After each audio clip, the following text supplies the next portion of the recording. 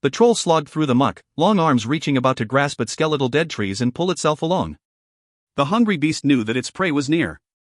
Acrid smoke curled about the trees, mixing with the ever-present fog of the quagmire known as the Evermoors. A foul odor to most, to the troll it smelled like a fine supper. Long green fingers with claw-like nails grasped the darkened trunk of a dead tree and the troll yanked itself forward, tearing its thin legs and enormous feet from the muck. It pulled itself past the trunk and came to drier ground, then loped along, propelled by its insatiable hunger as the curling smoke thickened. A pointed tongue flickered eagerly through sharp yellow teeth, and the troll gasped quickly so that its breathing sounded like raspy laughter, and behind that, the monster whispered, "Come out! Come out!" "Huffin' and puffin', I hear me a troll," came a grumbling voice from the underbrush ahead. "So I'm swingin' me balls to give it a roll. To drop it down low, snap legs like they're twigs, and stop it from growin' with the feet o' me pig. Wah ha ha ha." Leaping out from the brush came a most curious sight, a black-bearded dwarf, his beard braided 3 ways and tipped with dung, sat atop a large boar, but not any boar, for this one had smoke coming from its nostrils and puffs of flame exploding from its stamping feet. The dwarf held a pair of heavy glass-teal morning stars with spiked heads bouncing about at the end of adamantine chains. The troll's eyes lit up, its tongue flicking hungrily, and as the dwarf kicked his war pig into a charge, so too did the monster launch itself forward. They came together in a wild tangle, troll hands clawing, troll teeth biting. The ugly beast came in fearlessly, knowing that any wounds the dwarf and his meaty hellboar might inflict would heal quickly. That look of eagerness and hunger changed quickly, though, when the morning stars swung about, for one was coated now, magically so, with a peculiar oil that exploded mightily when it connected against the troll's side. Before the monster could dig its claws into the dwarf, it was flying, sidelong, launched by the weight of the strike and the power of the oil of impact. It broke through a dead tree, splintering the wood, and impaling itself through its hip on the broken remainder of the trunk. With a snarl and a wad of green spit, the troll looked back at the dwarf and began to lift itself straight up, sliding free of the trunk. Almost free, for the dwarf came on, the war pig galloping and snorting fire. They wouldn't reach the troll in time, so it seemed, but then the boar drove its front hooves into the muck and bucked hard, launching the dwarf from its back, and the dwarf didn't look the least bit surprised. Indeed, he seemed rather exuberant as he arced forward, both hands on his mighty flails, held up high over his head. He had spun them about each other, so they seemed like a singular two-headed weapon. Down he came and down the weapon came, crashing mightily on the troll's shoulder and back and driving it back down hard on the sharpened spear of the broken tree. The troll went into a frenzy, clawing and biting and spitting green bile. One sweeping hand caught the dwarf on the cheek and dug a deep line through his beard, red blood pouring. But the dwarf proved as fearless as his enemy, and he didn't flinch and didn't shy away at all. He just sang and rhymed and swatted tirelessly. The morning stars swung deftly into 2 weapons once more, crunched troll bones and tore at the beast's skin. One troll arm stopped working in short order, dangling uselessly, but at last the troll managed to extract itself and rise up to its 10-foot height, towering over the dwarf. But over the dwarf came the war boar, leaping right into the troll's chest and knocking it backward and to the ground. With its good remaining arm, the troll threw the goring and biting beast aside, but as it tried then to stand up, in came the dwarf, leaping from the broken tree trunk, up high and descending quickly. Down came the dwarf. Down came the morning stars. Wah ha ha ha, he cried, and then came a retort as sharp and loud as a large tree snapping in half. Skull shattered, head pulverized, the troll continued to flail and strike out, as trolls were wont to do. Trolls do not die as most creatures might. If a troll was cut into 10 pieces and scattered about, they'd wriggle and crawl together. And if they could not reconnect, each would grow into a new troll, so powerful was the troll regenerative process. A severed troll hand could fight. It could not see, but it could claw and it could burrow. And so the troll thrashed and fought on, and the dwarf's powerful arms pumped repeatedly, driving the heavy morning stars down with punishing force. And the dwarf laughed, for he knew the secret. A troll was hard to kill, aye, and would grow back and mend faster than almost any living creature unless its wounds were sealed with fire. And this dwarf had a warboar, a red-skinned hellboar, actually, and the fire of its hooves was no illusion, but true, biting flames. The magical boar scrambled over and began its work, hopping around the fallen troll, puffing out flames that bit at troll flesh and bubbled troll blood, and killed the bits of troll life that normally would not die. For a long while, the dwarf pummeled the fallen creature, crushing and stomping any part that moved. Then he stepped back, admiring his work, and summoned his hellboar to climb atop the monster and begin its fiery hopping once more. Flames rolled out from smoking hooves and bit hard, and caught on, and soon the boar leaped away, and the troll lay there, burning, unmoving, destroyed. "Well, come on then, Snort," he called to his pet boar. "Lights o' the town re in me eyes and we've not long left to ride." As he climbed atop the magical steed, Athrogate muttered more than a few curses at Jarlaxle for sending him to this forsaken place. Trolls, trolls, he muttered, looking back at the latest in a long line of smoking troll corpses he had left in his wake and skimming the northern end of the Evermoors, a place also known, and rightly so, as the Trollmoors. And here, we part ways, Jarlaxle said at the bottom of a long climbing path. Up ahead and far to the right, the south, loomed the towering ice wall of the glacier of the White Wirm, and directly up the trail, the trio could just make out the crenulated top of the highest stone keep of the large structure known as the Monastery of the Yellow Rose. Though not for long, I hope. And my hope was to escort you into the monastery beside me, Brother Afrinfir replied, as my guest. There is much of interest to see within those walls, a vast repository of knowledge. You are not returning to the monastery in good standing, Jarlaxle reminded. Aye, he's got a point, said Ambergris. And I doubt that bringing along a drow elf would do much to engender the trust of the Brothers of the Yellow Rose, Jarlaxle added with a laugh. Afrinfir nodded, conceding the point, and he seemed genuinely dismayed. Make me the offer again when such a visit will not threaten your own standing within the order, Jarlaxle said. You will have no trouble convincing me to visit if the libraries of the monastery are as I remember, and your brethren will have me. Afrinfir brightened at that and happily nodded. Hold then. What? Ambergris said, however, and she added incredulously, as ye remember, . Afrinfir looked at her curiously, then back at Jarlaxle, catching on to the reasoning. You have been there before? The drow laughed and pulled out a small onyx figurine, dropping it to the ground at his feet. I am Jarlaxle, he explained. I have been everywhere. With that, he summoned his magical hell horse and pulled himself up onto the saddle. I have business in Heliogabalus, he explained. It could be finished quickly, or perhaps it will take me 10 days to sort it out. In any case, I will return to this place and send word to you, and if you choose, perhaps we will have roads yet to travel together. Perhaps I will have news of Ephron and Artemis Entreri, as well. He tipped his hat. If you won't go into the place, then how'll ye send word to us? Ambergris asked. The dark elf laughed. I am Jarlaxle, he answered, as if that explained everything. It did. Stand and be recognized. The guard shouted down from Nezimes High and stout southern wall.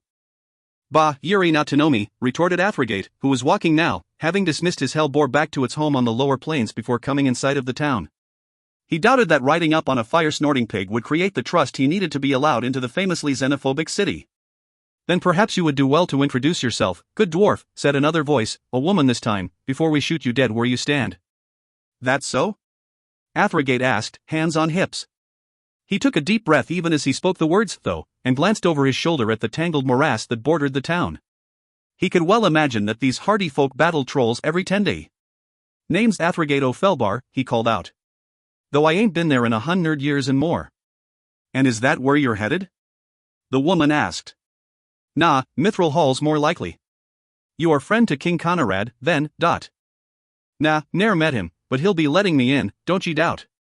I called his predecessor me friend once. His predecessor? Aye, King Bruiner, Athrogate boasted, thinking the name would buy him some political capital. He didn't quite get the response he was expecting. Then Mithril Hall will be welcoming you, the woman called, and she seemed clearly annoyed. So be on your way. Eh? Be gone, the other guard said. I've been walking through the muck for 10 days, Athrogate protested. Left a dozen trolls dead in me wake. Then they are probably moving close behind you even as we speak, the woman said. I'm knowing enough to burn the damn things. Athrogate turned around and pointed to the southwest. Left one dead there, not 1,000 steps back. Go and see. Perhaps we will. Athrogate shrugged and plopped down in the dirt, sitting with his arms crossed.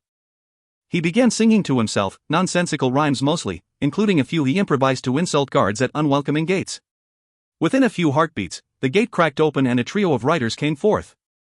As soon as they exited, the gate was closed once more, but Athrogate had made no move for it in any case. They rode right up to the dwarf, staring down at him from their tall horses. What? He asked. You said you killed a troll nearby, said the tallest of the group.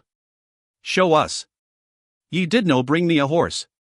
The man smirked, but made no move, and didn't offer his hand. With a sigh, Athrogate pulled himself to his feet. He thought of walking, but only briefly before deciding that it really didn't make any difference, given their dar demeanor. Maybe showing them a bit of the power he possessed would be a good thing. He pulled out the onyx figurine of his hellboar, a gift long ago from Jarlaxle, and with a nod at the guards, dropped it to the ground and called for his mount. The horses reared and stepped back, snorting in fear, when the diabolical beast appeared, all puffs of fire and snorting meanness.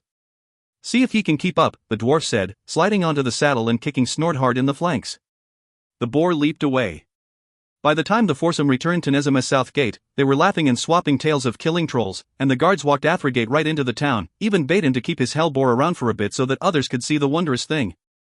Indeed, the dwarf had made quite an entrance, and the people of Nezim, reputedly rightfully, as wary of visitors, held a bit of gratitude for any who killed a troll or 10, especially those who destroyed the beasts correctly, so they couldn't regenerate.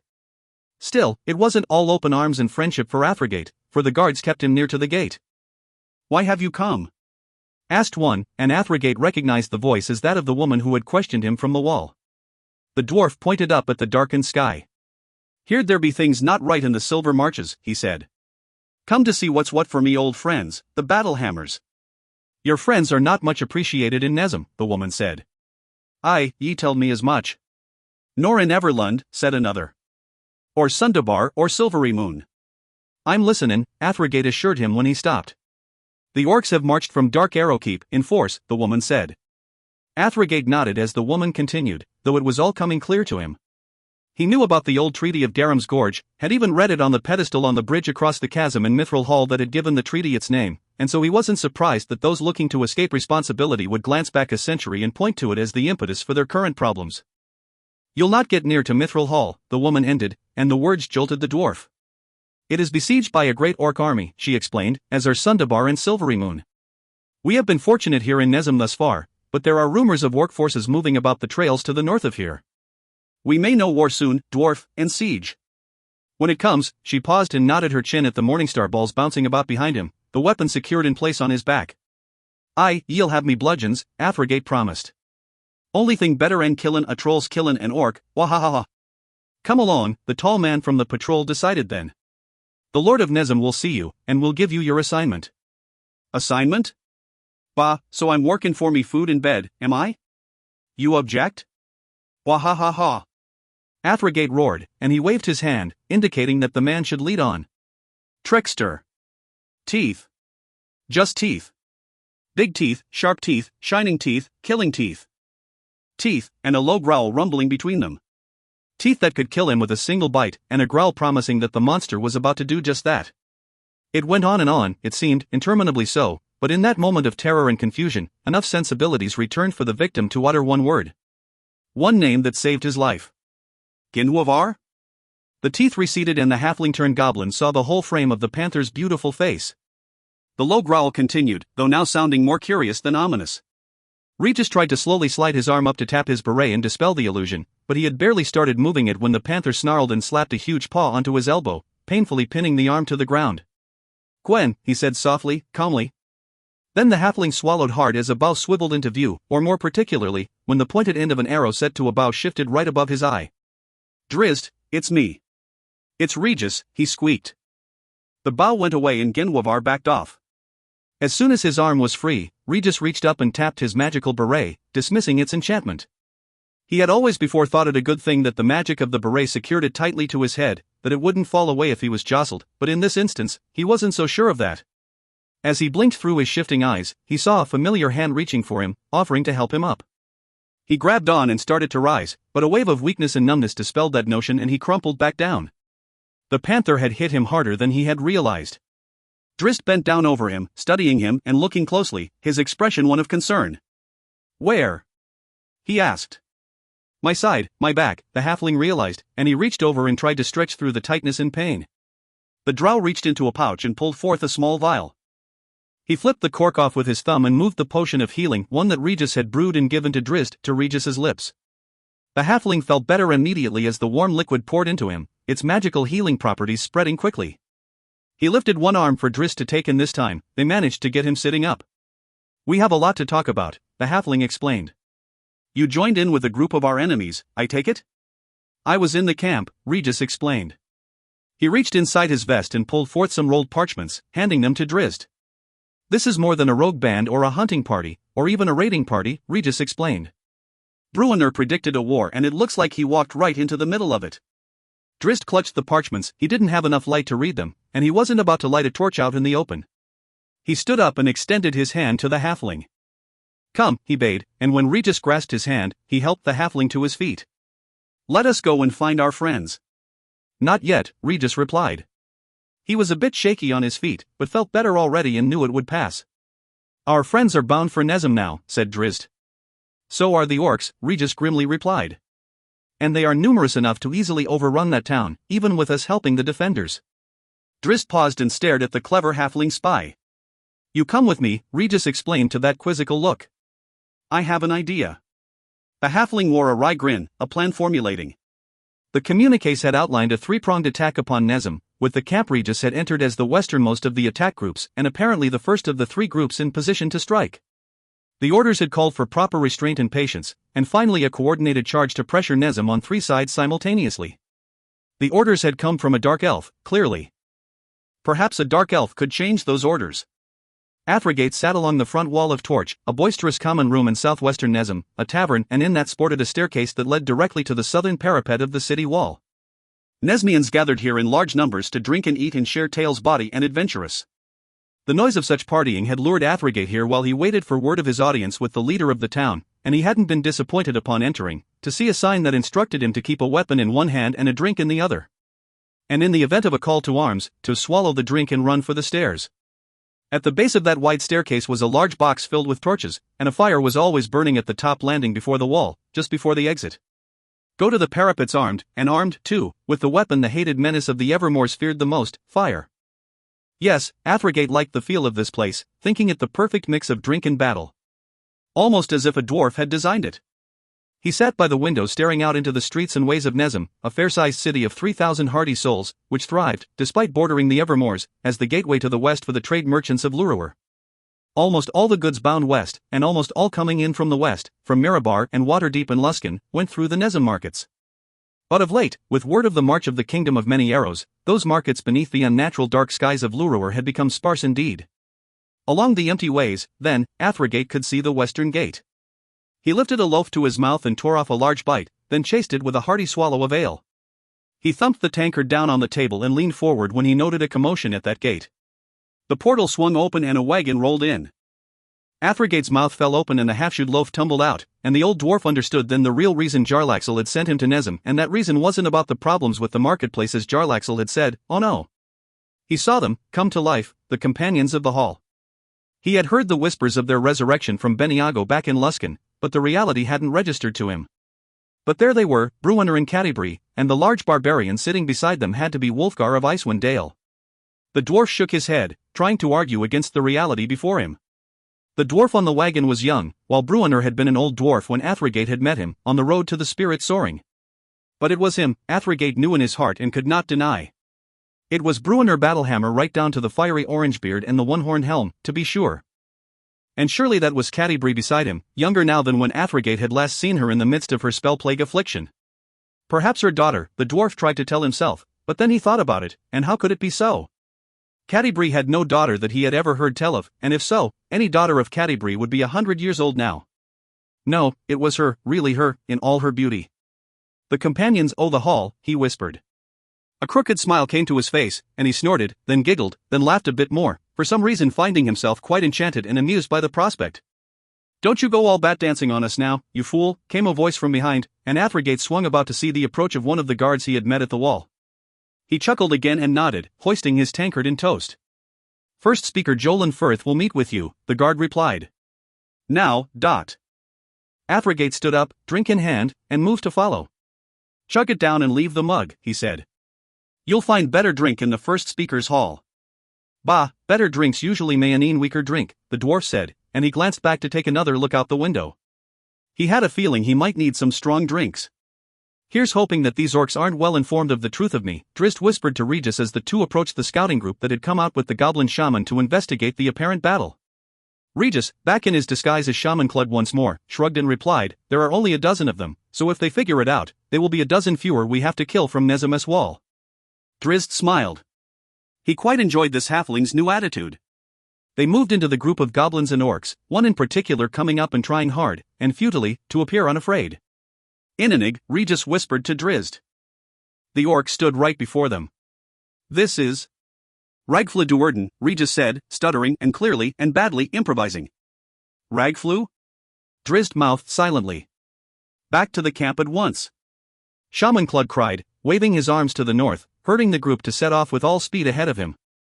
Ragflew? Drizzt quietly asked Regis as they fell in at the back of the fast-moving procession. I had to come up with something. Ragflew? Say it backward.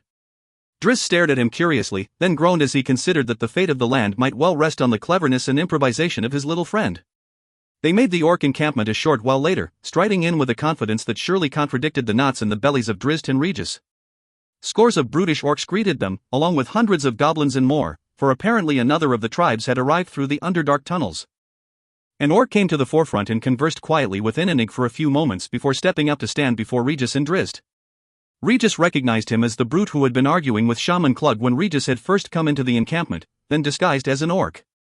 The orc started to address Regis, the shaman, but Regis held up his hand and deferentially stepped back behind the drow, then moved out to the side. The orc didn't seem to like that much, as it conveyed with its glare as its eyes followed the goblin shaman. Ragfluck? The orc asked. Ragflew, Drizzt corrected, taking keen measure of the dangerous scene about him. His hand came up then, faster than the orc could block, faster than the orc could even notice, and he slapped the brute hard across the face. You will call me master. Fail in that again and I will kill you. The orc seemed angry, but more than that, the orc seemed afraid. Just the way Drizzt had to have it. Who are you, Dot? Korok, the brute growled in Drizzt's face. I lead. You saw the fires and the lightning of the battle? The ranger interrupted, and he pointed out to the southwest. The orc nodded, as did many of the others nearby, within earshot of the conversation. We encountered a group of the terrible riders of Nezem, Drizzt said, loudly enough for all to hear, in the midst of vicious battle with your scouting party. The riders are dead now. A burst of cheers and hoots went up around him. But so are many of your scouts, including the giant, Drizzt finished, silencing those triumphant hoots and eliciting a chorus of gasps in response.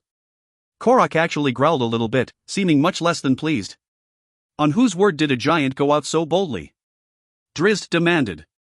The orc's ugly head swiveled about and it stared at the goblin leader.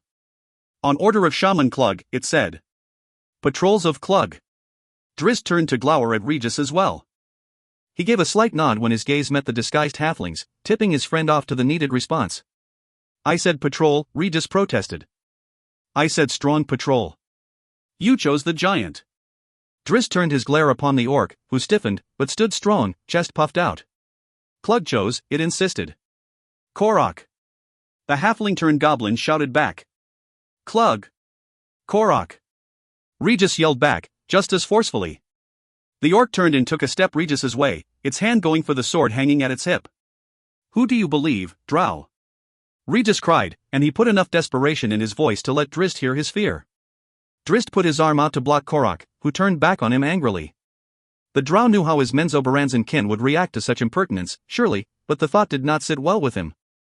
Still, when he noted the other orcs about, all crowding in eagerly as if ready to leap to the aid of one or the other arguing leaders, the drow understood his choices to be severely limited. He had to be quick, he had to be decisive, and he had to end this before it could escalate. The drow's blocking arm went down to his opposite hip and grasped Twinkle too quickly for the onlookers to keep up with the movement.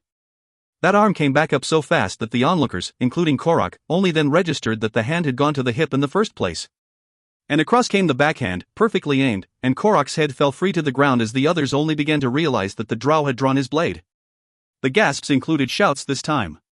Not far away, the shaman Innig began to protest, but a look from Drizzt silenced him and had him fading back into the crowd. Drizzt stood there, bloody blade in hand, eyes set in a dangerous glower as he scanned the crowd, locking eyes with the most forceful of those protesting, silencing them with a look. After a while, the tumult became an anticipating hush, and Drizzt knew that he had played the role perfectly, exactly as a dark elf commander would discipline his inferior goblin forces. He pointed to Innig.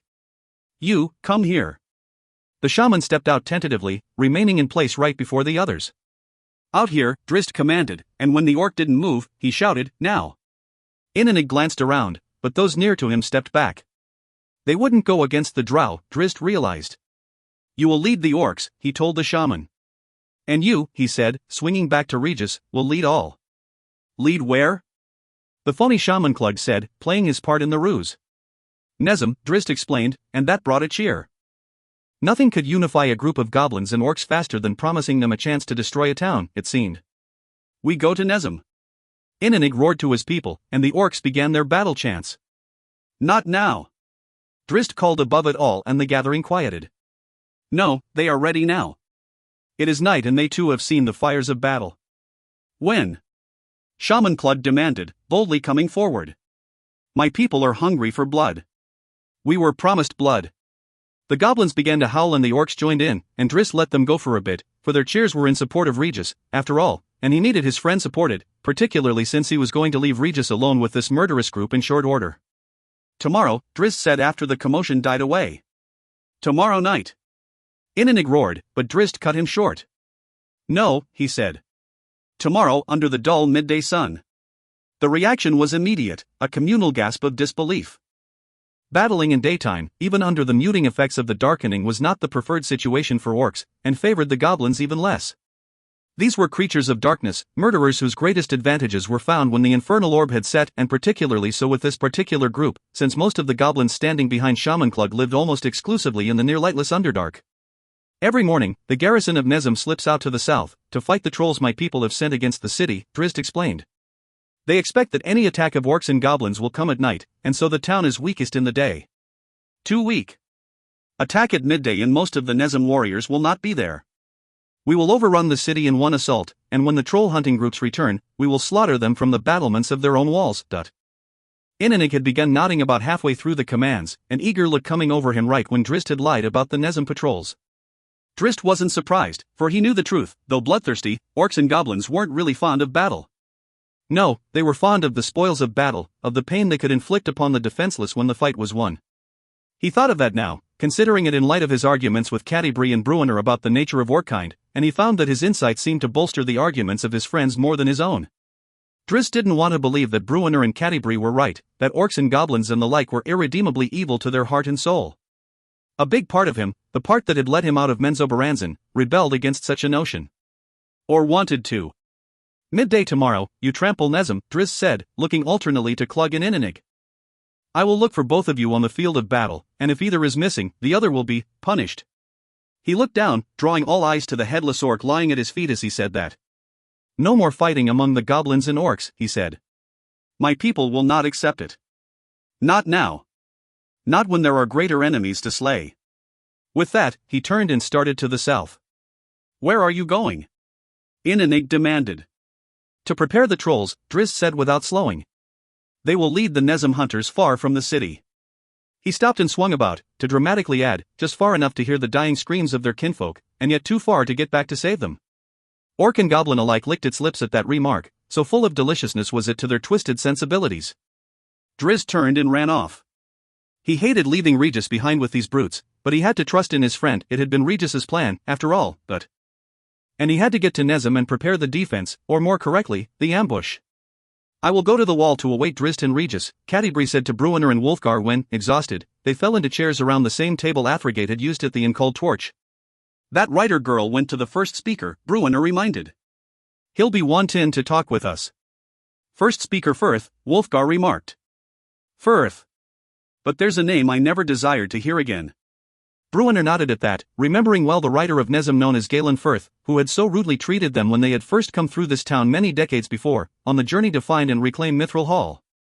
Nezem wasn't a small town, but other than the markets, it was somewhat isolated, and most of the families living here had been here for many generations. It was quite possible, likely even, that this first speaker Jolan Firth was a direct descendant of the ill-mannered man of old. You go to speak with him, he won't need all three of us, Catti-brie replied. Our friends are out there, and sure to be coming soon, and I intend to hold the watch for them. Plenty on the wall doing that, said Wulfgar. Plenty who will welcome a drow elf into this place? Catti-brie asked doubtfully, and that reminder had the other two looking to each other with concern. Girl's got a point, Bruenor admitted. Wulfgar nodded and rose from his chair, hustling over to the long bar across the room. When Giselle had brought them in here, she had arranged for them to get a good meal, one well-deserved, she had told the innkeeper, and one paid for by the writers. Wulfgar motioned to the proprietor, who hustled over. We'll need that meal now, he said. Cooking, the man replied. Give me what you have, if you'd be so kind, Wulfgar said. We are in a great rush, it seems, The man nodded and hustled away, returning quickly with 3 plates piled with bread and thick beefsteaks, cooked rare. Wulfgar piled them one atop the other, hoisted Aegisfong over his other shoulder and started away, but for the door and not the table. He motioned to his companions, who hopped up and rushed to join him. Hey now! The innkeeper cried. But where do you think you're off to with my plates and silver? We've business, Wolfgar called back, never slowing. You leave the plates, the innkeeper demanded, and to the other patrons, he yelled, here, stop them now. Bruenor and Cadibri were beside Wolfgar then, as others rose to block the door. Ungrateful lot, Bruenor grumbled. Not much has changed in 100 years then. Wolfgar, however, merely laughed, and turned to slide the plates onto a nearby table, sorting them as they dropped off his huge forearm. We meant no harm, and surely no theft, and want no trouble, he said to the innkeeper. Surely you have been a gracious host. He stopped at the sound of bwahaha. Coming from over by the door, which banged open as a burly black-bearded dwarf entered torch, shoving aside those sturdy men standing to block the way with such ease indeed, as if he was pushing aside a group of young children. By the bearded gods, Bruenor muttered when he turned that way. Athrogate, Bruenor whispered to his companions, for though he hadn't seen this one in many years, body and bullish Athrogate was a tough fellow to forget. Jarlaxle's friend. The black-bearded dwarf waded through the patrons as easily as a ship skimming a glassy pond, so intent on Bruenor and the other two that he knocked Nezum's citizens all around. Strong fellow, Wolfgar remarked dryly. Strong as a giant, says his belt, Bruenor quietly replied, for he knew well the magical girdle Athrogate wore. The dwarf bobbed up to stand before the three friends, and greeted them with a hearty, well met stot. All around, patrons looked on curiously, and nervously, and none more so than the innkeeper behind the bar. Ye got yourself heroes here, master, Athrogate called to the man. The black-bearded dwarf began walking a slow circuit about the trio, eyeing them studiously. Great heroes, aye, greater than their age be shown. Do I know ye, strange dwarf? Bruenor asked. Aye, ye know me, and ye're thinkin' I'm not knowin' yourself, but I am. Athrogate replied, still stalking about. Bon ego battle, Bruenor started to say, but a great baha. Cut that short. Still holdin' that name are ye? Athrogate asked, and he leaned in close and added quietly, so only the three friends could hear, are ye then, King Bruenor? Bruenor stared at him hard. Not knowin' what ye're about, he quietly replied. Jarlaxle, Cadibri reasoned.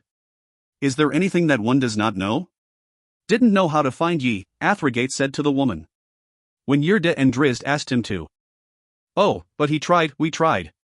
Looked across half the realms for pretty Cadibri, but not a sign. And here ye are, walkin' again. The innkeeper had moved around the bar by then, and approached the group with a host of patrons flanking him. What are you about?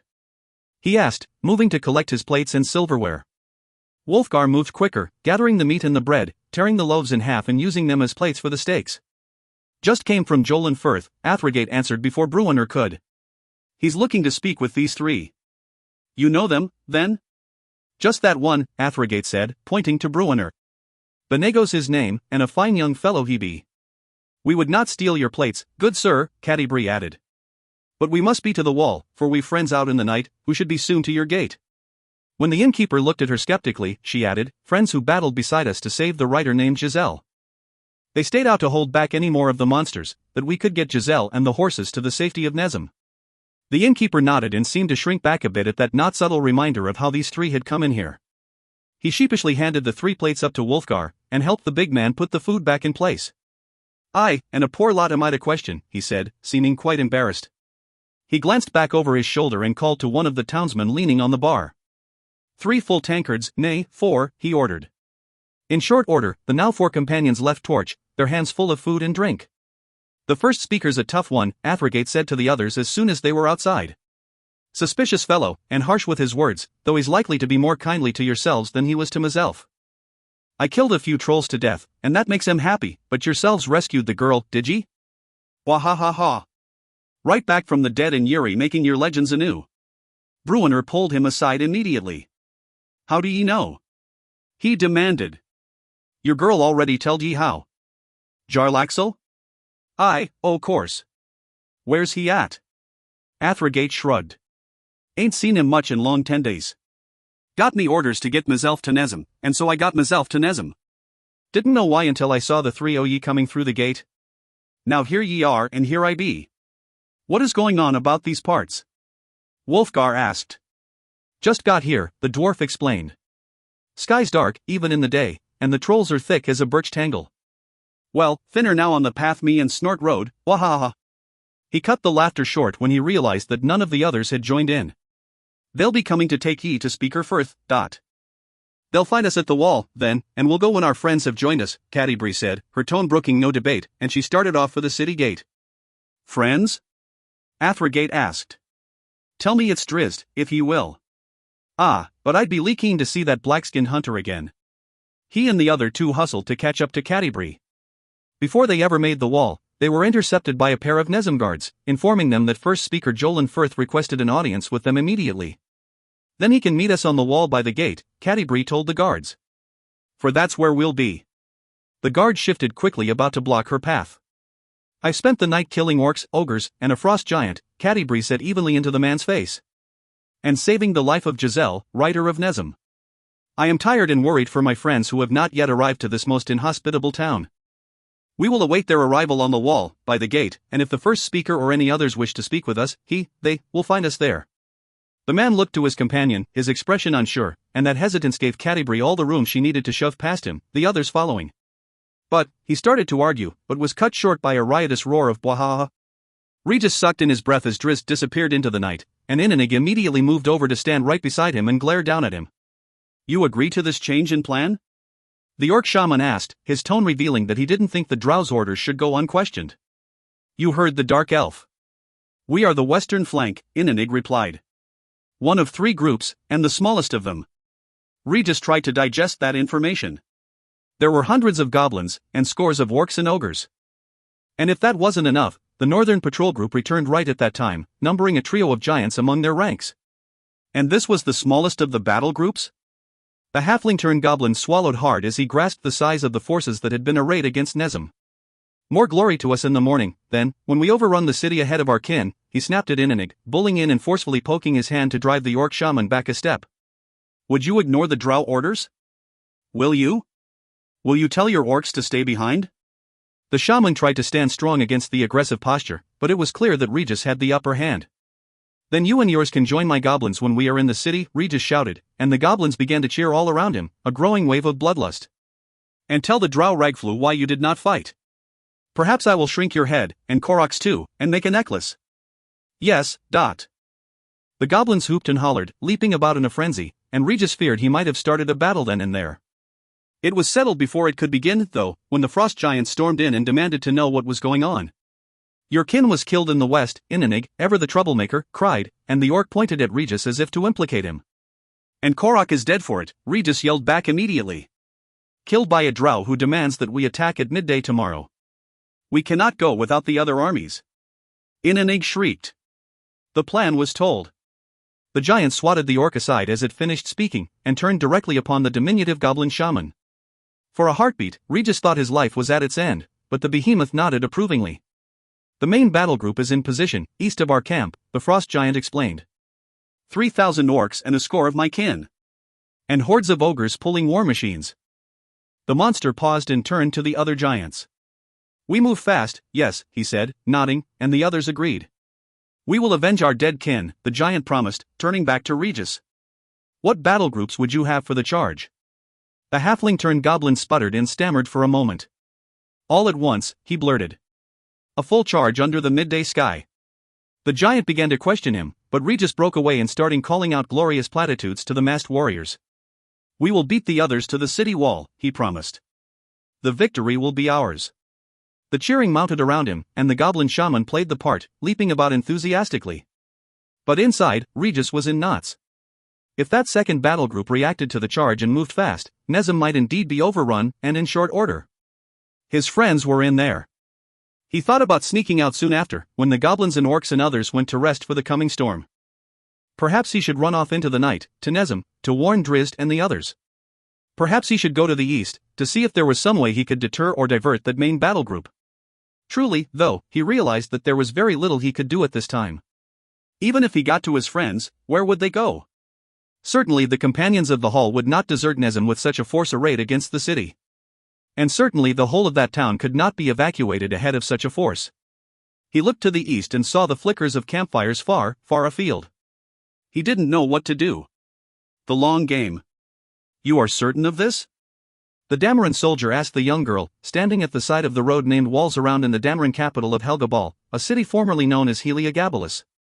Traditionally, Heliogabalus served as the principal city of the Kingdom of Damara, and certainly it was the largest city of the Bloodstone lands. Other than the decades when King Gareth Dragonsbane had moved the seat of power to Bloodstone Village years before the advent of the Spellplague, this city had also served as the seat of power. As it was again. The city's rightful place as the capital of Damara had been restored, and the King of Damara resided once more in the city now known as Helgabal. The young girl blew a curly blonde lock out of her face and sheepishly nodded. "You saw it?" "Yes, sir," she said with the cutest of lisps. Chewing his lip nervously, the soldier glanced along the lane to the curiosity shop the child had indicated, Mickey's bag of holding. The child watched him, measuring him. The man was trying to muster the courage to investigate the story, she knew. But then, that was easier thought than done, particularly given the teasing hints she had dropped the soldier's way. The soldier couldn't be sure, of course, but the little girl had taken great pains to make it quite clear that the object of her story, if things were indeed as she had claimed to the soldier, could eat him. In one bite. "You stay away from there, child," the soldier scolded, and he pushed the girl along, hustling her away from the merchant area of walls around and Mickey's. "Go on, now, to your home, and don't come down this way again." Skipping as much as running, the little girl rushed off and turned a corner into an alleyway, disappearing into the shadows. The soldier passed by the entrance, hustling along the street away from walls around, and who could blame him? The little girl leaned against the stone wall of the building and put her cherubic little face in her pink hands. She took a deep breath, trying to digest yet again the startling changes that had come over this land of Damara. The line of Dragonsbane was dead. How had this gone unnoticed, and the new king hardly seemed a worthy successor to the power, popular support, and righteousness King Gareth and Queen Christine had enjoyed. The little girl had learned so much in the last few days, though many questions remained. What of the monastery of the Yellow Rose, secluded along the high plateau between the Galenas and the Earthspurs? The little girl meant to turn these surprising changes to her advantage, of course. She took another deep breath, trying to clear her pretty little head, trying not to think of how ridiculous and dangerous this perhaps too clever ruse might prove. Despite her innocent appearance, she was no stranger to danger. "So be it," she said quietly, and he moved back out of the alleyway. She glanced to her left, to where the soldier had gone, and noted with a nod that the man was out of sight already. The little girl skipped down to the right, down to the merchant lane of walls around, to Mickey's bag of holding in the shop across the street, a pocketful of ZZZZS. "So ye done tellin' them your tale?" Ambergris asked, bobbing into the side wing of the great library of the monastery of the Yellow Rose. Brother Afrinfir looked up from the stacks of books and scrolls piled about him as he sat on the floor. He considered his friend curiously for a moment, then nodded in answer to her question. "How did you get in here?" he asked. "Brother Tadpole out there let me by," Ambergris replied. "He's still blushing from the kiss and little grab I gave him." "Don't they let you brothers out to meet some girls once in a bit?" Afrinfir scowled at her. "Present company accepted," she said with a gracious bow, and she hopped over to see what he was about. "Are they treating you well?" "Oh, aye," Ambergris said. "Feedin' me well, too. I'm a cleric o' the dwarf gods, and no enemy, so why not?" "You have heard of these dark times in Damara, no doubt." "Aye, tyrant king and whatnot," the dwarf replied with a dismissive wave of her hand. "Old story, different place. I only feared that they would be more suspicious of any newcomers, given the events in the Bloodstone lands," the monk explained. "They are not on good terms with King Frostmantle." "Not at all. And they interrogated me endlessly in an attempt to determine that I was not, after all, a spy from that suspicious and wary court, and wary because this king, by all accounts I have heard, is a craven tyrant, fearing every shadow." "Most are. Even dwarves?" "Aye, Yuri knowin' me own tale, so I ain't to argue the point." Afrinfir nodded. "They appreciated my stories of our journeys, And ye telled them true o' your time with Parbid in the Shadowfell, did ye? Ye telled that ye served Netherese warlords and such, and that you were well on your way to becoming a shade, throwing aside your pledges and promises to their sacred order? Would you prefer to walk out into the open chapel and scream that to all who would listen?" the monk asked dryly. "Well, better to get it out o' your own mouth in short order, I'm guessing," Ambergris replied. "This place is not without its own spies, now is it?" "I told them everything," Afrinfir admitted. "Honestly so." "Brave monk. It is a tenet of my order that forgiveness can only be given upon one who is truly repentant, and one who is truly repentant presents the truth of his errors. To run from admitting a mistake is to deceive yourself into believing that no mistake was made, So it was a mistake for ye, then? Going to the Shadowfell with your lover, fighting for the Netherese, joinin' the bounty hunters o' Caviston? All a mistake and one Yuri regretting?" Afrinfir stared at her calmly, and held his hand up to the sides in concession, indeed, in surrender. A dwarf named Ambergris showed me the truth of that error. Ambergris took a step closer and comfortingly dropped her hand on Afrinfir's shoulder. I know, boy, she said. Been a long and hard road, and one that's gone awry. But ye're home now, in body and in heart. Ye never was one o' them bounty hunters. If IDVE think different on that, IDVE killed ye on the ridge above the fallen Dris Duerden. That brought a smile to Afrinfir. He thought back to that day, when his band of bounty hunters had come upon Dristan Dalia in Neverwinter Wood and upon Artemis on Trary. They had learned the hard way. It rang as a painful memory for Afrinfir, for he thought again of watching Parbid, whom he had loved dearly, die to the blades of Dris Duerden. But it was a good memory as well, for in that fight, Ambergris had saved him and had pulled him away. And after that fight, Ambergris had saved him again, in spirit. When he had left the monastery of the Yellow Rose, Afrinfir had thought the solemn place could never again be his home, but now he was here, and now it felt right. Indeed, a great serenity had come over him in simply entering these ancient halls of study and meditation. Jarlaxle might be back soon, Ambergris reminded, and the monk nodded. He'll be heading out on the road, and his skin has to go beside him. I cannot, Afrinfir replied. Not now. I'm knowing that. The monk looked at her curiously. But you are going with him, he reasoned from her posture and the resigned tilt of her head, and only as he spoke them did he realize that his words sounded a bit like an accusation. Nothing here for myself but yourself, the dwarf replied. And if you're to be staying, then you're to be burying your head in the books and the training and all the rest what goes with being a brother here. And a brother, sister, here ain't what I'm meaning to be, no offense intended. Afrinfir wanted to argue, but he really couldn't.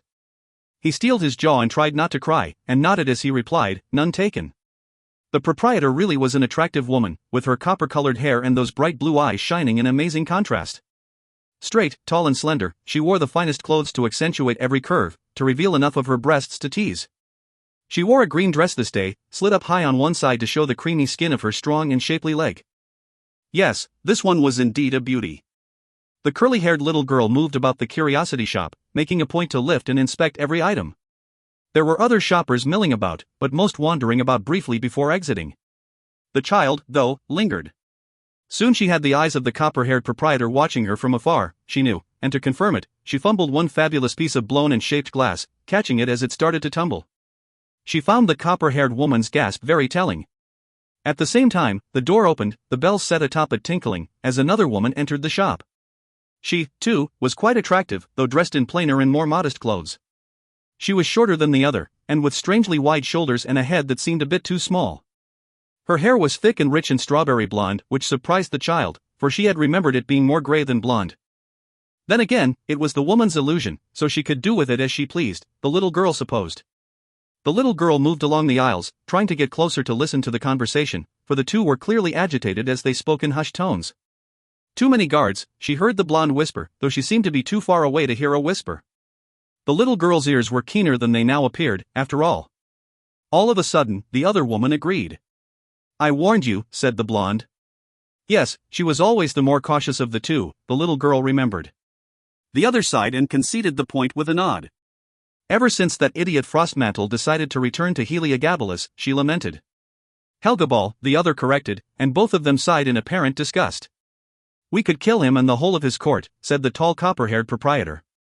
Such messy business, . And with no guarantee that whoever replaced him would be any better, of course. More than a fair share of scalawags and fools among the Damarin nobility these dark days. There is that truth.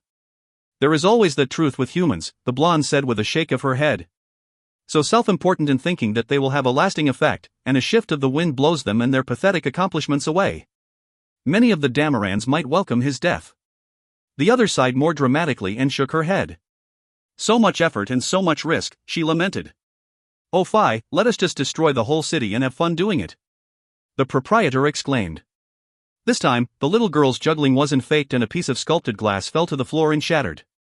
She swallowed hard, and before she could begin to say anything or do anything, the copper-haired woman was there, towering above her, glaring down at her. Staring through her. The child felt very small. What are you about, young fool? And where are your parents? She made a little whimpering noise, thinking the only road of survival surely lay in presenting a pathetic facade. The copper-haired woman grabbed her by the ear and hoisted her up to her tiptoes. I should swat you good, she said. And likely launch me across the city, the little girl thought but did not say, for she knew the truth of these two women, of course. a truth she had hinted at to the soldier. "Do you have the coin to pay for that?" the proprietor asked. Of course she did, 1,000 times over, but she wasn't about to admit that. She swallowed hard and whimpered pathetically. "Oh, make the toddler work it off," said the other from the counter near the door. "The shop is a mess, as always. You could use the help." "Bah!"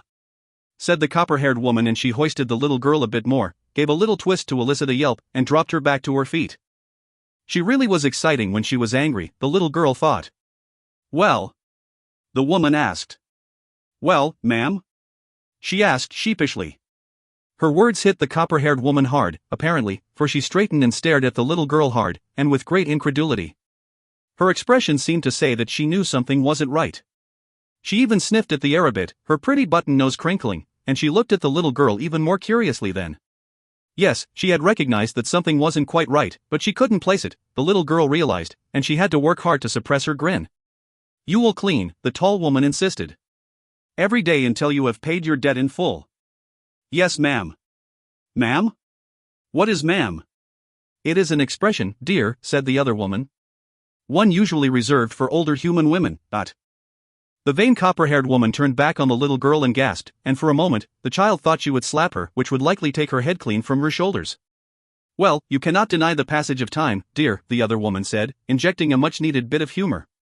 "There are rags in the back," the copper-haired woman said, and again she looked at the little one curiously, as if there was something she almost could make out, but not quite. "Not a speck of dust is to remain when you are done." She moved back to the other woman, and the little girl ran to find the rags, a satisfied grin on her face. Perfect, she thought, but did not dare say, did not dare even whisper. While her little ears were not human ears, and indeed were far superior, their ears, she knew, were much keener than her own. He was the richest man in the Bloodstone lands, a noble by inheritance and king by the deeds of those his money had bought. Even those closest to Yarin Frostmantle didn't like him very much, a fact that kept the man insecure, and kept the gold flowing from his coffers. Most kings had a spying network among their court, of course, but Yarin kept 3 at his call. Everyone spied on everyone else. Informants were well rewarded, while anyone smelling of treachery was thoroughly discredited if they were fortunate, thrown into a dungeon and tortured to death if not. Long dead were any who dared to give voice to the rumor that Lord Yarin had ascended to the throne of Damara by murdering Myrtle Dragonsbane, the last in the line of beloved King Gareth and Lady Christine. Still, the circumstances of King Yarin's ascent remained an open secret in Damara these 20 years later, and in quiet corners of out-of-the-way reaches, the lament and the hope that another in the line of Dragonsbane might someday be found was oft whispered. Tapping his fingers nervously on the burnished wood, he sat on his throne this day, behind the huge and fortified table, faced, sided, and lined with glass teal windows to protect from arrows and the like. "It is just a rumor," Queen Constantina reminded, drawing a scowl from Yarin that set her back in her seat. She dared say no more. She was the 7th queen of Yarin Frostmantle's reign, after all, and after 3 years in his bed, she had done no better than her predecessors in producing an heir. She had heard the jokes whispered about the court. Poor King Yarin. What foul luck to marry 7 barren women. What odds? And if she had heard them, so too had he. King Yarin had divorced his first 4 wives, and had sent them away to live in small homes on the borderlands of Vasa, or even within that foul kingdom to the north. Apparently such arrangements had become too expensive for his appetite, or perhaps it was just his mounting frustration and the rumors that at least 2 of those fallen queens had subsequently produced children of another man's loins, but the last 2 of his prior 6 wives hadn't fared as well. King Yarin kept a guillotine in one of the hedge-walled gardens. His 5th wife had been accused and summarily found guilty of treason for taking substances to prevent pregnancy.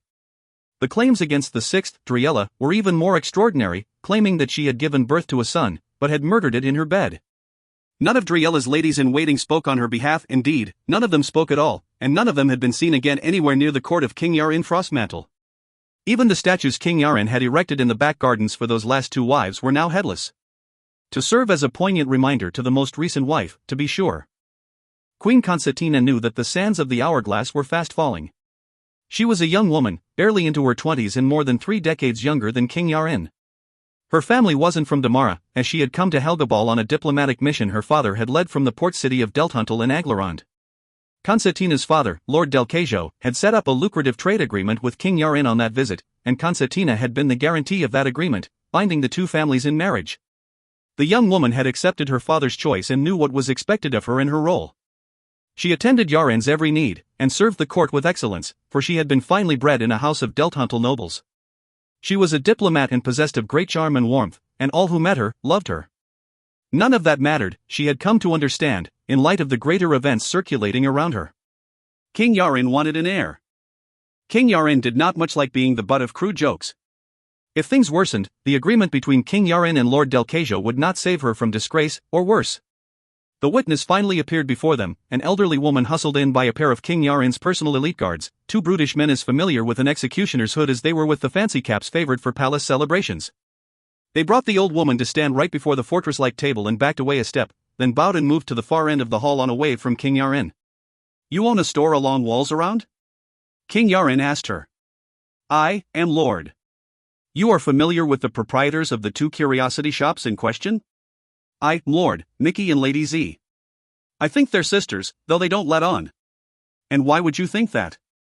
"They have run their shops in Helgabal for several years, I have been told, and have no family that anyone knows of." "Several years now, but they've been there before," the old woman said. "I was not aware," the king started to reply, but the woman inadvertently interrupted him, saying, "When I was," as she tried to finish her previous answer. Realizing her error, she sucked in her breath, her eyes widening in terror, and she lowered her gaze immediately. "Go on," King Yarin bade her. "When I was a little girl," she said. "When you were a little girl, what?" asked a confused King Yarin. "They were there," the woman replied. The king and queen exchanged puzzled looks, for they knew of the woman in question, Mickey and the one known as Lady Z, and neither were half this old crone's age. "Where?" King Yarin asked incredulously. "On the merchant row, in walls around," the old woman answered. "My Dazda owned my shop then, Mickey's bag of holding and a pocketful of ZZZZS were known in walls around when you were a little girl?" The king asked loudly, and he looked to the side, to the Minister of Records, directing his question to that man, a monk from the monastery of the Yellow Rose, as much as to this old woman. The minister shrugged, clearly at a loss, and a scowl from King Yarin had him rushing away to his trove of records. The city had been quite fastidious in keeping these over the decades, back to the very beginning of the line of Dragonsbane. The Paladin kings had desired order, and so had used the offered resources of the great monastery to record the histories, the families, the merchants, and many other details of the Dameron cities, particularly Heliogabalus. "Don't know that they were called that, then," the old woman sheepishly replied. That brought a scowl from King Yarin, and he slammed his hands on his great table and jumped up to his feet. "You don't know?" "No, Lord. But there was a shop or a pair of shops run by the same two, you say?" "By, what, Mickey and Lady Z?" Lord, I'm thinking." "Thinking or knowing?" King Yarin demanded. It was so many years, she started to answer, but Yarin had already motioned to his guards. They came running up and took the woman by the arms and hustled her away. "This is a fool's chase," the king said as the captain of his court guard moved up from behind to join him. "A puzzle of whispers and hints and nothing more. It is excitement for the sake of gossip, and gossip for the sake of excitement." "My king, we must investigate," replied the captain of the court guard, a slender fellow named Dre Lalandris. "This gossip is serious." "That there may be a pair of dragons living in Helgabal?" the king asked skeptically, and he snorted with derision at the preposterous idea. "Remember the line you succeeded," Captain Andrus warned. "Remember the name, Dragonsbane, and how well that name was earned. Little could be more damaging to your reputation among your citizens than these whispers." "You believe them?" the king asked incredulously. "You heard the old fool." He swept his hand out to the woman, who was now at the far end of the grand hall. Could she even remember her Dazda's name, let alone those of two women from nearly a century ago who might have resembled these two now?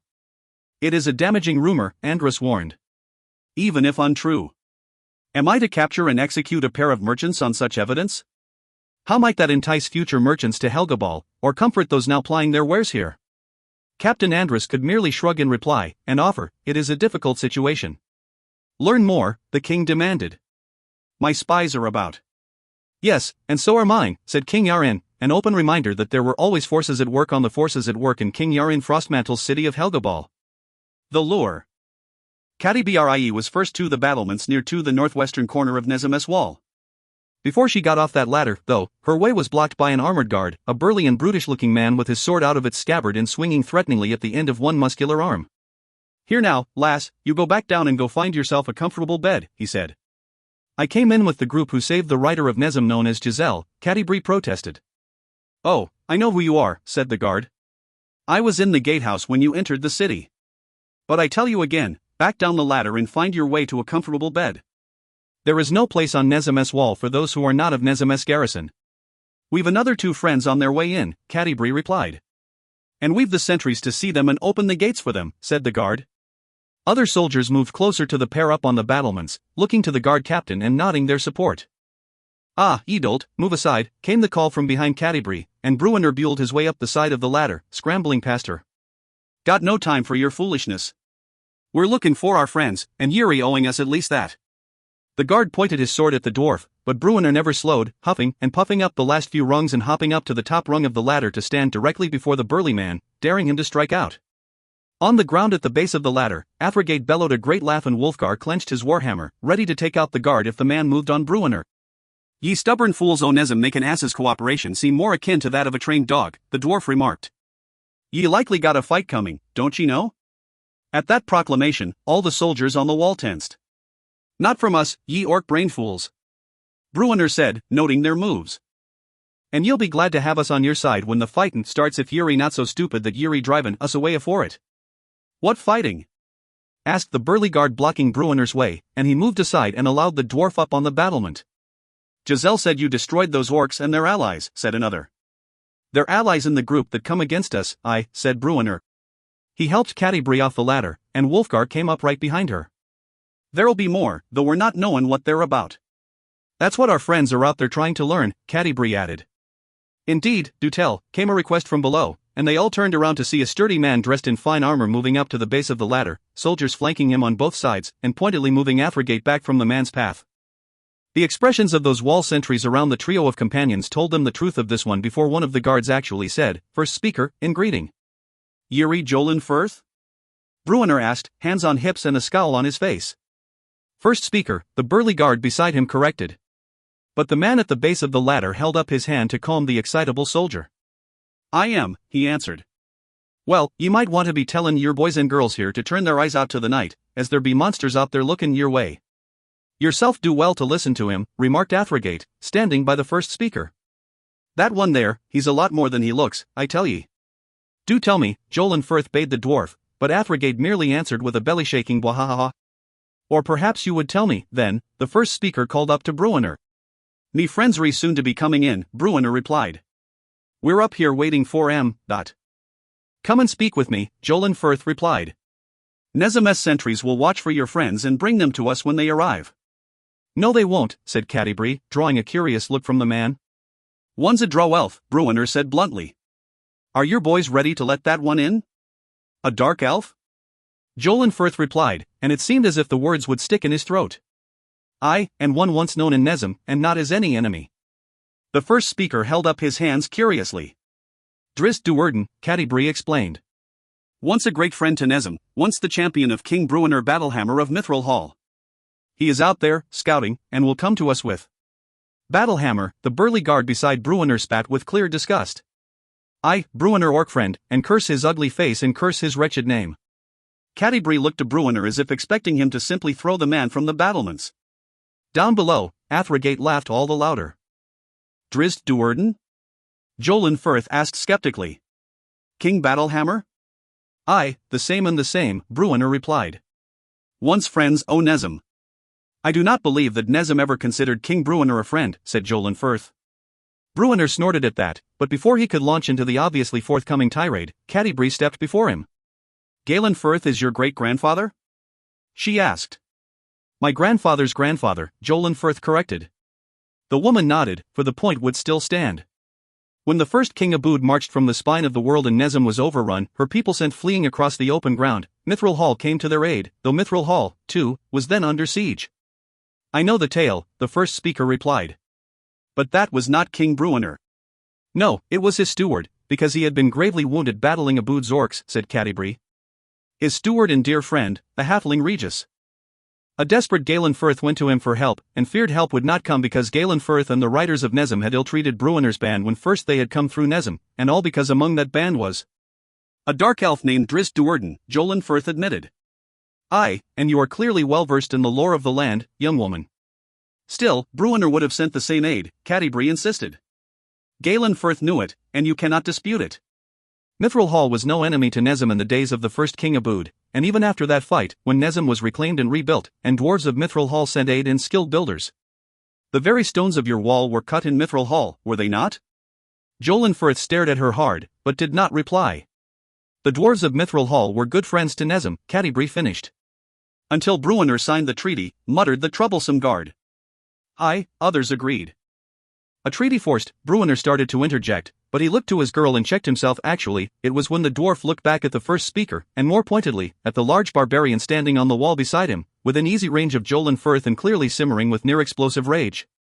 Bruenor had never been fond of Nezim, but Wulfgar had even less fondness for the town. Looking at Wulfgar then, both of the companions on the battlements with him realized that they had to get past this debate. More pressing problems were staring them in the face at that time. Perhaps this discussion would be better suited to my private halls in the main keep, Jolin Firth offered. Aye, but at another time, Bruenor said. He turned and pointed out over the wall. Our friends re out there, and coming in soon, we're hopin'. And we're meaning to meet them, and so should yourself. Aye, and one o' the two's Driz Duerden. Ye go and ask your writer Giselle about that one and his cat. Ye go and ask her if she's alive now because o' Drizzt, and if she's not saying aye, then she's lying to ye. Enough, I beg, Jolin Firth said, holding his hands up in surrender. He started to continue, but a call from the wall of Ryder approaching interrupted him.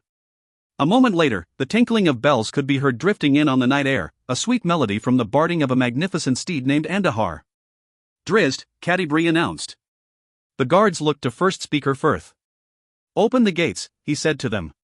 The goblin shaman confidently strode out to stand before the orc group. He looked them over, up and down, then nodded. Where is Korok? Asked the orc leader, perhaps the ugliest and most imposing orc Regis had seen since the first King Abood himself. The tone of that question made it sound more like a command, and left no doubt in poor Regis that if he answered it incorrectly, the orc would murder him on the spot. Shaman Klug might have been given some leadership role over the smaller group, but in the big scheme of things, he apparently wasn't as important as Regis had hoped. Regis glanced back over his shoulder to the encampment, far in the distance. He had rushed out upon hearing that a sizable contingent from the main force was on its way across the leagues to speak with him. Regis turned around to find the orc even closer, towering over him. The creature's spittle and foul breath rained down on him, nearly gagging him. But a goblin wouldn't be put off by that stench, Regis reminded himself, and so he worked hard to not even crinkle his nose. Korok angered the drow, Regis answered. The big orc put on a puzzled expression and snapped his hand down to grasp Regis, Shaman Klug, by the front of his robe and easily hoist him from his feet. Drow? The beastly orc asked. The dark elf who came to us, the halfling-turned-goblin squeaked. This orc's power amazed him, he thought he was about to be simply broken. A twist of the thick wrist and his neck would surely snap. The huge orc looked around at his entourage, and that, too, was full of impressive physical specimens, as if they had been hand-picked from across the reaches of the Kingdom of Many Arrows. Indeed they had. Warlord Hardisk, said one of the others, should I go and find the wizard Zorlarin?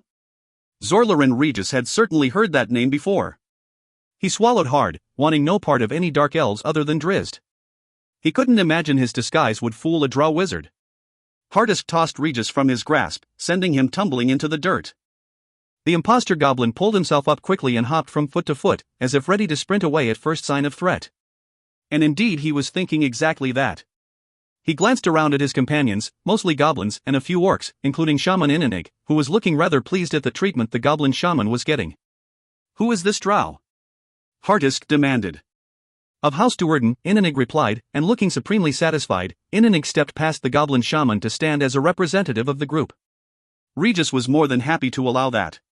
He had a feeling that Inanig had just inadvertently saved his life. It became problematic, however, when the orc shaman began relaying all of Drizzt's orders regarding a midday attack. Hardisk's face twisted in anger as the orc shaman went on, and the beastly warlord was shaking his head forcefully by the end of the shaman's story.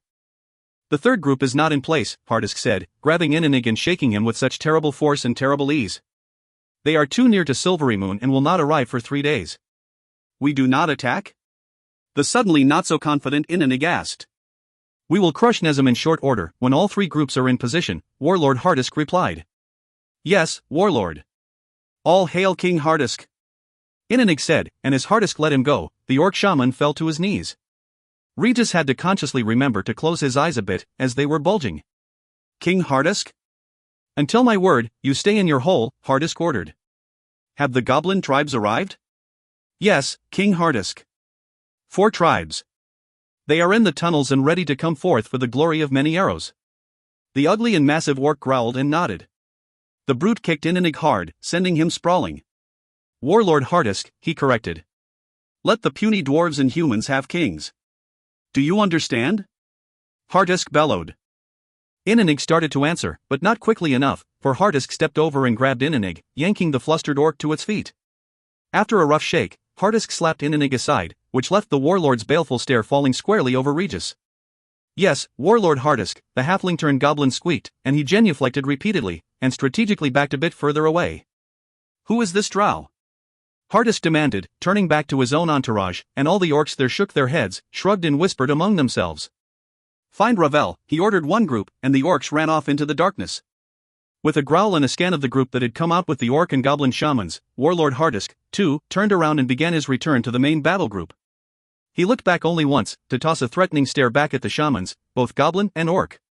With a look to Inanig, Shaman Klug motioned for his band to head back the way they had come. Regis began barking out orders, but Inanig shoved him aside roughly and demanded that he shut up. You do not lead anymore, puny goblin, the orc explained. Warlord Hardisk has come with thousands of many arrows orcs. You will do as Inanig demands. He widened his gaze to include the other goblins about. All of you. The battle group wasn't going to attack, Regis realized. The whole plan he had devised with Drizzt was disintegrating, leaving his friends trapped in Nezem with an overwhelming force about to fall upon them. He faded back from Inanig and the other orcs, moving among a group of goblins. The orcs will kill us, he whispered to those about him. They will send us in first to die, and any who do not fall to the arrows of Nezem will be killed for the orcs' pleasure. He filtered among the goblins, leaving them with astonished and nervous expressions. He delivered his message of doom repeatedly, but said nothing directly about any action they should undertake. No, he knew from his experience with goblins, it would be up to him to start anything definitive. He waited until the whole of the troop had started down the rim of a small, tree-filled dell. His hand moved under his robe and he felt the dirk on his right hip, taking some solace in the fact that both of the side catch blades had regenerated enough for use again. He closed in on Inanig from behind. The orc shaman wheeled about, as did the orcs flanking him left and right. One of Inanig's guards leaped immediately for the threatening goblin, but Regis's hand came fast out from under his robes, a tiny serpent flying through the air to land upon the orc, to scramble up its chest and wrap about its neck. And the specter appeared and jerked the shocked creature back into the ground, choking it with the garrote. Several nearby orcs noted that, but they fell back in fear. Regis was still moving, his right hand coming out now, holding a hand crossbow, and he wasted not the blink of an eye in firing the bolt into Inanig's ugly face. The orc shaman cried out in pain, the other orcs came forward. A second serpent took down the closest as Regis dropped his hand crossbow to the end of its tether, his hand going fast back under the shaman robes, his hand coming back out almost instantly, this time holding a rapier that whipped across to turn aside the thrusting spear coming at him. The halfling quick-stepped forward, past that attacking orc and up to Inanig, who stood there trembling, battling the drow poison, no doubt. And the poison became the least of its troubles as the hated rival goblin shaman strode forward and thrust, then retreated in perfect balance and came forward a second time, and a third and a fourth, and all so quickly that it seemed like a singular attack. Blood streaming from 4 holes in his chest, drow poison coursing his veins, Inanig crumpled to his knees and fell over into the dirt. And the orcs came on and Regis knew he was doomed. But the goblins came on, as well, meeting the orc charge, fighting as if their very lives depended on victory here. In the sudden tumult, Regis used his prism ring and warp-stepped past the closest orcs, rushing into the few in the trailing rank with fury and devastating stabs. Behind him the battle became a general melee, all chaos and confusion. In his little sphere, the first 2 orcs fell before they even realized he was there, and the third and last went down a moment later. Regis turned back to the melee, looking to pick his spots. Not to kill orcs, necessarily. He just wanted to keep it as even a fight as he could until both sides were whittled down. The orcs fought fiercely, but the goblins outnumbered them.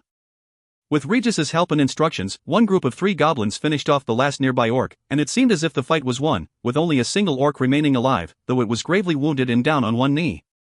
Regis reached into his pouch and produced a ceramic ball.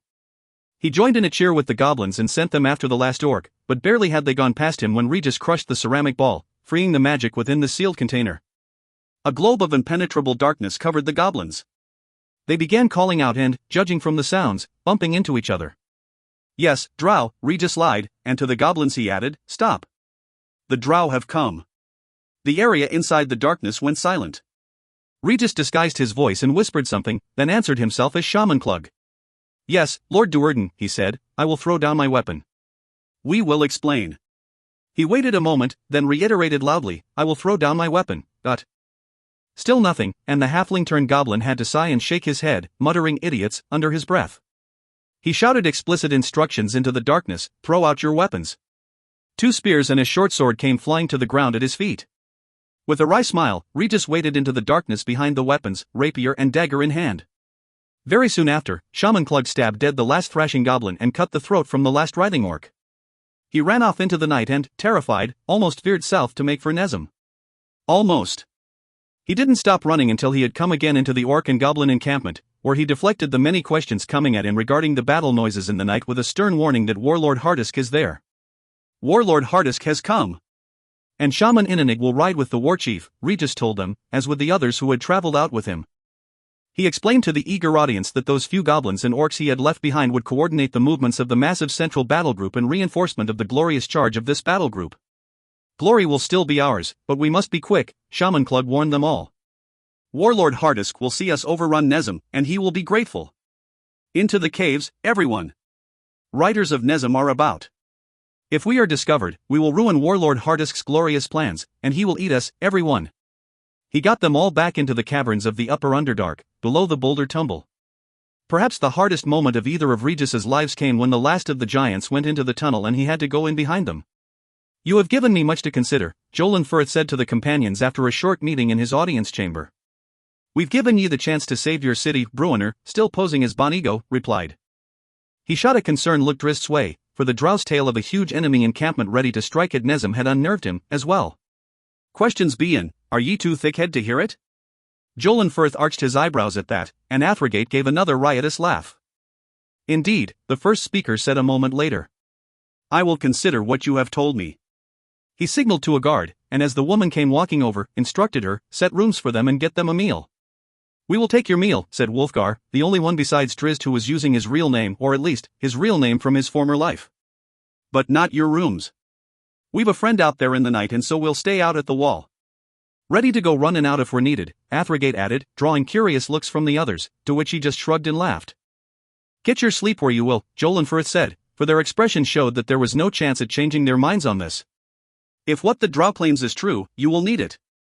If what the drow says is true, and it is, don't you doubt, said the woman who had been introduced as Rukia, and you're not listening to his warning, then your town's lost, in one day. So I have been told, said the first speaker, and he waved them away. At least he didn't chase us out of Nezem, Wulfgar said when the group moved outside, heading for the northwestern corner of the wall. A great improvement over our first journey through this town. Bah, Bruenor replied and he spat upon the ground. Sooner Mazelf's gone from here, sooner I'll be smilin' again.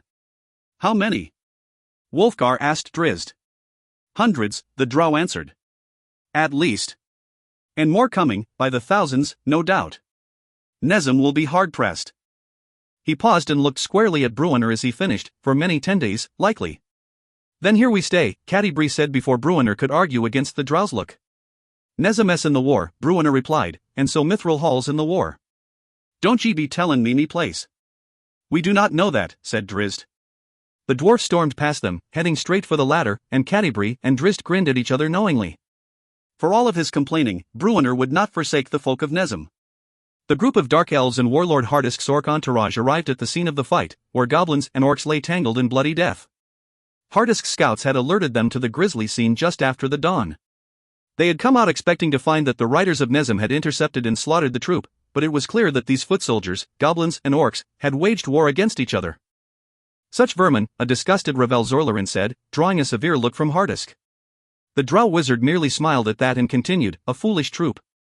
Again he paused, weighing the dangerous orc's response as he placed boundaries around his insult, taking it from a general insult to orckind, which it surely had been, to a more narrow complaint against this particular group. Judging by the continuing scowl of Hardisk, the drow wizard wasn't much succeeding. Even the shaman, Tos Armgo called from the side of the battlefield, the north rim of the small dell where the goblins and orcs had waged their fight. The orc shaman, Dumwiel added, surprisingly from above, for she had climbed into a tree to take a wider look at the area. His name? Inanig, said Warlord Hardisk. Where is the dirty goblin shaman? His orcs began rummaging about the bodies, but came up shaking their heads. So perhaps they are not all dead, at least, said Ravel Zorlarin. And perhaps your orders were relayed to the battle group. Unlikely, came the call from above, and when all looked up, they saw Dunwiel pointing to the southwest. Hardisk and the two dark elves moved quickly to the southern rim of the small dell and climbed up to the highest nearby point. Before they even got to that high ground, however, they understood Dunwiel's call, for a cloud of dust rose before them, far away, into the dim daylight. An army was on the move, clearly. Hardisk began to growl, clenching his huge fists as his sides. They march for Nezem, Tosun said before Ravel could flash him a hand signal to shut up. Hardisk growled a bit louder. It was a dark elf, he grumbled. Tosun looked to Ravel for some answers, for though the Drow were marching under the common banner of House Duerden, the Zorlaren clan was most prominent in the Silver Marches at that time. The Menzoberranzan forces had arrived, but they remained in the north, other than Tosun, Dunwiel, and Saribel, and Tiago and his group who had traveled back to the Sundabar siege. Ravel had been given the duty of magically transporting the Orc warlord from force to force, taking the Armgo father and daughter with him. The Zorlaren wizard shook his head. Which of your Zorlaren brethren did this? Tosun's fingers suddenly flashed. Ravel merely shrugged and shook his head again, having no answer. The Zorlarans had many scouts out and about, of course, though few this far to the west. It was possible that the unpredictable matron Mother Benra had some of her own in the region, moving about secretly. That was always the problem in coordinating a Drow march, Ravel silently lamented. Excessive secrecy was no friend to complementary movements. This is not the plan, Dunwiel called down. The third battle group is not yet on the field, Saribel? Ravel asked under his breath, as the half-drow's remark reminded him that his sister was leading that third group, and had attendants with her. Had she sent some scouts ahead to stir up trouble, perhaps? Tosun moved over to him, shaking his head, having caught the quiet question. She does not know the land and would not be so bold as to order a charge. What do we do, Drow? Warlord Hardisk demanded, marching over to stand before the two. We could go back to your forces and begin our own charge beside them, Tosun offered. Too far, Hardisk and Ravel replied together, and Hardisk's tone showed that he was not amused, and understandably so. The siege at Sundabar, a city many times the size of Nezem, was proceeding according to plan. The Sundabar garrison was hard-pressed and could not hope to break out from the walled city, and the people inside, no doubt, were feeling the hunger pains as their rations diminished day by day. And the tunnelers were hard at work, and what a surprise it would be to the folk of Sundabar when a huge portion of their formidable high wall collapsed before them. But while that was in process, Warlord Hardisk had grown restless, and so Tiago and the others had convinced the impatient orc to travel about the battlefields, perhaps to grab at the low-hanging fruit, such as Nezem, with a population of barely 3,000 and a garrison, though hardened by many fights with bog blokes and trolls, numbering no more than a few hundred. The plan the Drow leaders had set in motion back at Dark Arrow Keep was simple, first to isolate the three dwarf citadels, then to go against the line of Lurawer's human cities, Sundabar, Silverymoon, and the least of them, Little Nezem. Little, but strategic, for with Nezem down, the western flank of the war would belong to many arrows, and when Sundabar fell soon after, the south-central cities of Silverymoon and Everland would be isolated from any remaining allies in the Lurawer alliance. The war would be all but won, and many arrows from that point forward could surely set the terms of any treaty terms that would tear Silverymoon and Everland away from the dwarf citadels in any meaningful way and allow the minions of rising warlord Hardisk, with secret help from the Drow, to pick off the dwarf fortresses one by one. Much of the timetable depended on what would transpire here, at Nezem. A swift and inexpensive victory would solidify the western flank and offer Hardisk a large and menacing force in the west, and curling back to Silverymoon. If the destruction of Nezem could be accomplished quickly and completely, no aid for Hardisk's enemies would dare enter the Silver Marches from the west. They will be at Nezem's wall before we muster the battle groups and begin our march in earnest, Dunwiel lamented, lithely swinging down from her high perch to land on the ground near Ravel and the Orc warlord. Go and stop them, Hardisk demanded, pointing back to the distant army. They are halfway, Dunwiel started to protest, but her voice trailed away under Hardisk's withering gaze. The Orc warlord dropped his demanding stare over Ravel. I've one spell, the wizard replied. A teleport, to take you and our entourage back to our ranks outside of Sundabar. Hardisk began a low growl. Perspective, Warlord Hardisk, Ravel said. This is not the important battle, and it is one we will win despite the foolishness of those now charging Nezem's walls. When Sarabel's force is positioned in the east, Nezem will surely crumble. He looked to the considerable cloud of dust in the southwest. If it has not fallen beforehand. Let us lead the other group, the orc began, but Ravel dared to interrupt. I understand your eagerness, for you are a creature of Grumsh, a true orc warrior, he said, and knew it was likely the compliment had saved him a violent confrontation then and there. He pointed to the distant force running for Nezem. This, he explained, is a flank, and one made mostly of goblins, who are surely expendable. Send runners to scout, I beg. They will not catch the charge in time to avert the fight, but they will return with news, either glorious or informative.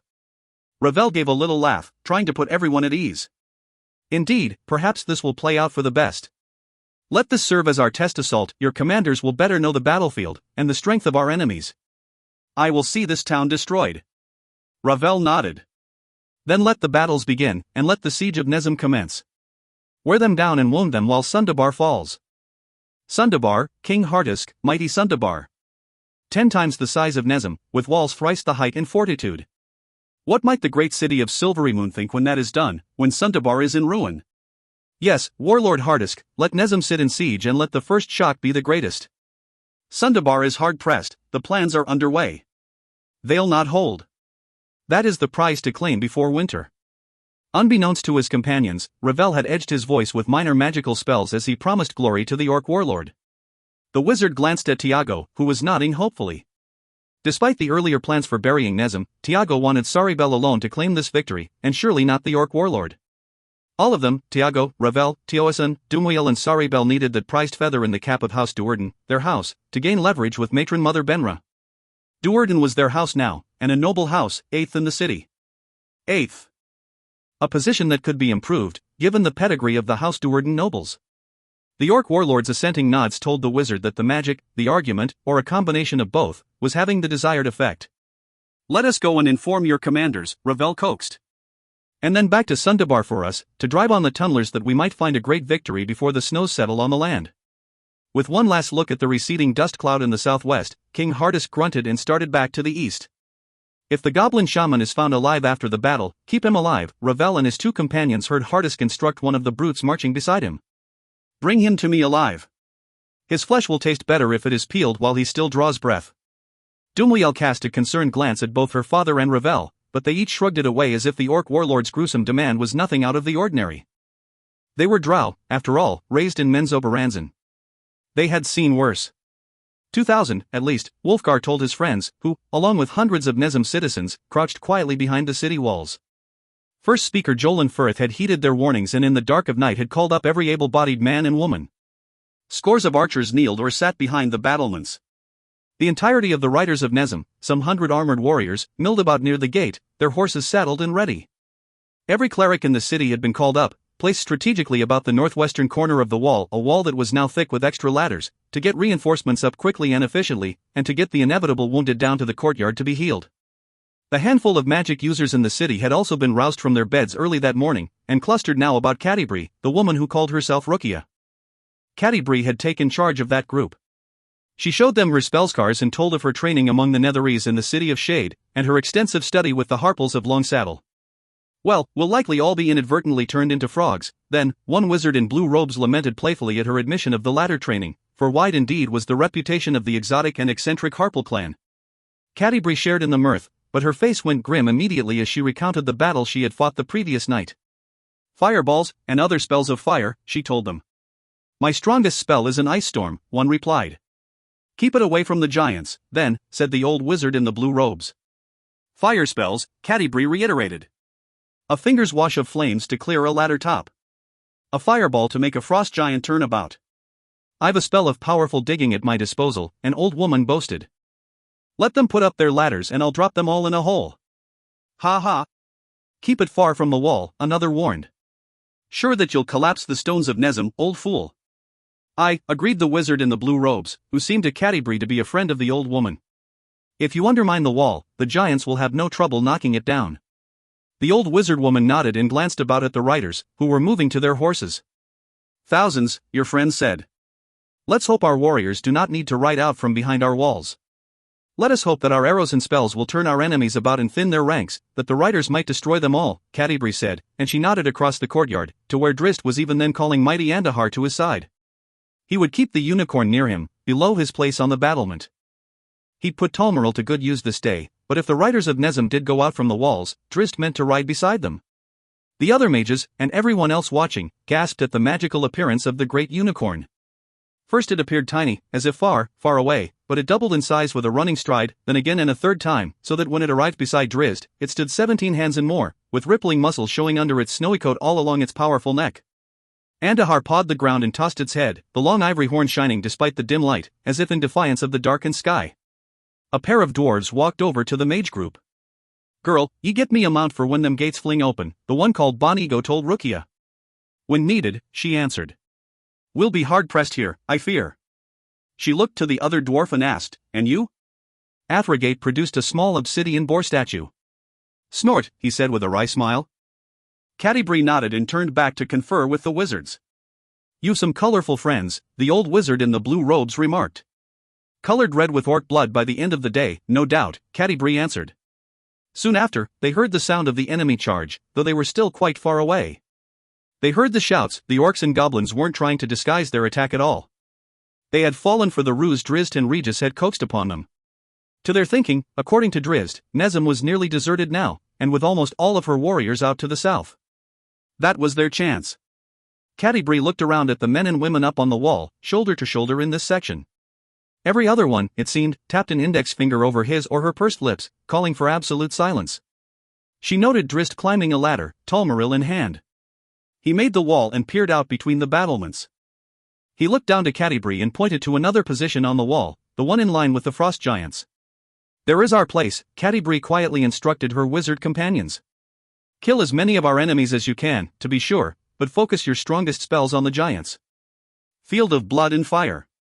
Disguised as Shaman Klug, Regis had patrolled the entrance to the Underdark caverns diligently that previous night, making sure that none of his monstrous minions slipped outside into the open air. He had to keep their morning charge a secret until they were well away from this spot, well away from the main battle group and Warlord Hardisk and the Dark Elves. But would it all work anyway? The halfling in the guise of the goblin shaman paced the corridors, mumbling to himself. Even if they were successful with the plan he and Drizzt had hatched, causing a rout of this group of monsters, what then? Thousands of orcs and other vicious enemies had assembled and more were on the way. How long could Nezem, even if tomorrow brought an overwhelming victory, withstand the weight of the orc press? Perhaps he should slip out in the night, he had pondered many times, and run to Nezem with word for his friends and for all the townsfolk that it was time to flee the doomed place. Surrender the city, it had happened in the First Abood War, and flee to Silverymoon or Everlund.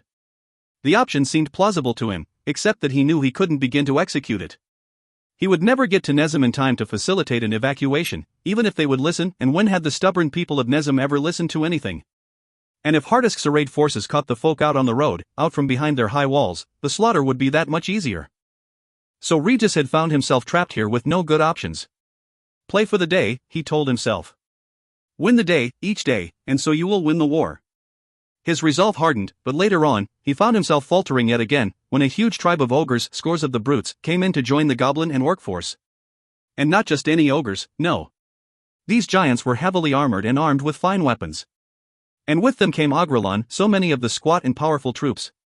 Agrelon were the offspring of ogres and orcs, more the height of the latter, but thicker and stronger by far. These monsters, too, were wonderfully arrayed for battle. Drow weapons. Drow armor. The ogres spoke of Xorlaren, a drow city leading the glorious charge. It took Regis a while to decipher their incomplete information, but he gradually came to understand that Xorlaren was Gauntlgrim. Or near to Gauntlgrim, at least, and the name of Tiago came up often in his conversation with the ogre chieftain. "We attack at midday," Regis told the brute. "A full charge at a nearly empty city. We will overrun it and prepare the way for the arrival of Warlord Hardisk and Tiago." The ogre chieftain and his entourage seemed quite eager at that news. They were hungry for blood and ready to go. Regis breathed a sigh of relief at that. These brutes had come in without orders, other than to join in with this battle group, so they would not derail or even question the midday charge. That sigh of relief became a wince of concern, however, as more ogres flowed in over the next hours. Even with the trap set, Regis had to wonder if his monstrous force had grown so powerful that it would indeed overrun Nezem, even without help from the larger battle group to the east. He had no choice, however. The trap was set and had to be sprung. They were out early the next day, swarming out of the tunnels and into the boulder tumble, forming into battle groups based on tribe and race. Regis called them together, group by group, blessed them in the name of Grumsh, and sent them running to the south. He went with the last group of goblins, huffing and puffing as they rumbled across the miles, trying valiantly to keep up. When he realized that he wouldn't be able to do so, the pretend shaman sent word to the trio of frost giants, and one came rambling back to gather him up. Sitting on a giant's shoulder, then, Regis rode the miles to Nezem. When the walled town finally came in sight, the monsters ran all the harder, for it surely seemed as deserted as the drow informant had promised. "Put me down," Regis ordered the giant. "I can throw you over the wall," the giant replied with a laugh. "All glory to Clug." Regis tried not to faint. But the giant dropped him to the ground and thundered off, leaving the halfling-turned goblin in the midst of a swarming sea of charging monsters.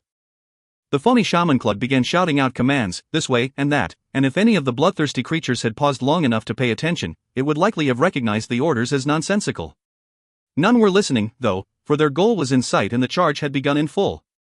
Regis breathed a sigh of relief and took a survey of the area about him. He had to stay out of the fight, obviously, and stay out of the way of retreating monsters when the ambush was sprung. If they retreat, he whispered with a wince as he noted the fury of the charge and that it was led by more than 100 armored ogres.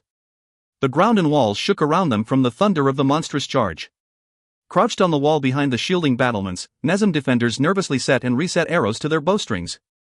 Drizzt Duerden snaked about them, whispering encouragement and reminding them to wait until the order. "Let them be near enough our walls so that every arrow will take one down," he said. "Our first volley will be the most important. Mark your target due north of your position and take the creature down." Nods came back at him, but few inspired confidence. As seasoned as these warriors of the frontier city might be, the charge coming at them surely surpassed anything anyone in this region had seen in a century and more, since the assault of the original Abood and his orc thousands. The ground shook more violently, the air filled with the war whoops of orcs and goblins. Drizzt peeked over the battlement and his violet eyes widened indeed as he looked upon the hundreds and hundreds, the black swarm rolling for Nezem's wall. He noted the ogres most of all, running together with practiced precision, outfitted in armor and as one hoisting huge iron spears. The drow ducked and scrambled to the edge of the parapet. "Move! Move!" he shouted down to the many gathered there. "Near to the wall. Press in. Take cover." And not a moment too soon did the riders in the courtyard heed the call, for a great volley of spears and small arrows, and even a trio of giant-hurled boulders arched over the wall, filling the air like a swarm of angry bees. One boulder clipped the wall, sending pieces of stone flying, and a pair of soldiers, shocked by the thunderous retort, went rolling from the battlement to the ground below. The drow peeked back over the parapet to see the monsters closing the last dozen strides to the base of the wall. He noted the ladders then, coming up amid the clusters of goblins. And the ogres, so many ogres. And Drizzt understood what Regis had earlier discerned, that these had been trained and outfitted by a greater power, likely the drow. "Shoot for volume," he told the archers. "Kill as many as you can, and quickly. For doom is upon us." Up went the defenders of Nezem, a line of bows between the rising stone crenellations of the wall, and off went scores of arrows, driving down into the throng swarming to the base, so thick a swarm that the archers could not have missed a mark without consciously trying. And up went Drizzt and Telmaril, and he let fly for the nearest ogre, the lightning-streaking arrow crashing into its metal breastplate with thunderous force and an explosive shower of sparks. The ogre staggered back several steps under the weight of the blow. But it did not go down. The second arrow was on the way before the brute took another step forward, with the third arrow shooting out right behind. It took a fourth to drop the stubborn brute, and the others were so much closer by then, and Drizzt knew that he was running out of time. He noted the giants, down to his right. They had originally been marked as his intended targets, but he could not afford that now, he knew. Not with so many armored ogres so very close. It would often take more than one shot to down an armored ogre, he had just learned, but it would take more still to down a giant. Drizzt looked down the length of the wall and caught the stare of Catti-brie. He offered a grim nod and emphatically waved 3 fingers, one for each giant. He would have to trust in her. The giants, Catti-brie whispered to the mages crouched about her. She looked to 3 in particular and asked, "Lightning?"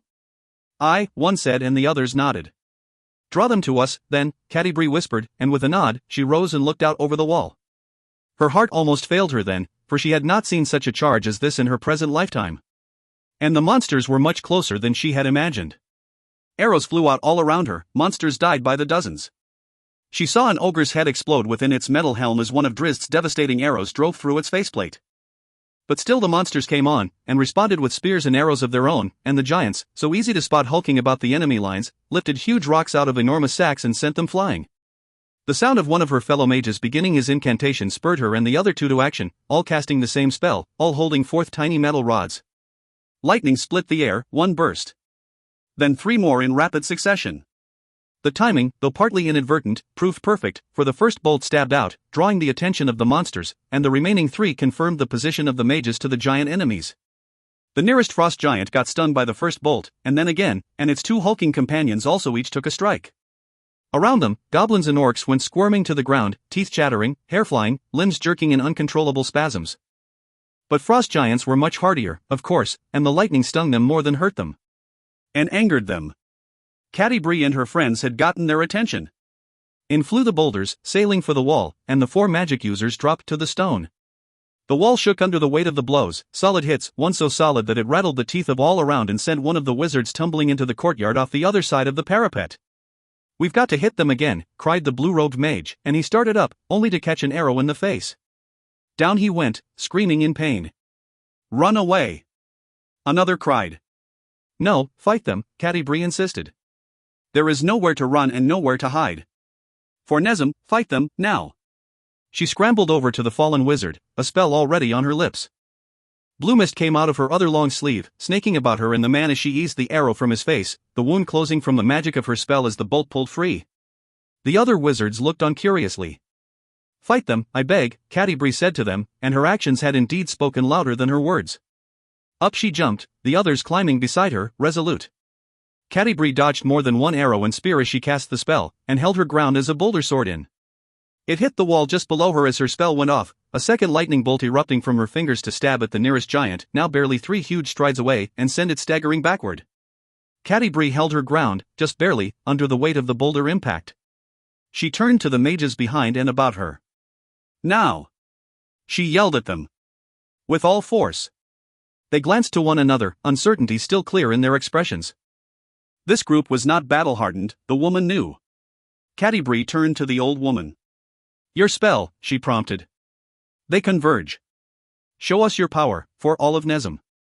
Catti-brie turned around and sent off a volley of magical missiles, again at the nearest giant, trying to slow it. She failed, but a trio of lightning bolts went out beside her, each slamming the behemoth and driving it back. And the old woman was up beside her, furiously casting.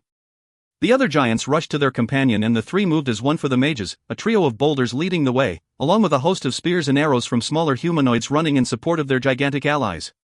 The old wizard woman almost broke in the face of that barrage, but Catti-brie enacted another spell, a shield before herself and her companion. Missiles sparked and deflected all around them, but Catti-brie held her ground and continually coaxed the old woman to finish her spell. And so she did, and the ground just out from the base of the wall erupted in sudden tumult, dirt and stones flying around, right out from under the feet of the surprised frost giants, who could only tumble down into the hole the old woman had magically dug. "Shields and fire, you defenders of Nezem!" Catti-brie called to the others, and all began casting, all trepidation flown from their strong voices. "Else they will breach the wall and the hordes will pour in. And they will murder everyone in the town. Every man, every woman, every child. You can stop that. Now!" She threw herself into her next spell, spitting the chant determinedly, and the other wizards, perhaps shamed by their initial hesitance, perhaps reminded of the stakes, perhaps terrified by the reality of no escape, perhaps a bit of all 3, joined in with their own full-throated wizard songs. Heartbeats later, Catti-brie's divine globe of fire appeared above the hole, roiling in the air. A moment later, a line of flames shot down at the brutes within. A fireball exploded at the top of the hole, clearing goblins and orcs from the rim, and driving down the first giant as it tried to climb out. A second fireball rent the air. Catti-brie began her own fireball spell, and as she wound through the chant, it felt different to her, and the words sounded different.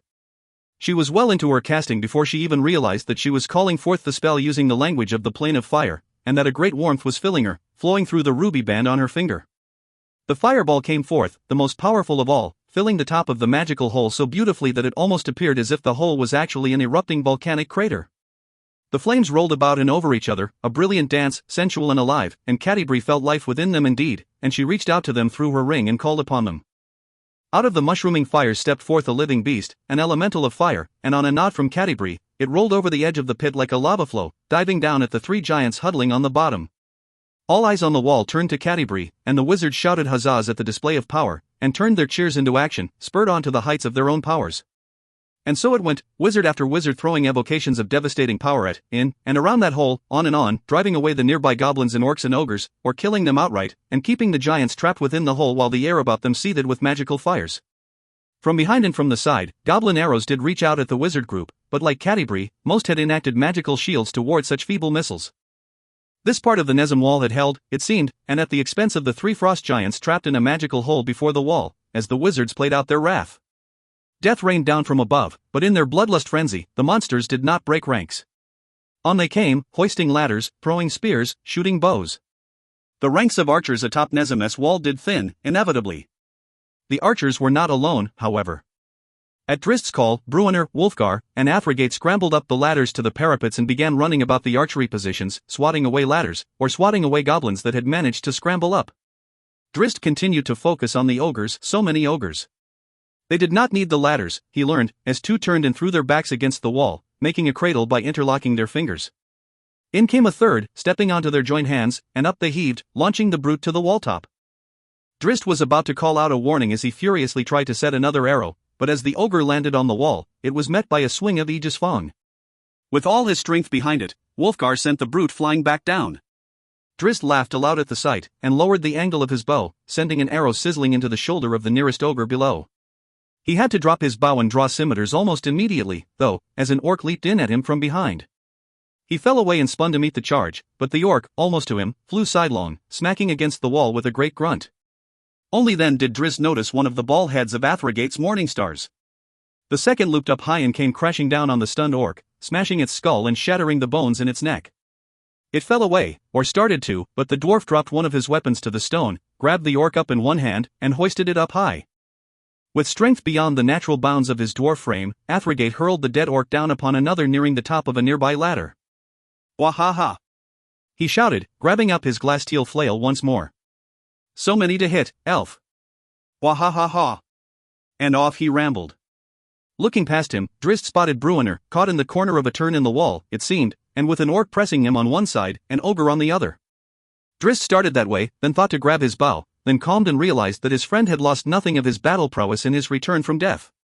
A swing of Bruenor's axe cut into the orc's side and had the creature lurching in pain. Hardly slowing, Bruenor reversed the momentum and flipped the blade over as he went around with a powerful backhand, just beating the ogre to the strike, his axe driving up into its ribs and skipping up off of bone to hook into its armpit. Drist could not help but recall the last time he had witnessed the dwarf in battle in Bruenor's previous life, on a ledge in a primordial chamber. Entangled with a pit fiend. Bruenor then had been infused with the power of the dwarven gods, and so he seemed now, his powerful strike easily lifting the ogre back over the wall to tumble down outside of Nezam. And back the other way went Bruenor, his powerful swing taking out the next charging orc, indeed, nearly cutting it in half and continuing through to finish off the one he had already chopped.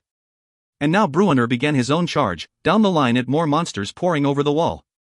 His axe dripped blood with every step, but more blood replaced that, it seemed, with every other step. The monsters had breached the wall, perhaps, but with Drist and his friends supporting the Nezam defenders, it would be a short-lived victory. Drow! Came a cry from below, inside the wall, a few moments later, and Drist noted Jolin Firth astride his mount. Some of the riders had dismounted, and were even then scrambling up the ladders to support the archers, but the first speaker showed no such movement, nor did the dozens on their powerful armored horses about him. Too many losses, Jolin Firth called up to Drist. We must chase them from our walls, and quickly.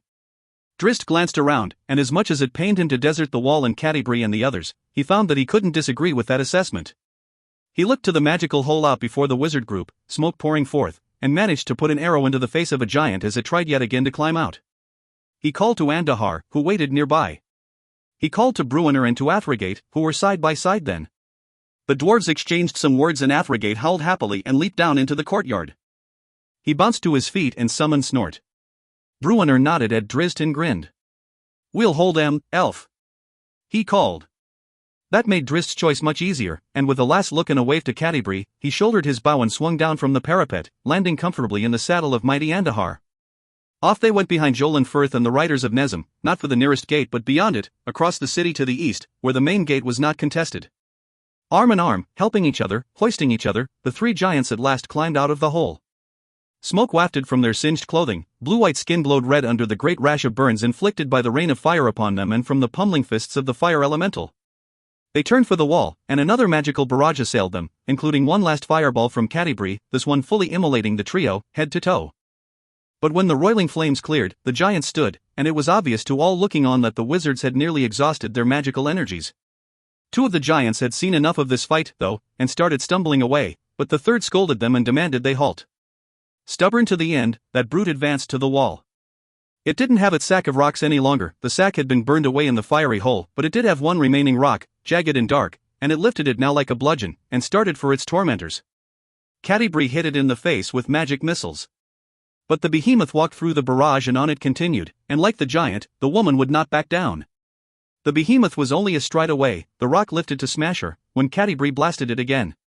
But the brute didn't fall. The blue-robed wizard tried to pull her away, but the woman wouldn't leave. Defiantly she stared at the behemoth. "You have no place here," she told it. "Be gone."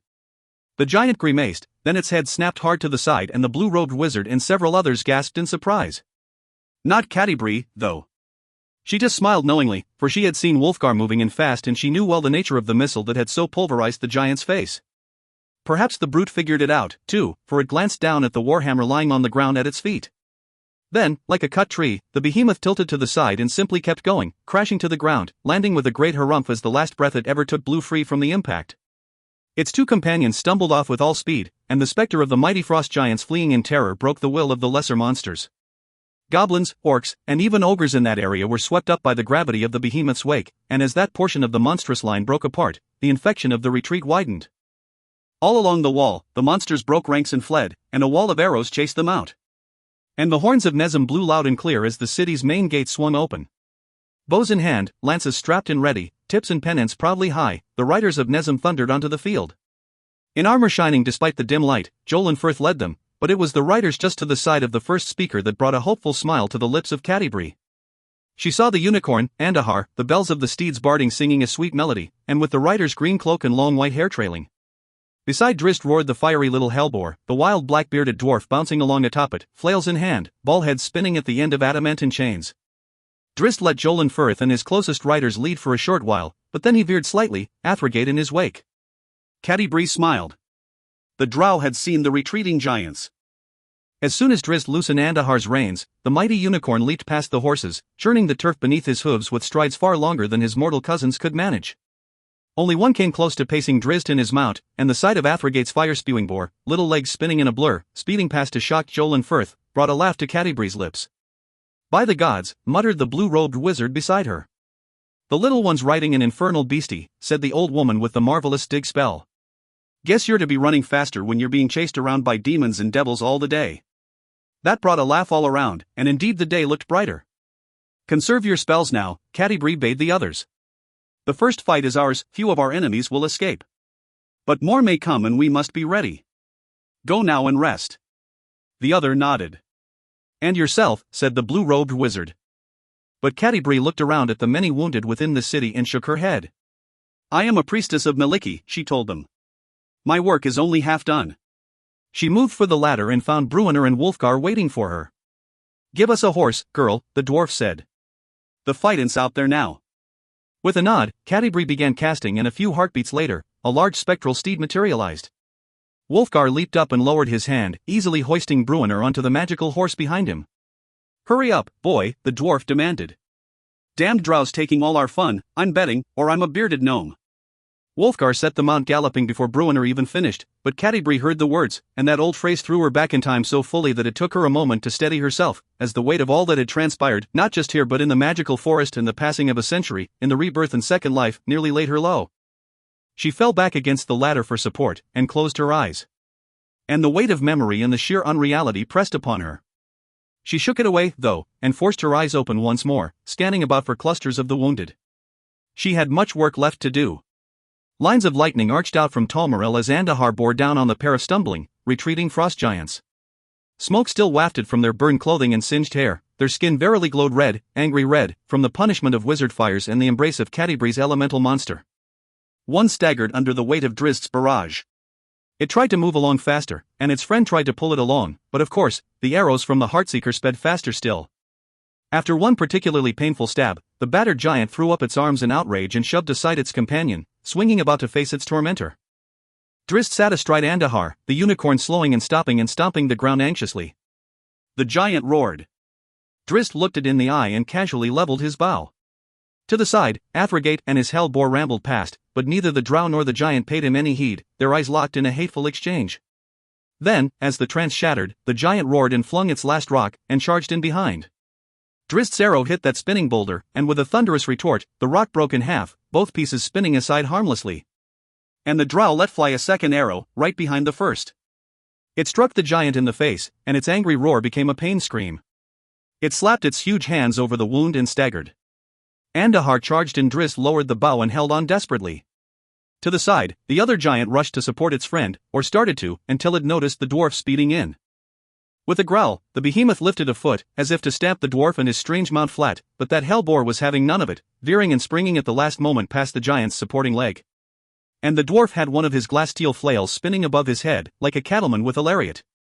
The boar flew past, the giant stomped at it futilely, and the dwarf sent the weapon's heavy head smashing against the giant's knee. The giant expected the hit and sucked in its breath, figuring it could withstand the blow as it turned.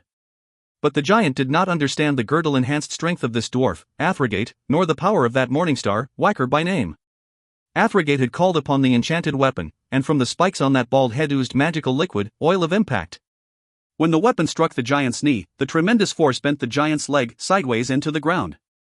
The behemoth dropped, howling and grabbing at its shattered limb, and Snort landed and wheeled about for another pass, turning Athragate just in time to witness the impact as Andahar, ivory horn lowered, crashed into the other giant's chest. The horn disappeared fully into the behemoth, the power of the unicorn smashing it through flesh and muscle and bone. The length of the horn reappeared, covered in blood, as the giant fell away to the ground, one hand grabbing its blasted face, the other now trying to stem the blood spurting from the hole in its chest. Drizzt, too, went to the ground, the impact knocking him from his seat atop the unicorn. For a moment, Athragate winced, as it looked like his friend would crash down hard. But Drizzt neatly tucked his head and rolled over, coming to his feet with momentum carrying him to the giant and with both his scimitars, somehow, already in hand. Wahaha! The dwarf roared, and all the louder when he noted a group of monsters, goblins and a pair of ogres, coming his way. They slowed with each step, as the scene before them came clearer, as they understood, apparently, that these giants weren't going to help them. They turned and ran away. Bah, ye cowardly dogs! Athragate cried after them, and he went to finish his giant, and quickly, for there were so many more things to hit. From the back of the battlefield, Regis watched the slaughter unfolding before him. The riders of Nezem worked brilliantly, thin lines of cavalry weaving about the masses, carving out sections of the fleeing mob to slow them and turn them. Arrows thinned each group as the stampeding charge thundered in, lances lowering to skewer and stab. Some would escape, Regis understood. Indeed, many orcs neared his position even then, running for all their lives.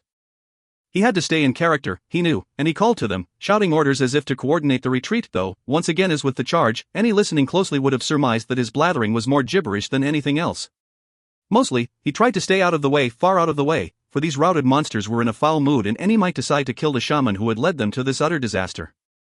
Regis screamed orders and moved sidelong to a fallen log, then seemed to disappear, warp-stepping with his prism ring, and coming through the movement on his belly, crouched in tight against the wood. Soon many more fleeing monsters passed him by, including a large contingent of ogres and Agrelon, some leaping atop the log and springing off, oblivious to him as they soared right over him. One came down hard, crashing over the log, and Regis yelped, thinking it had dived for him. But no, he realized when he saw the long arrow protruding from its back. Terrified, realizing that his allies were as likely to kill him as were the monsters, the halfling-turned goblin pulled the orc the rest of the way over the log and covered himself with it. Should he revert to his natural form? If he did so too soon, the monsters would cut him down. If he waited too long, an arrow would surely take him. Farther back from Regis, much farther back and far to the side, a handful of orcs watched the disaster unfold. They saw the distant slaughter and the desperate retreat. They watched the riders of Nezem, in their shining mail, running down goblins and orcs. They saw ogres skewered by lances, then taken down under the press of armored horses. And they saw the giants fall. And with mouths agape, they watched the unicorn and the rider astride it, his skin black, his long white hair and green cape flying as he galloped his mount across the torn ground, his lightning bow dealing death with every shot. Are we betrayed? One of them asked, for there could be no doubt here. This was a drow. With a suddenness that tore a shriek from his lips, the orc covering Regis flew aside, and a strong hand slapped down and grabbed him by the front of his shaman robes and hauled him into the air. He had to stab his attacker, he knew. But it was too sudden, too unexpected. He had to fight fast, but he could not. And then his senses returned enough for him to realize the truth of his attacker, and he cried out denials, "Stop! Stop! It's me!" And only as he heard his own words did Regis realize that he was shouting in the goblin tongue. His lips flapped as he was shaken hard. "Hey elf!" Athragate bellowed, and he gave Regis another jostle. "I'm thinking I've found your little rat friend." Wahahaha! Regis nearly swooned, so overwhelmed with relief was he when he regained his senses enough to note the smile of Drizzt Do'Urden. "Boyle! It itches on the collective consciousness of a society, nagging and nattering, whispering unease. The tiny bubbles of criticism appear, about the bottom of the pot at first, hanging on, secret. Quiet. They dart upward, roiling the surface, just a few, then a few more, then a cascade. This is the critical moment, when the leaders must step forth as one to calm the brew, to lift the pot from the fire, but too often, I fear, it is the ambitious opposition to these leaders stoking the flames among the citizenry, poking the folk with one malicious whisper after another. Veracity matters not, the emotional response takes hold and will not let go. The bubbles become a boil, the heat flowing through the water and wafting up into the air on the souls of the many who will surely die in this symphony of hatred, this expression of rage-seeking focus. This war. I have seen it over and over through the decades, in campaigns sometimes worthy, but most often involving nefarious designs beneath the lies and feigned purposes. And in that turmoil and misery and carnage, the warrior is held high and the flag is tightly wrapped, too tightly to allow for any questioning of purpose and method. This is how society is convinced to plant the fireball beneath its own pot. And when it is over, when the rubble replaces the homes and the graveyards overfill and still the bodies rot in the streets, do we look back and wonder how it came to this awful point? That is the greatest tragedy, that the only time when questioning is allowed is when the ultimate failure of war has come to pass. When the families are shattered. When the innocent are slaughtered. But what of war against monstrous intrusion, against the orcs and giant kind, would-be conquerors? Catti, with Bruenner's loud echo, insisted to me that this was different, that these races, on the word of Maliki herself, could not be viewed through the prism we hold to measure the rational and goodly races, or even the rational and not-so-goodly societies like that of my own people. Orcs and giant kind are different, so they assert, in that their malicious ways are not the teachings of an aberrant society but a matter much deeper, to the very soul of the creatures. Creatures? How easily does that pejorative flow from my lips when I ponder the orcs and goblins of the world. Even with my experiences telling me differently, as with Nojiam the goblin, the slave. It is all too confusing, and in the heat of that boiling pot, I desperately want to hold on to Cattibri's words. I want to believe that those I shoot down or cut down are unrepentant and foul, are ultimately intent on destruction and wholly irredeemable. Else, how would I ever look in a mirror again? I admit my relief upon entering the silver marches to find the kingdom of many arrows marching to war. My relief upon finding war. Can there be a more discordant thought? How can war, any war, be seen as a relief? It is the tragic failure of better angels, the loss of reason to emotion, the surrender of the soul to the baser instincts.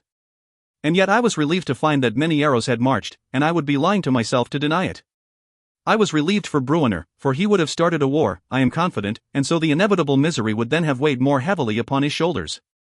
I am relieved for Catti, so determined in her declaration, her epiphany, that there can be no redemption for orcs. This is her interpretation of the Song of the Goddess. Her interpretation shakes my faith in the goddess. She is not as sure of herself as she claimed, her voice before we faced this truth of war held steadier than now, as we huddle against Nezameth's wall awaiting the next charge, awaiting the next round of carnage. Her fireballs and fire pets have slain many these days, and have done so in gallant and correct defense of the city. And still I see the perpetual wince in her fair face, the pain in her blue eyes, the frown beneath her mask of smile. She holds to Maliki's words, her own proclamations, and hurls her spells with deadly force. But each death within and without Nezameth's walls takes from her, wounds her heart, crushes her hopes. It's what it be, Athrogate keeps saying as he stalks about the parapets. Indeed, but what it be is not what Catti wishes it could be, and so the battle pains her greatly and taxes her heart more than her body and mind. For that I am glad. It is one of the reasons I so love her. And so I can be relieved for my dear friends, for their hearts and the scars they will carry from this war. There are always scars from war, and still be dismayed by the carnage and brutality and the sheer stupidity of waging a war, this war, in the silver marches. If we measure victory as a condition better than what was in place before the conflict, then there will be no winners. Of that I am certain. Drizzt Do'Urden. Grim tidings. Darkness fell fully over the lands of the silver marches. Within the walls of Nezam, the horns began to blow, as they did every night. The orcs came on again, and so familiar with their assaults were the hardy townsfolk that they could accurately gauge the strength of the various groups approaching by the sound of the footfalls. Catti and the wizards rushed to their assigned positions. They were not clustered any longer, though giants sometimes showed among the ranks of the orcs. Now they coordinated support for the archers, first by casting spells of light to illuminate the battlefield about the walls and so allow their cohorts to take deadly aim. Arrows did not fly as thick from those walls as they had during the first attack. Pick your shots carefully, was the order of the day, for supplies were dwindling after nearly 2 days of fighting. Each day, brave men and women went out to the south, into the trollmoors, to gather wood, while bowyers worked long hours crafting arrows. But even that was a game of diminishing margins, as Goodwood became scarcer about the south wall, and more importantly, as trolls grew ever more present in that area. The foul beasts had smelled the blood of the battles, clearly, and so now Nesm was being pressed on all sides. Few were the hours of quiet within the city each day, and sometimes the defenders would find no rest at all. Drizzt stood beside Catti-brie, and his magical quiver would not run out of arrows, and so his deadly bow sang throughout each fight, sending flashing arrows out from the wall, a steady stream that seemed more a wizard's fireworks than the play of an archer. All along the wall ran Wulfgar, Bruenor, Regis, and Athragate, shouting encouragement, tossing ladders and ogres aside. Whenever a breach seemed inevitable, these four arrived, with Drizzt close behind, and so the point of weakness was strengthened and the monsters driven away. When daylight came, meager as it was, it revealed to them a field blackened with bodies and carrion birds, the dead piling deep, the birds growing fatter, so fat that Regis wondered whether they would not be able to fly away before a coming charge, to be trampled in the midst of their gluttony. Mid-morning on the 21st day of the siege of Nesm came the urgent cries from the southern wall. Drizzt was the first of the companions to arrive on the wall, amid a group of Nesm defenders, all pointing out to the south and calling support to a small band, a handful, of humans trying to approach the city. But still far away. Trolls followed that group in close pursuit. More of the monsters filtered through the skeletal trees left and right, angling in from the sides to cut the humans off, and it seemed clear that the humans would not make it to Nesm's wall. Set fires outside the gate, Drizzt ordered the Nesmians, and to a pair, he added, go find my friends, find the black-bearded dwarf. And Catti-brie. Some of the sentries began asking questions back at him, but Drizzt wasn't listening. He vaulted over the battlement and dropped the 15 feet to the soft ground below, landing lightly and racing off to the south, bow in hand. A sparkling lightning arrow flew off with every stride, some ahead and to the right, some ahead and to the left. He hit more than one troll, though most of the shots skipped off bony branches of the dead trees that so marked this region. But near misses were just as important, for his intent was to slow these closing forces. Drizzt shouldered his bow, drew his blades, and sprinted ahead with all speed for the desperate humans. They staggered and scrambled, trying to stay ahead, but knew they could not. A pair had drawn weapons, ready to turn about and die fighting. Keep running! Drizzt yelled to them. To Nesm! To Nesm! The drow put his head down and charged forward. The nearest humans, too, drew weapons, aiming his way, for what were they to think with trolls chasing them from behind and a drow bearing down on them from the other direction? A sword leveled to stop him, but Drizzt rolled his scimitar under it and took it harmlessly aside. Keep running! To Nesm! He shouted again as he passed those first two men. The next in line, a woman, put up her blade, staring at him incredulously. Run! He told her as he flashed by, and then he leaped right over the trailing two, a man and a woman, who had stopped and turned to face the pursuing trolls. Drizzt landed in full stride, 2 running steps launching him into the surprised trolls. His scimitars worked in a blur, stabbing and slashing, up high and down low, hitting the first pair of trolls many times before they ever realized that a drow had arrived. And Drizzt bored through that pair, fell into a slide through the muddy ground and cut off the leg of the next troll in line. The drow came up and turned a sharp right, now pursued from behind and with many more monsters closing in on him from ahead. He sprinted to a pair of trees, slowing slightly to allow the nearest troll to almost catch him, then sped up and raced around. The troll just kept going straight, crashing through the trees, sending splinters flying. And when it came through the other side and managed to straighten, it found the drow waiting, the scimitars dancing. Off sprinted Drizzt, now back to his bow. He let fly at the flanking trolls in that direction, drawing their attention and turning many to come at him. He veered, running deeper into the moors, trolls coming at him from behind and from both flanks. He was caught, surely, except that he had those anklets, those brilliant, magical anklets that sped his stride, and with a sudden burst, he came out ahead of the closing vice and continued on with a score and more of trolls close behind. Spurred by the words of the drow, and more so by the actions of the drow, the Nesmians scrambled to the city's southern gate and flung the doors wide. Firewood! Echoed the cries across the town, and more folk came running, and soon many were carrying logs from fireplaces, even wooden chairs, anything that could be burned. A pile grew in heartbeats, and one man bent over it, striking flint to steel, blowing at the fledgling flames to coax them to life. Quicker! Urged his friends, and others fell with their own flint and steel. Someone get a torch! Yelled one man, a call echoed back into the city. But then the fire builders were drawn aside by the touch of a woman, and Catti-brie took their place. She brought her hands up before her, thumbs touching, fingers extended, and whispered through her magical ring to the plane of living flames. A cone of fire shot forth from her fingers and the wood blazed to life.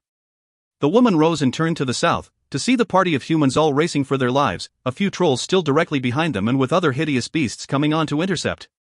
Out o' me way!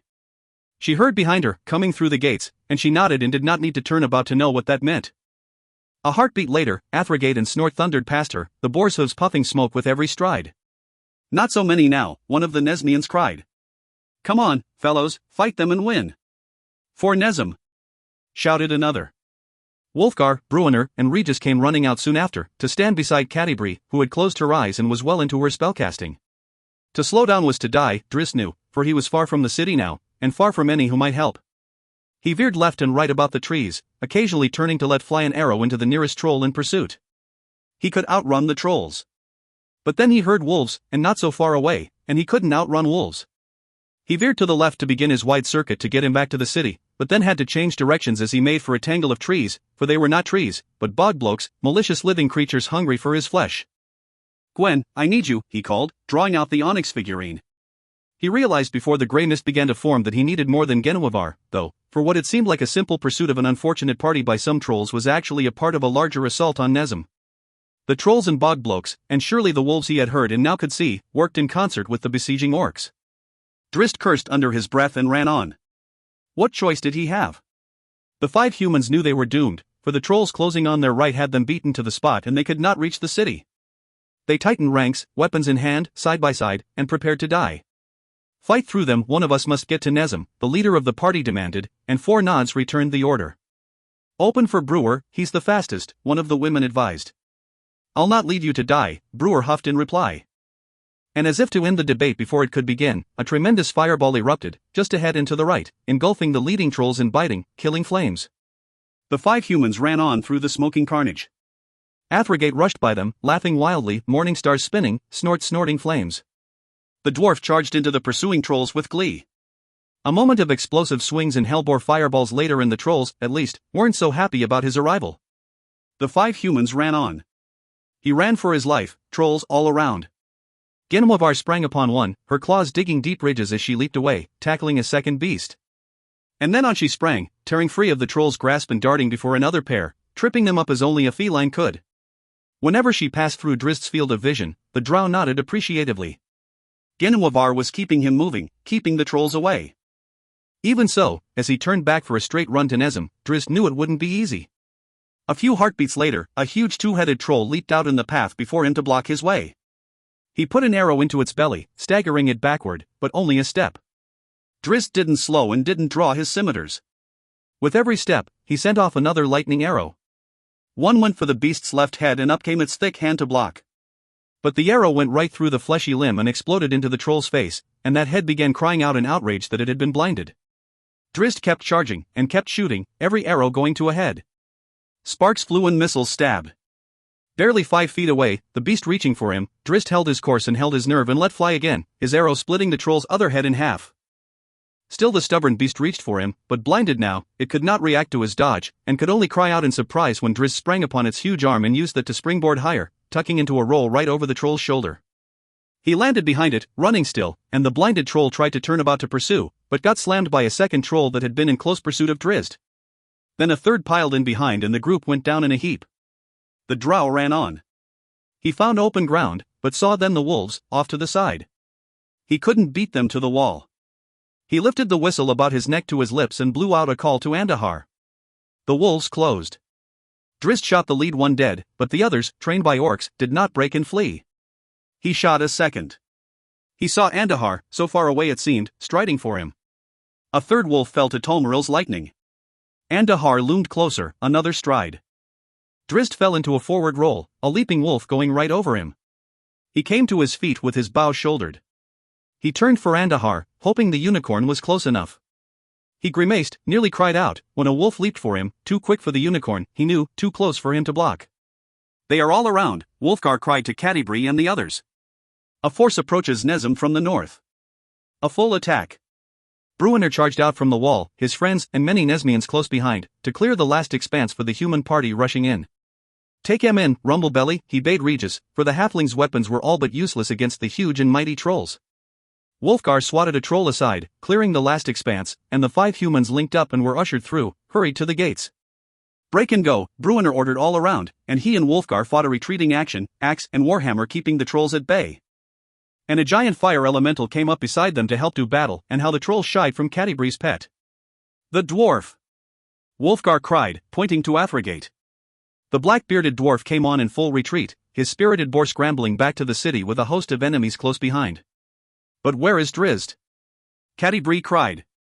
"He'll find his way," Bruenor and Wulfgar answered together, and Bruenor added, "In we go, all. And shut the gates behind us." Catti-brie couldn't argue, not with the great enemy force approaching the city from the south, not with the horns blowing all around Nezem as the orcs and goblins and ogres and giants came on. She looked to the south, to the Trollmoors, and whispered a prayer for Drizzt, and reminded herself to trust in that one. A black form flew past Drizzt as the wolf lunged for him, as swift as the shadow of a great bird, it seemed. But this was no shadow, and no bird, but Genwavar, 600 pounds of fighting feline, leaping into the canine with such force that she sent the wolf spinning aside, twisting about in the air sidelong. She landed beside it and fell over it in a rolling ball of fury, claws raking, her jaw clamped down upon the beast's neck. "Run off, Gwen," Drizzt cried, for so many more wolves approached. The drow leaped and caught hold of the unicorn's mane as Andahar thundered by, and nimbly pulled himself into his seat. "Genwavar!" he called out, turning the unicorn to cut between the incoming wolf pack and the battling panther. "Be gone. To your home, my friend." Andahar leaped away, half the wolves nipping at his flanks, and Genwavar melted away into a grey mist, leaving the other half of the pack spinning around, yapping and nipping in confusion. With just a few great strides, the unicorn pulled away from the wolf pack, hooves churning up the muddy ground. Drizzt thought to pull forth Talmaril, but for the immediate run, at least, he could do no more than hold on desperately, as Andahar skidded on the soft ground and nearly toppled many times in that flight. The orcs had come against Nezem every day since the first attack, but to Bruenor, this one seemed different, and not just because it was larger, to be sure, with trolls and bogblokes joining in from the south. Archers let fly, wizards dropped the fireballs, and hurled boulders and volleys of spears and javelins flew against and over Nezem's battered walls. But something was different. Moving to the northeastern corner, where the fighting was heaviest, Bruenor watched the movement of the enemies across the fields. Athragate and Regis flanked him, they had left Catti-brie back at the south wall, that she could direct her fire elemental, for the beast proved of great value there. Trolls, who could regenerate any wound save that of fire, would not approach it and indeed fled before it. Wulfgar was there beside Catti-brie, in support, and in the hopes that Drizzt would return. The two dwarves and the halfling passed by some wizards preparing their next magical barrage as a group of goblins approaching their position. Bruenor put a hand on one of the wizard's shoulder and gave a shake, then a second. "Hold your spells," he cautioned. "What? Dwarf, are you mad?" a second wizard exclaimed. But Bruenor just held his hand up to silence the man and kept looking out, now nodding as he recognized what this was about. "Hold your spells," he told them more forcefully, and he yelled out to all around. "Hold your spells and pick your shots only when ye know ye canno miss." Protests came back at him, but Bruenor, confident now in what he was seeing, would not relent. He ran around, shouting down any wizards he saw beginning some spellcasting, and berating archers who were pulling back far and angling high, sending arrows far out from Nezem to, usually, land harmlessly into the churned fields. "They ain't coming," he cried, and the dwarf made such a spectacle of himself that he soon found Jolin Firth standing before him. "What is this about, fool dwarf?" the first speaker demanded. "Would you weaken our response?" "I'd be savon your foolskin, you mean," Bruenor shot back, and when Jolin Firth started to argue, the dwarf grabbed him by the arm and dragged him to peer out over the battlement. "What d'ye see?" Bruenor demanded. The first speaker seemed at a loss. The field before them trembled under the stamp of monstrous boots, the black waves of many arrows' army swarming to and fro. "Who's in front?" Bruenor clarified, and when Jolin Firth didn't immediately respond, the dwarf yelled, "Goblins! Just goblins, dot." "They're baiting us," Athragate agreed. All our fire and lightning and most o' the arrows flung out against the fodder," said Bruenor. "Ye see any ladders in them front ranks, Firth? Ye see any rams?" It was true enough, and soon the first speaker began nodding his agreement. The fight in the south was real enough, but this main assault was simply a ruse. "They're trying to exhaust our defenses, mostly the wizards," Regis agreed. "The goblins charge sideways as much as forward. What do we do?" Jolin Firth asked Bruenor. "They're not to come against us fully, but to hoot and holler in the fields as our arrows get spent," the dwarf explained. "Seen this before from the dogs." He didn't add when he had seen it, because few around him would have believed him to be more than 300 years old, but it hardly mattered. "And yet," Bruenor finished, "we're still wantin' to kill 'em, eh?" "Bait 'em back," Athragate said with a wry smile. "It's what I'm thinking," said Bruenor. Jolin Firth looked from one to the other curiously. "Open your gates," Bruenor told him. "Are you mad?" "Ye boys keep sayin' that and I'm sure to get me feelings hurt," Bruenor replied. "Put your riders all about and open your damned gates." Get your wizards all on the wall above them, and when enough of them goblins have come in, fill the place outside with fire to stop the press, and shut the gates.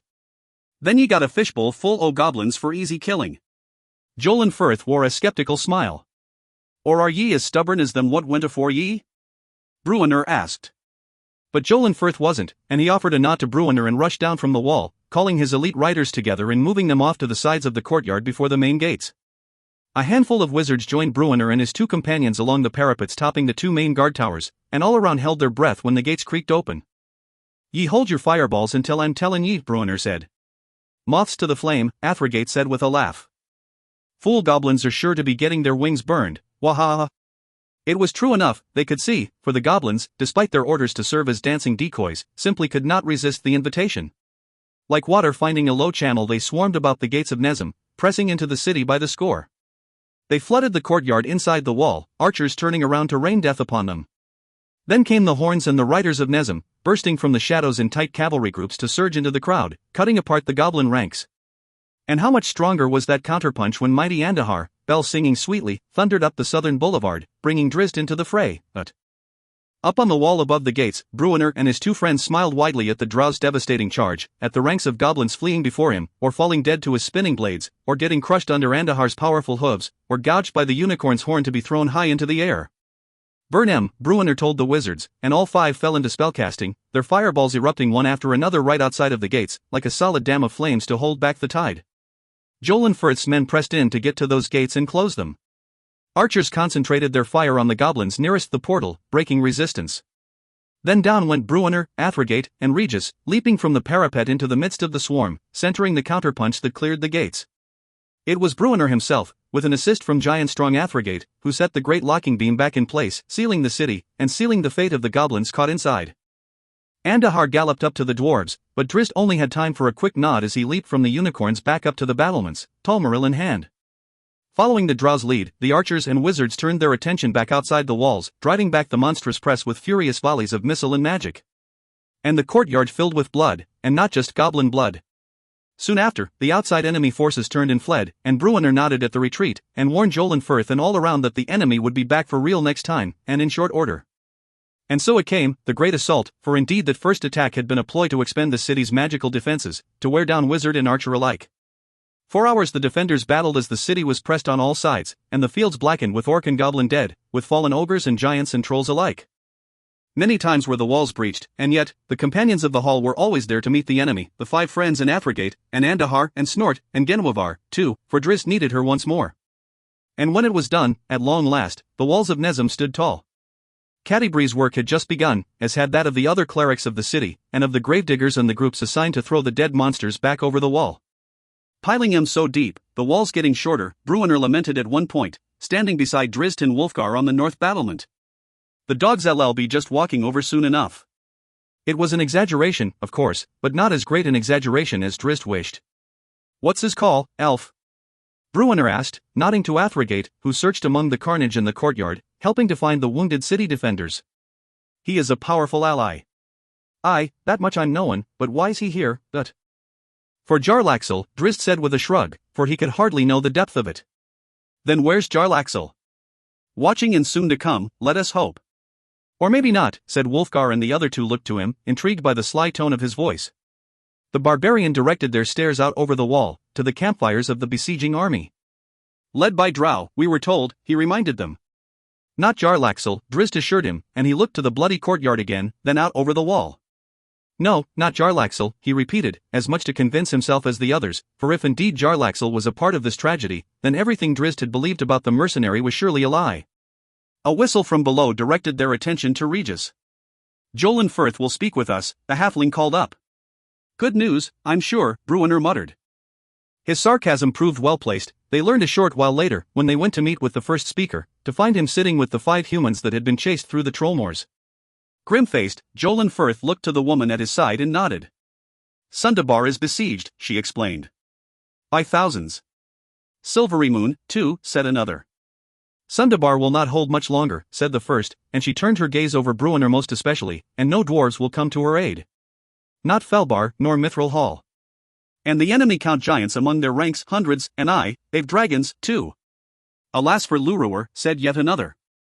Drizzt noticed the twitch in Bruenner's eye, and realized that his poor friend could hardly draw breath. Bruenner said not a word as the tale unfolded, the 5 newcomers detailing the slaughter of the knights in silver at the crossings of the Red Run, the rumors of the death of a dwarf king in the disastrous battle of the Cold Vale, and the black sky and foul work of the drow House Duerden, they all declared, and one after another cast a stern look Drizzt's way. The silver marches are lost, one flatly stated, and he might as well have added, on the signature of a dead dwarf king. Drizzt understood as he studied the grave mask Bruenner's face had become. I telled ye, elf, Bruenner said as they made their way from the first speaker's keep.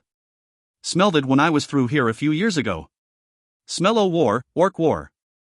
Ah, but I seen this one comin', don't ye doubt. He ended with a strange sound, half a growl, half a laugh, and aptly reflecting the look on his face. Studying that expression, Drizzt realized that Bruenner was not dismayed by the events at hand. Far from it, he was seeing this as his chance to make things right. But he was angry, too, and likely at himself almost as much as at the orcs. With a look back at Drizzt, grey eyes narrowing and another little growl coming forth, Bruenner slapped his axe over one shoulder and strode away. There is not enough orc blood in the world to satisfy him, Wulfgar remarked, and he dropped his hand on Drizzt's shoulder. Drizzt didn't have an answer for that. He bid Wulfgar a good night, then went to his room in the uncold torch and collapsed on the bed. He let himself fall into a deep reverie, the elven sleep, too exhausted and emotionally overwhelmed to battle the slumber. He awakened some time later, how long he could not tell, to find Catti-brie against his side, curled about him. It's ugly, she whispered. It's not just Nesm. I know. I spoke with the others. They remain out at the wall. She snuggled closer, and Drizzt felt her shoulders bob a bit, as if she was stifling a sob. What is it? He asked and kissed her forehead. She shook her head. It is me being a fool, and nothing more. You have seen much suffering this day. I have facilitated much suffering this day. There it was, a frank admission, a feeling from the heart, and one that had Drizzt sucking in his breath. She had sounded so confident back in Icewind Dale, decrying the orcs and evil giant kind, speaking the word, she claimed, of Maliki. But now, in the heat of battle, with the harsh realities of burning flesh and the screams of the dying, the pain was clear.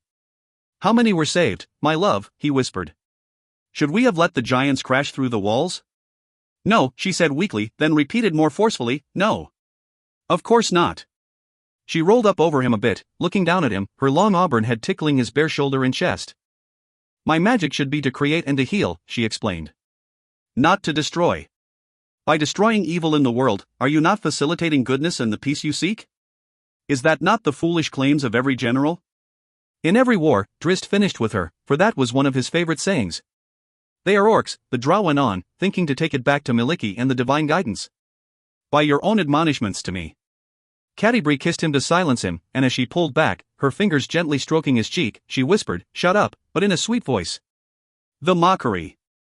Dahlia sat on the edge of the grand canopied bed, looking every bit the part of a house matron mother in Menzoberranzan in her silky, revealing nightgown, the lace patterns creating spider-like revelations of her flesh. Looking every bit the part except for the color of her skin, of course. The elf woman's hair had grown out a bit, thick and black and rolling about her strong but delicate shoulders. She had kept the red streaks in that raven mane, for Dahlia now had plenty of time and unlimited resources for such vanities, and indeed, such trivialities seemed the only thing upon which she could focus her thoughts. Indeed, unless summoned by Matron Mother Benra to council, Dahlia had nothing at all to do. She was the leader of House Duerden in rank, but not in any practical manner. Not that she understood any of that, in any case. And so too did Kim Muriel, who hid in the shadows at the edge of Dahlia's room, no. Most of the soldiers in the house held fealty to Bregenderth, complemented by a sizable force on loan from House Benra, and with both answering to Enzrel Benra, the first house's weapons master. This was all a temporary situation, of course, with the appointed nobles of House Duerden, Tiago Benra and his wife Saribel, patron Tioas Armgo and his daughter Dumuiel, among others off in the east on the surface, directing the War of the Silver Marches. Kim Muriel didn't expect that much would change for Dahlia when the warriors returned, though. She was a mockery in the city, and nothing more. Oh, when Tioas returned, Dahlia would be called upon to perform as his marital partner, no doubt, and it was likely that Tiago, too, would demand such privileges with Dahlia, as Matron Mother Benra and Matron Mother Mesbaris battled over which might produce the heir to Dahlia's unlikely, and likely soon enough to be vacant, throne. Was Dahlia aware of that? Was Dahlia aware of anything, really? Kim Muriel had secretly visited this chamber several times in the last 10 days, and had secretly invaded Dahlia's mind, and still he could not be sure. The Psionicis sent out waves of mental energy, imparting suggestions of sleep to the elf woman, and soon after, she rolled herself back onto her bed and sank into deep reverie.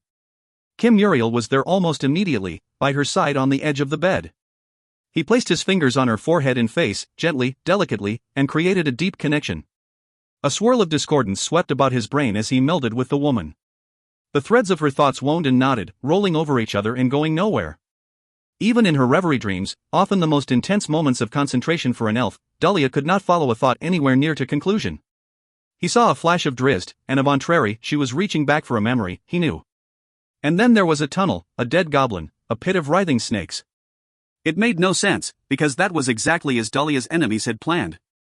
In these sessions, Kim Muriel had learned nothing more than the unrelenting confusion swirling within the woman's destroyed mind. And yet, Matron Mother Benra was using Dahlia on the ruling council.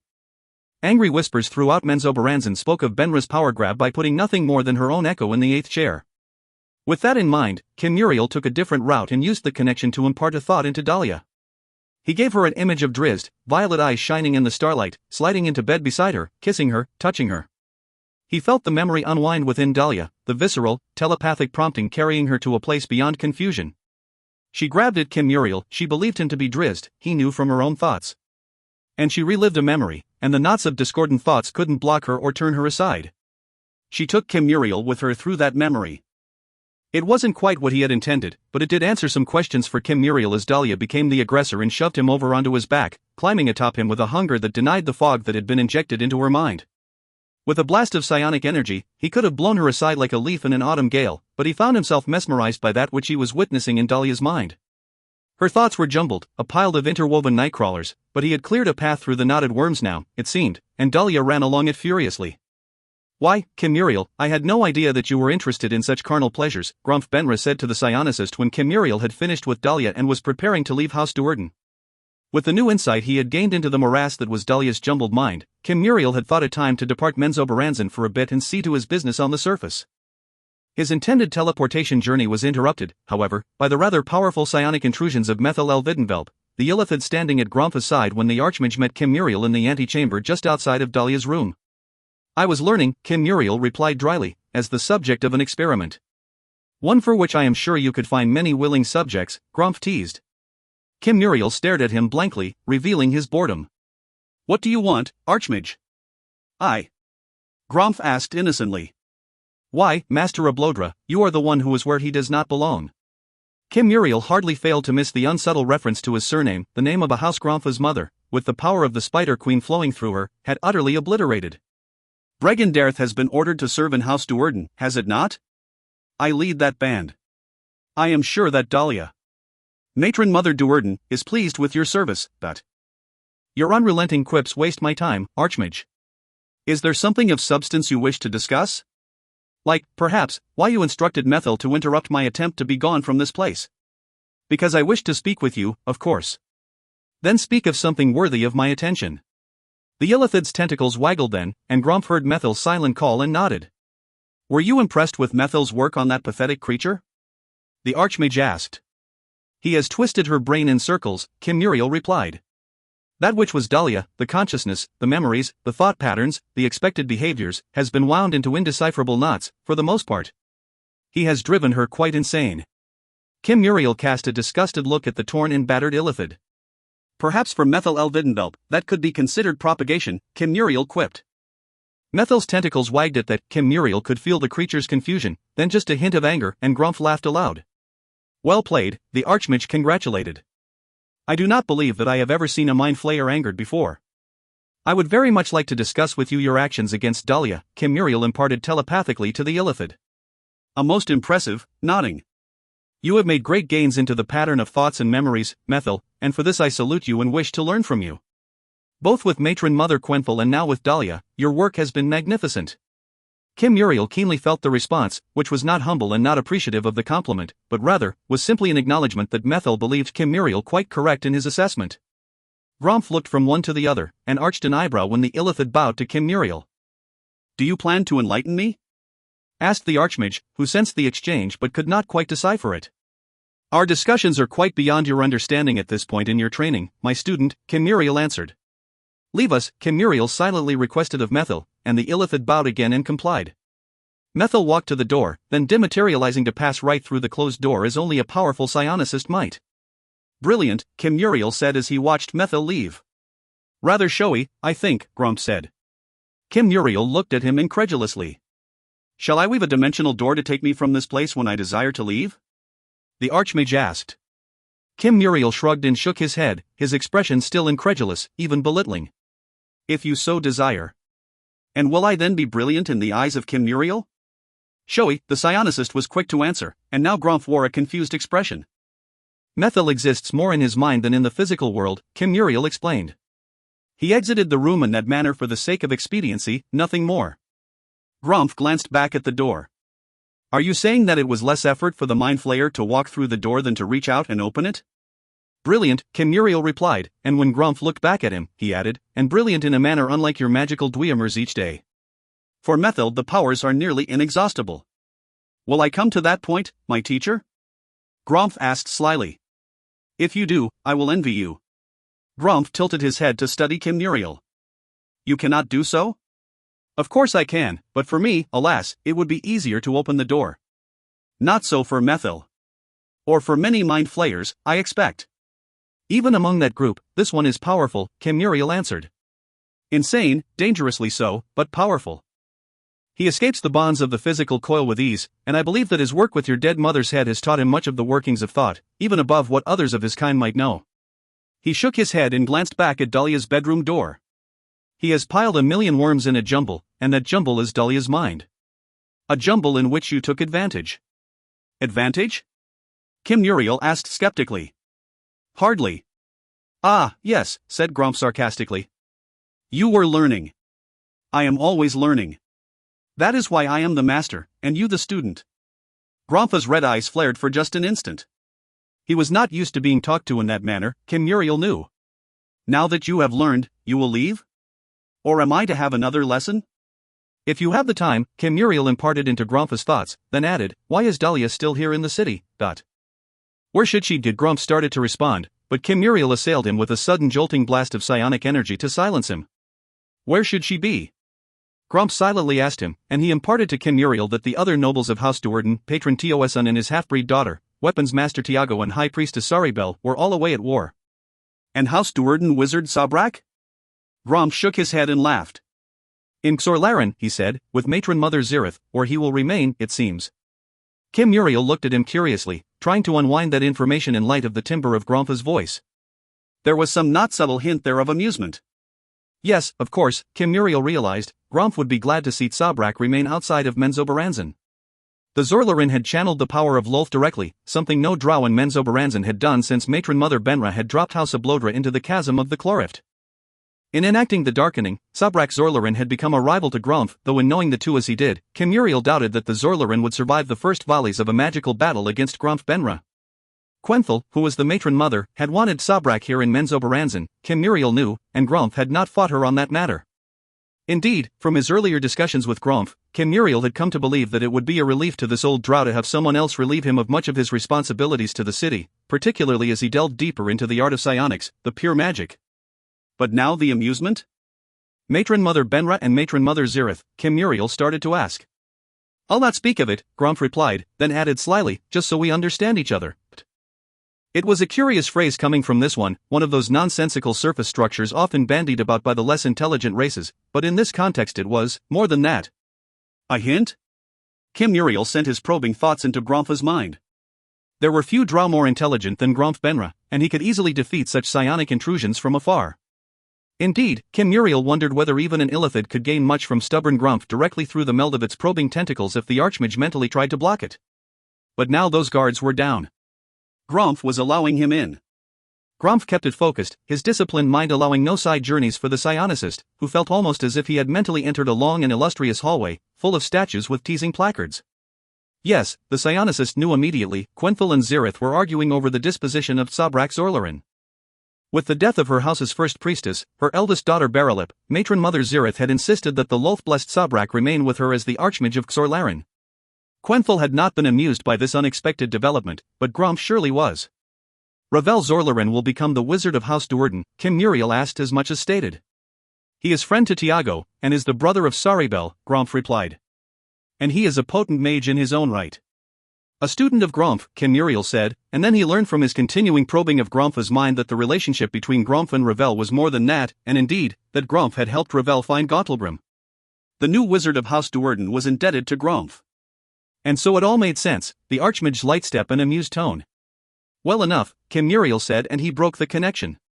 But that does not answer my original question as to why Dahlia remains in Menzoberranzan. To serve as your matron mother's second on the council, no doubt, but could that not be arranged from afar? She is too valuable to Quenthel, Gromph replied, and to Lady Lolf. That last part put the normally unshakable Kim Muriel on his heels a bit. With a beckoning wave, Gromph invited him back in, and in his thoughts, the Archmage revealed to him the battle of the goddesses, Lolf and Miliki. Dahlia had served Lolf, inadvertently, as the temptress of the rogue, Drizzt Duerden. Drizzt had rejected her. Miliki had won. Lolf did not like losing. Through Grompha's thoughts images put there by Methil, Kim Muriel understood. Kim Muriel saw the proxy fight between the goddesses in the primordial chamber of Gauntlebrim, where Maliki's chosen, Catti-brie, defeated Dahlia in the end. And so it is House Duerden that leads the charge in the Silver Marches, said Gromph. The house of heroic Drizzt turning against the kingdoms that once named him as friend, but now will believe that all of it, including the peace with the orcs that Drizzt had counseled King Bruenor to sign, was not but a longer plan to conquer the region. Are you implying that this war is nothing more than the petulant fit of a goddess to destroy the reputation of a single rogue? Kim Muriel imparted, but did not dare speak aloud. Even Tos and Armgo, Gromph said with a laugh. He was placed among the elves of the Glimmerwood with the aid of Drizzt, and he has betrayed them utterly. It is beautifully diabolical, is it not? The edges of Loltha's web have rolled together, and look, she has caught a fly named Drizzt. Kim Muriel shook his head. All of that is merely an added benefit, Gromph assured him. The war is Loltha's means to unite her people under the matron mother once more, and more fully than at any time since the fall of Avanel the Eternal. The city is Quenthel's, holy. Her alliances are strong and well-placed. None will dare move against her wishes, let alone her house. Your house, Kim Muriel corrected, and Grompha's responding shrug spoke volumes to the perceptive psionicist. Gromph was ambivalent about it, all of it. But why? He thought of Jarlaxle, who had ever been possessed of a similar malaise regarding the matters of the Menzoberranzan's houses, and, in general, of the dispossession of drow males, for these were matters for the priestesses and matron mothers.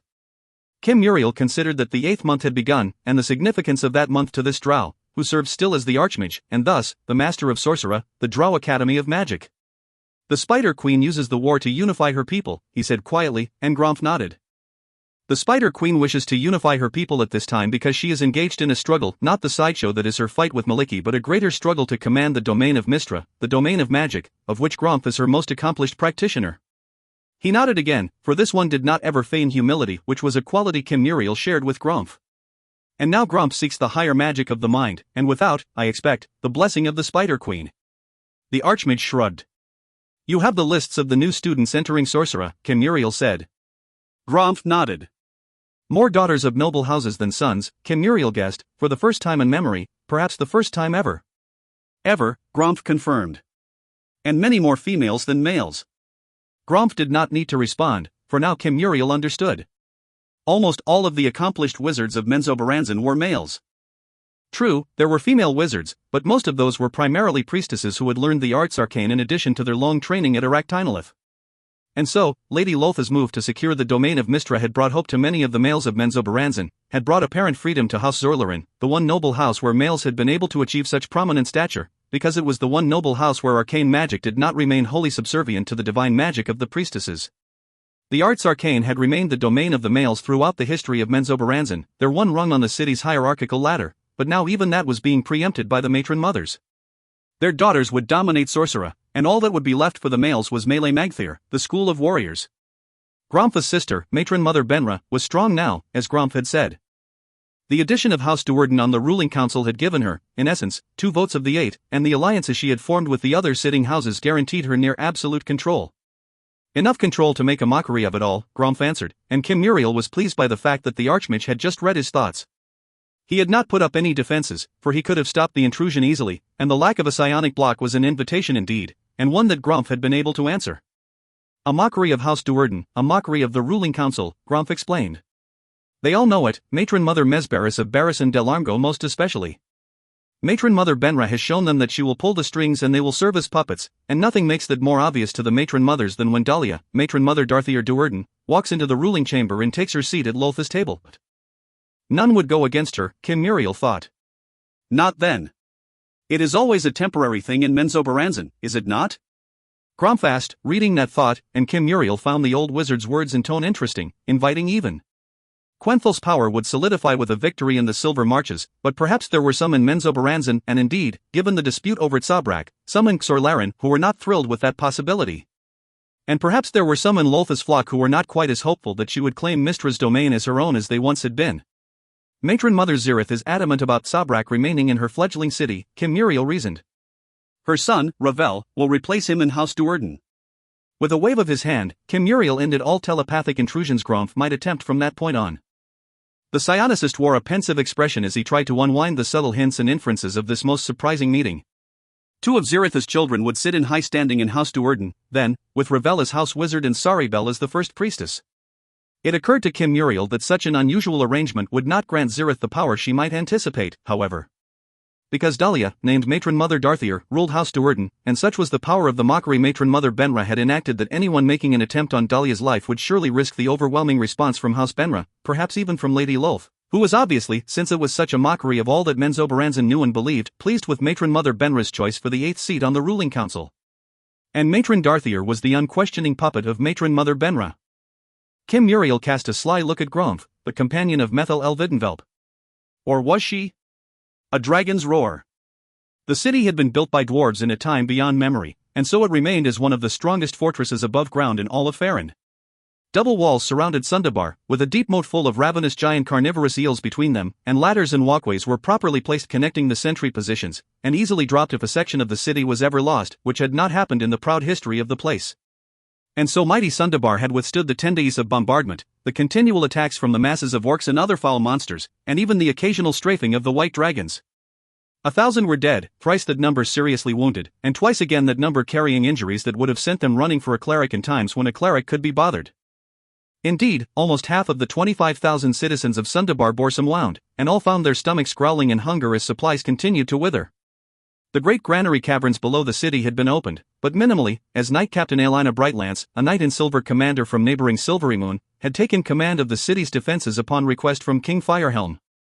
It was an unlikely and unusual request, of course, but one facilitated by an event of extraordinary bad luck. A huge stone dropped by a great dragon had landed squarely upon the headquarters of the Sundabar garrison commander, and at a time of intense planning. The stone had flattened the building, and flattened, too, the captain of the guard of Sundabar and most of his officers. Aelina, fresh from the disaster at the battle known as the Crossings of the Red Run, had been pressed into service, and she went about her tasks with steely determination.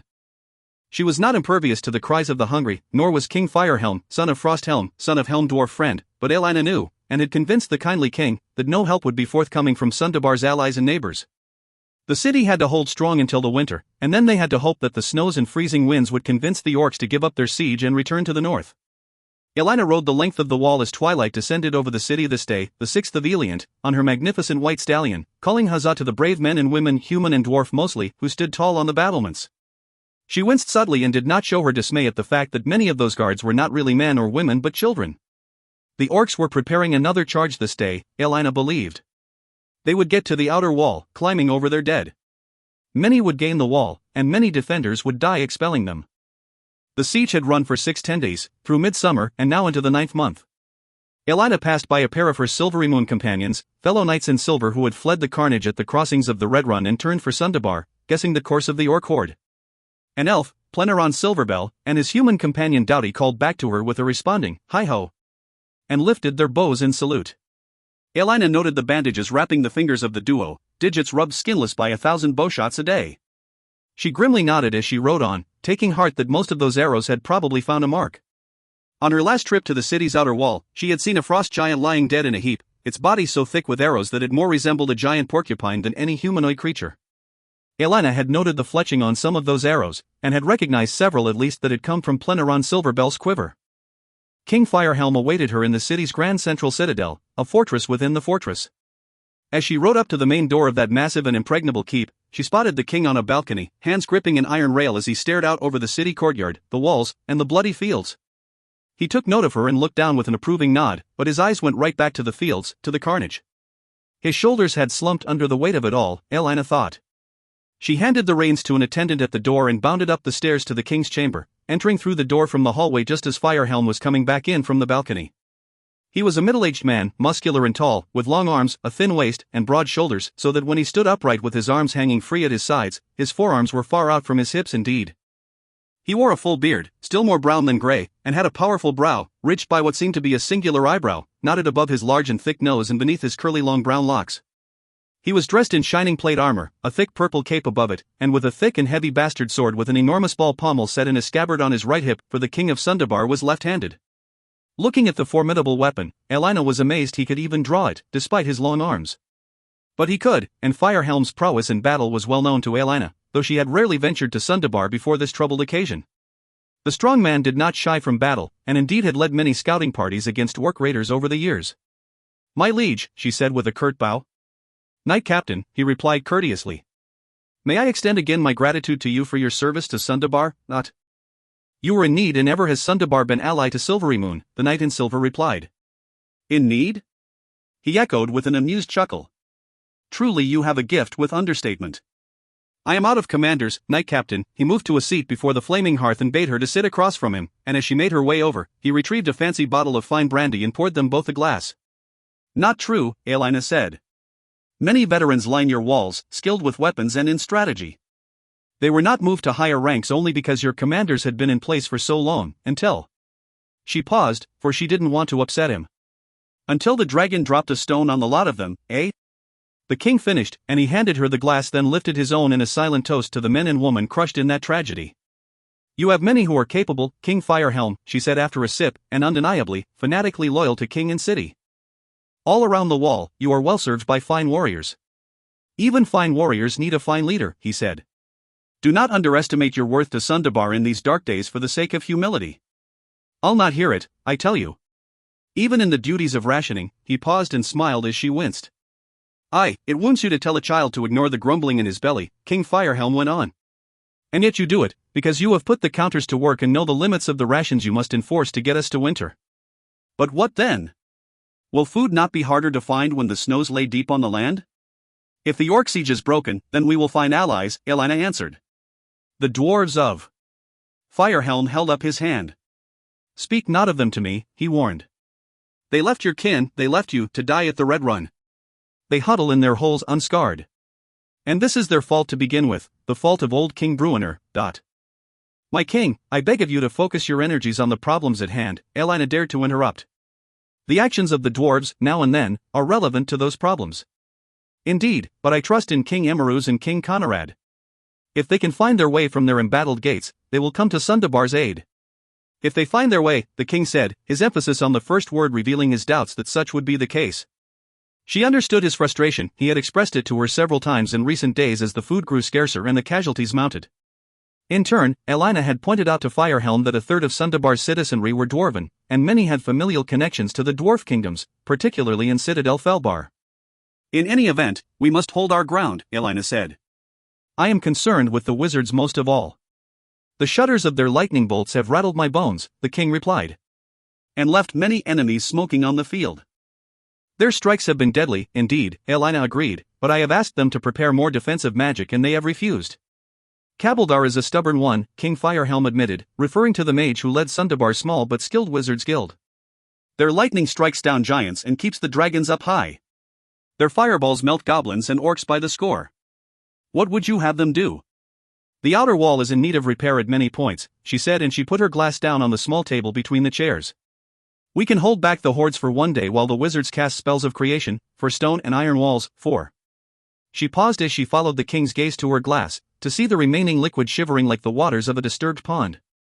A moment later, before Elena could ask what that might be, she felt the tremor, deep within the roots of the citadel, deep within the foundations of Sundabar. A long and low vibration, it continued and grew in power, like the rumble of a beginning avalanche.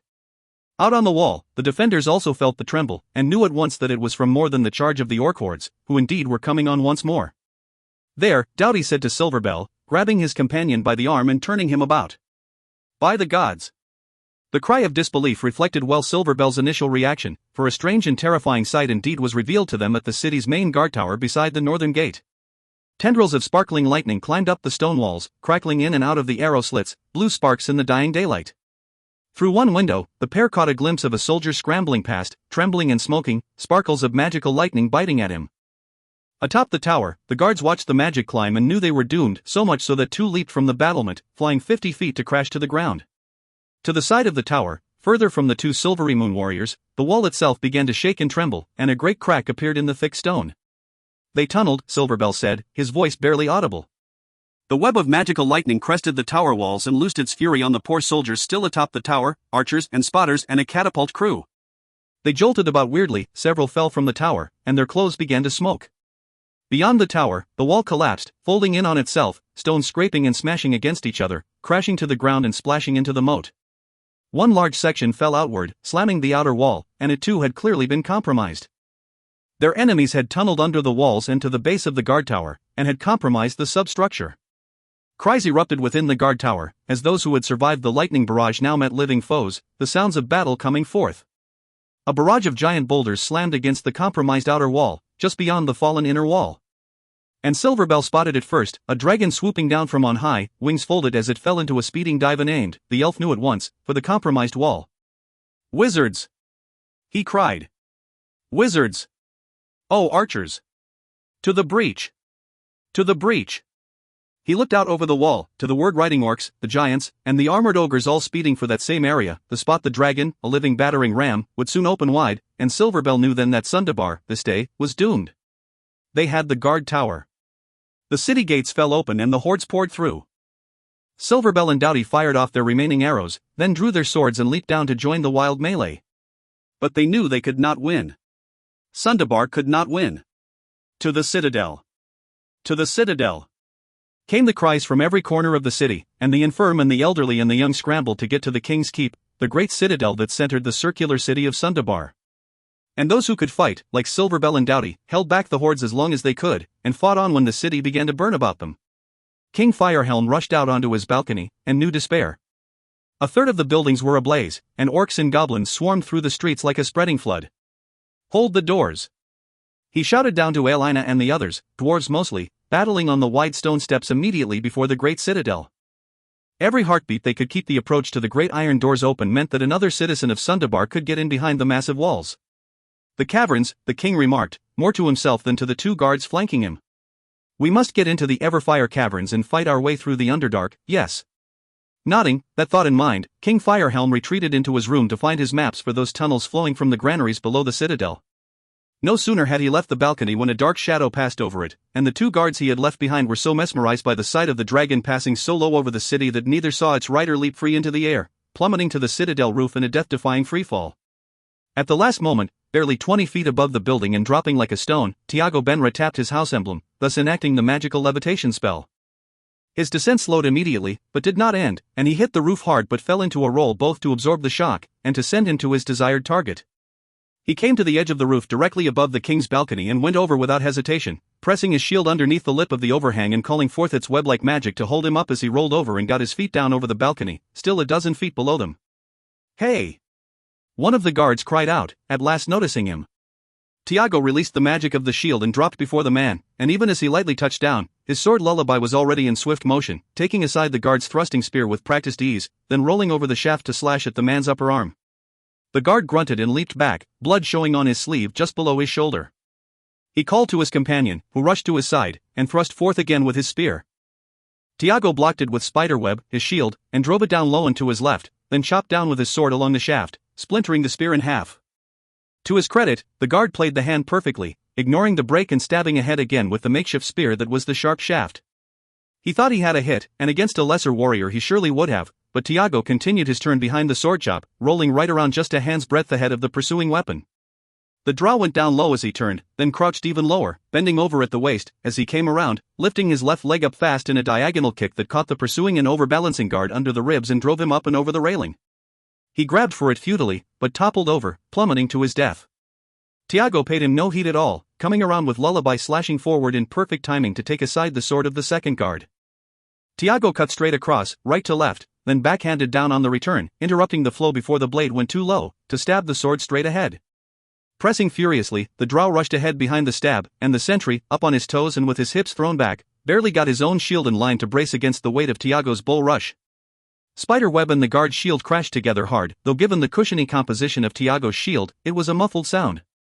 The guard moved to leap back and get his feet under him, but he didn't understand the properties of Tiago's shield, for it held on, and as he jumped back, Tiago tugged hard. The guard landed on his toes and stutter-stepped in an attempt to fully regain his balance, but on came the drow. Tiago released the shield's grip with a mere thought and raced ahead, stabbing low, rolling his sword over the desperate parry. Down came the guard's shield right behind his diving sword, and wisely so, but again, the superior Tiago simply retracted his blade and rolled about over the shield, sending Spiderweb around to bat the shield further across the guard's body. Tiago stabbed out to the side, right under his own shield arm, Lullaby slashing into the guard's elbow. The man yelped in pain and leaped away, but the drow was with him, Lullaby poking in again over the drooping shield, drooping because of the wounded elbow and because of the insidious poison Lullaby injected. A great weariness fell over the guard and his movements slowed, just a bit. Even at full speed, the guard was no match for Tiago. Sluggish as he now was, with drow poison coursing his veins, Tiago simply overwhelmed him. Lullaby flashed in under the guard's raised shield, then again above it as the guard, stabbed in the gut, reflexively brought the shield slamming down. Out to the left went Lullaby, a feint that fooled the guard, who overreacted in his mounting desperation, throwing both his sword and shield out that way to try to block. But the drow's sword wasn't there, and it came in fast behind the double block, opening the man's throat. The poor guard staggered back, gasping and coughing, and his legs gave out before him. By the gods, came a cry from inside the room, King Firehelm fast returning, huge sword in hand. Murderous drow. As if to confirm the accusation, Tiago shrugged and spun, Lullaby coming across perfectly, the fine blade slicing through flesh and bone with ease. As King Firehelm leaped onto the balcony, the dead guard fell face down to the floor. Dog! The king howled and leaped in, a great two-handed overhead chop crashing down for Tiago's head. Up went Spiderweb above Tiago's head to block, and a lesser shield would have shattered under the weight of the blow. But not only did Spiderweb survive the impact, its magical properties helped mitigate the weight of the blow, and that, along with Tiago's perfectly timed drop to his knees, left the drow fully uninjured from the powerful attack. Convinced this brute of a man would simply hoist him from the ground with his next swing, Tiago didn't even try to stick Spiderweb to that huge sword. Instead he turned Firehelm's strength against the man. Up and around went the large blade, now sweeping in from Tiago's left.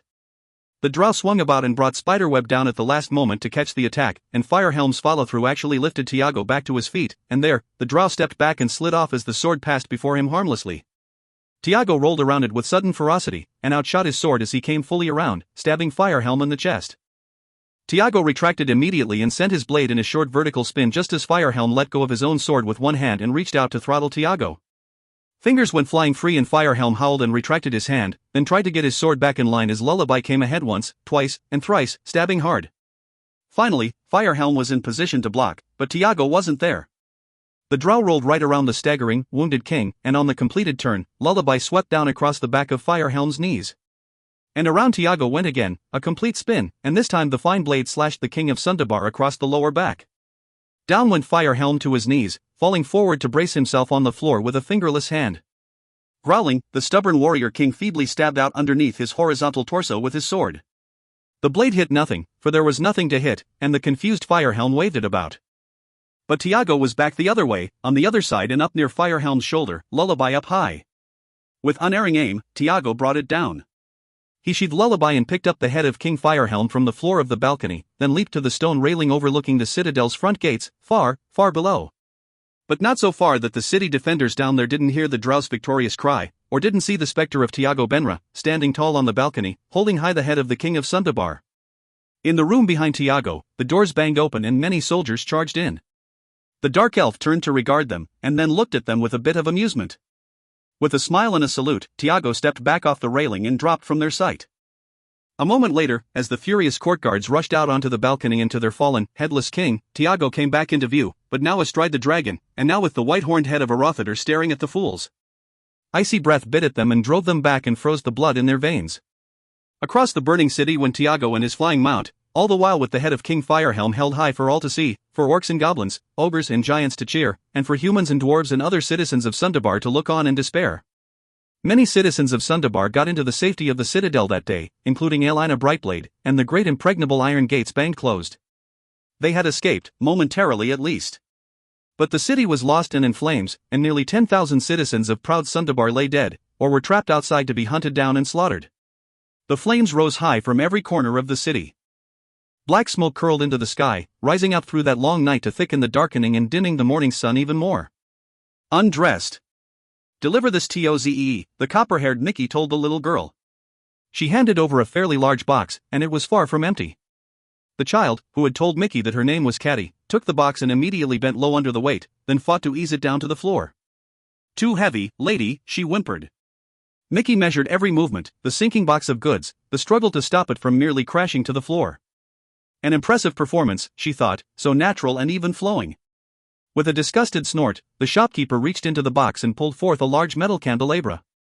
There, she said. You can carry it now. Tell Z I will return her candelabra at a later time, and that you were too pathetic to carry it all.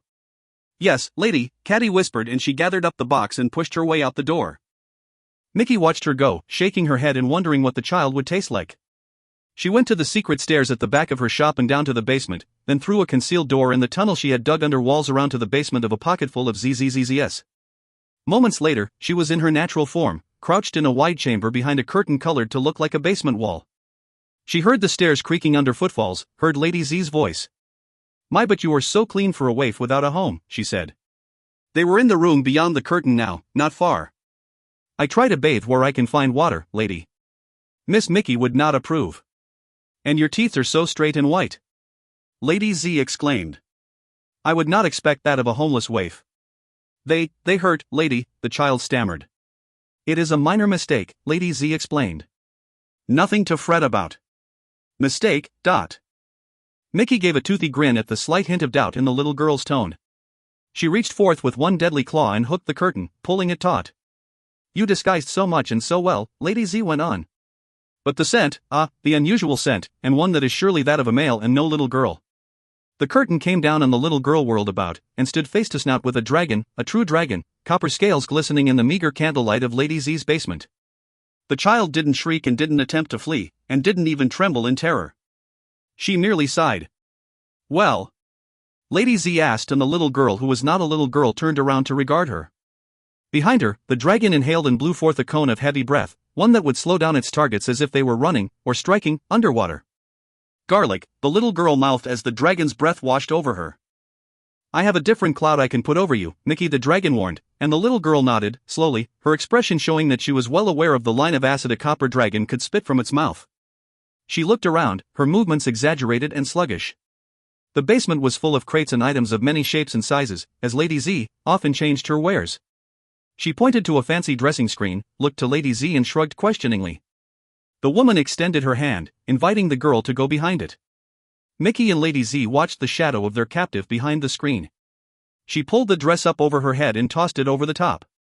The two looked to each other with a shrug, noting that the little girl wasn't moving slowly at all, and her earlier drawl and movements had been certainly faked. Faked, like everything else about this curious little creature. From nowhere, it seemed, the little silhouette brought forth a gigantic hat with a gigantic feather sticking from it, and she crouched as she put it on her head, then slid her hands down the side of her face and seemed to be removing a mask. When she stood up straight once more, she was fully a foot taller, at least, and when she came out around the screen, more than her height and clothes had changed, indeed. Her gender had changed, as the dragons had expected, but so had her hair color, blonde to white, and her skin color, fleshy pink to ebon black. Ladies, it has been far too long, Jarlaxle said with an exaggerated bow, sweeping his hat across the floor. Jarlaxle, laughed Lady Z as a swirling wind engulfed the dragon beside her, and within the tumult of the swirl, the beast became a human woman once more, but now one without any clothes, which didn't seem to bother her in the least. I should eat you just for deceiving us, said the former dragon. And I should insult you for your silly names, the drow mercenary replied. Mickey? Really, Tazmikella, that is a name more fitting a halfling. I told you as much, sister, Lady Z said to Tazmikella. And you, Ilnezera, Jarlaxle said. Lady Z? Enough, drow, Tazmikella warned. I am still considering the method of your demise. Beautiful Tazmikella, you wound me, Jarlaxle said. I could. And to think that I have come here out of concern for you, the drow dramatically added. The idiot king is stirring, I fear, and he is no dragon's bane, but wishes to be, whatever the course to get there. You came here to warn us of King Frostmantle? Ilnezera asked skeptically. No, Jarlaxle admitted. But once here, I have learned that he is watching you too with concern. Why I came here in the first place will also concern you, I assure you. Do tell, the dragon sisters said in unison. Brother Afrinfir kept his head down as he walked into the candlelit private prayer chamber of the masters of the monastery of the Yellow Rose. They were in there, all of them, and before he even moved to the solitary chair set before the long table, he heard the voice of Periwinkelshin, Master of Summer, the highest-ranking active monk in the Grand Monastery. They talked among themselves even after Brother Afrinfir took his seat and two minor masters came over to crouch on either side of him, chanting into his ears so that he could not eavesdrop on the conversation at the table. Still, Afrinfir could make out the tone of the gathered leaders, and it was a somber one indeed. Were they going to dismiss him for his indiscretions? He had betrayed the order, after all, and others had been banished for less. Or perhaps they would go further than that, the monk wondered, and worried. The Order of the Yellow Rose was not a vindictive group, nor particularly vicious, but they adhered to their laws and rules. If Afrinfir's betrayal warranted a severe punishment, the masters would oblige. If it warranted a sentence of death, he would be killed, mercifully perhaps, but he would be put to death. The monk found it hard to draw breath, and he felt foolish indeed for returning to this place. What was he thinking? He had run to the Shadowfell and forsaken his vows. He had committed acts unlawful by the rules of the Order of the Yellow Rose, and he had admitted as much, in great detail, upon his return. Fool, he whispered under his breath. Brother Afrinfir, Master Periwinkle called down from the table, which was on a stage raised as high as Afrinfir's waist, putting its floor at eye level for the seated monk. Afrinfir looked up to regard the man, who was past middle age, but had stayed lean and strong, clearly. His hair was silver, receding far back on his head now, but his eyes remained sharp and sparkling blue, and seemed to look right through Afrinfir. Afrinfir held no illusions. With his training, Periwinkle could leap over that table and fall over Afrinfir, and easily throttle him in a matter of heartbeats. Stand, Periwinkle instructed, and Afrinfir popped up straight. The monks flanking him moved back several steps. For days now, we have watched your progress, young brother, Periwinkle went on. Your friend is intemperate and will not remain here much longer.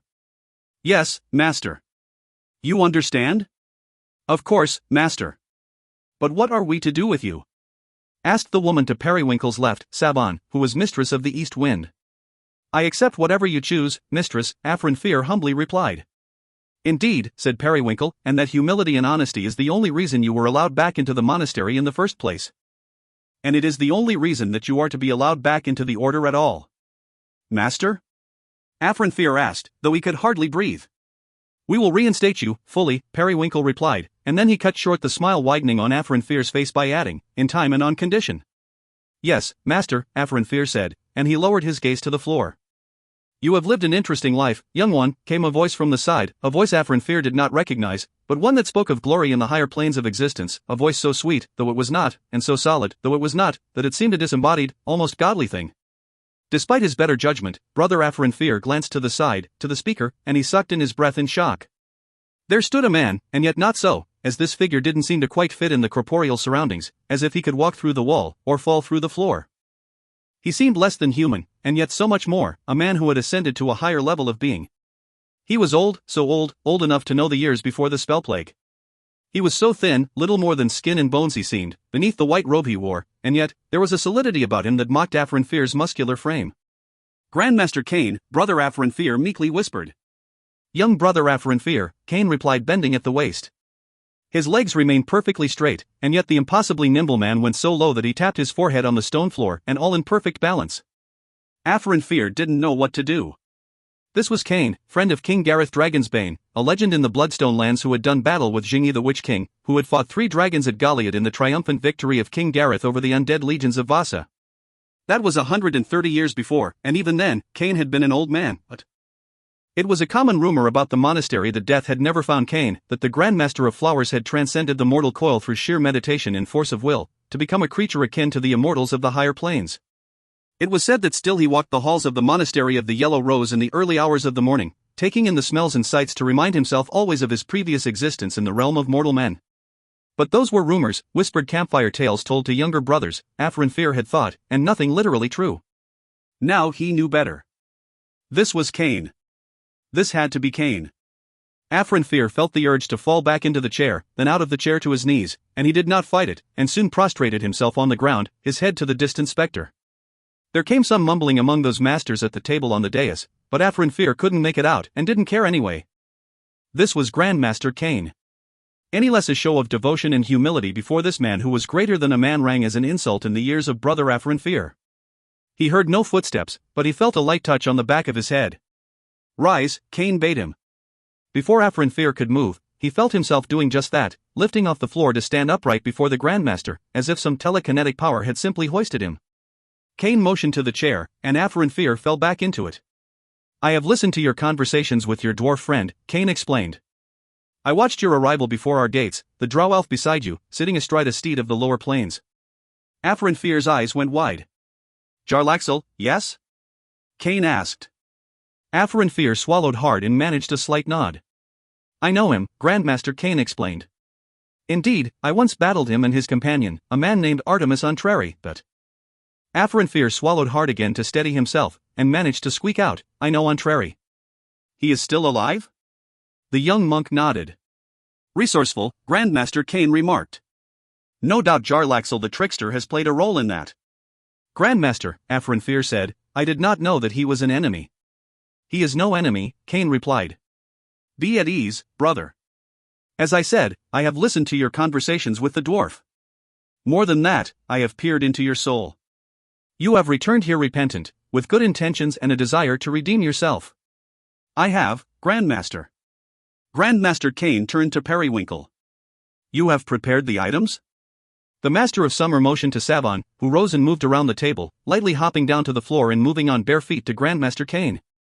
In trembling hands from a mistress of the east wind, she held forth a pair of clear gems, diamonds perhaps, set on fine silken cords, which Kane took, and motioned her away. "Jarlaxle will return for you," Kane went on. "And he will not be alone. He will return for ambergris," the dwarf, Afrin Fear, quickly corrected. "For both of you." Afrin Fear, his expression nearing one of panic, looked up to Master Periwinkle. "I wish to remain here, in the monastery," he gasped.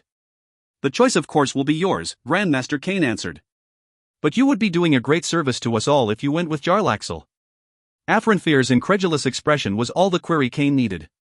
"This is a time of great upheaval," the Grandmaster of Flowers explained. "Titanic events gather momentum beyond our walls, beyond the Bloodstone lands, indeed, beyond this plane. There are greater stories being written around the edges of the conflicts Jarlaxle seeks than those he understands. Stories of dragons, stories of gods. He will be there, in the middle of it, no doubt, because that is his way." Afrin Fear's mouth moved as he tried to form words, as he tried to find some answer, or some question even, to this remarkable and cryptic hint. "It will be your penance, brother," Master Periwinkle said from the table. "We would have eyes in the midst of this storm, brother," Grandmaster Kane explained. "Good fortune has returned you to us at just this time. You wish me to go with Jarlaxle?" "Yes." "Then I will go, without question." "Tell him, Grandmaster Kane, I beg," said Periwinkle. Kane nodded deferentially. "It is unlikely you will survive," he said. Afrin Fear stiffened and set his jaw. "If that is my fate and it is for the good of the order, then so be it," he said without a quiver in his voice. "Though you may," Kane went on, and he gave a little laugh and held out one of the circlets to Afrin Fear. "You will be with Jarlaxle, after all, and that one has escaped more certain death than perhaps any mortal alive." He motioned to the silken cord. "Tie it about your head, with the diamond set here," he said, and poked Afrin Fear in the center of his forehead. As Afrin Fear tied the circlet about his head, Kane did likewise. "You will not be alone, brother," Grandmaster Kane said. "You will be as my eyes and ears, and I will help guide you as you walk the path of the yellow rose." "I am filled with envy," Master Periwinkle admitted, and the others at the table murmured similar sentiments, and with sincerity, Afrin Fear believed. "What am I to do?" the confused young brother asked. "That which is right," Kane answered simply, and he bowed and simply dematerialized, his body shattering, it seemed, into a cascade of small sparkling lights, like the wet petals of a flower floating down through the crystalline light of a magical chandelier. To the floor, they settled, and then through the floor, and Kane was gone. Afrin Fear stood silent, mouth hanging open, but at the table, expressions of cheer and awe, even some clapping, commenced, the masters leaping up as one and rushing to the spot where the Grandmaster of Flowers had vanished. "Envious, oh I must pray," one master said, patting Afrin Fear on the shoulder. "Good fortune has found its way to you this day," said Mistress Savon. "That you are friends with that rogue dark elf, who will stick his inquisitive nose into the midst of events far greater than he." She walked up and kissed Afrin Fear on the cheek. If you survive this, she whispered so that only he could hear beyond the murmur of the others, who were studying the spot where Cain had disappeared, you will return here much greater in knowledge and power than you can imagine. She looked to the dais. You will find a seat at that table, young brother. Afrinfir's expression could not change. If you survive, Mistress Savon added, and she moved to join the others. Whites? Tazmikella asked. The two dragons and Jarlaxle were out of the city now, and settled into the manor house the dragon sisters shared beyond Helgable's walls. So I am told, Jarlaxle replied. I have not seen them, but given the location, and the monsters in questions, it would make sense. Arathader and Arvaeacharis, Ilnezera said with obvious disgust. Not Arvaeacharis, but more likely one of their foul offspring, said Tazmikella. Arathader, certainly, considering the region in question and that one's undying savagery and insatiable hunger. And the other, Ilnezera remarked. Young and full of mischief. Young and ambitious, you mean, Tazmikella corrected. Seeking the favor of his or her vicious father, and in Arathader's own lands.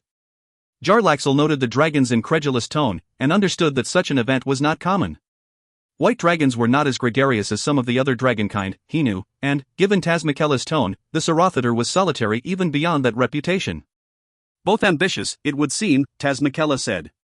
They seek the favor of that five-headed abomination, agreed her sister. It wasn't often that anything shocked Jarlaxle, who had lived many centuries and had seen most of what the world could offer, so he believed, but as he digested Ilnezera's words, and recognized the being to which she referred, his jaw did droop open.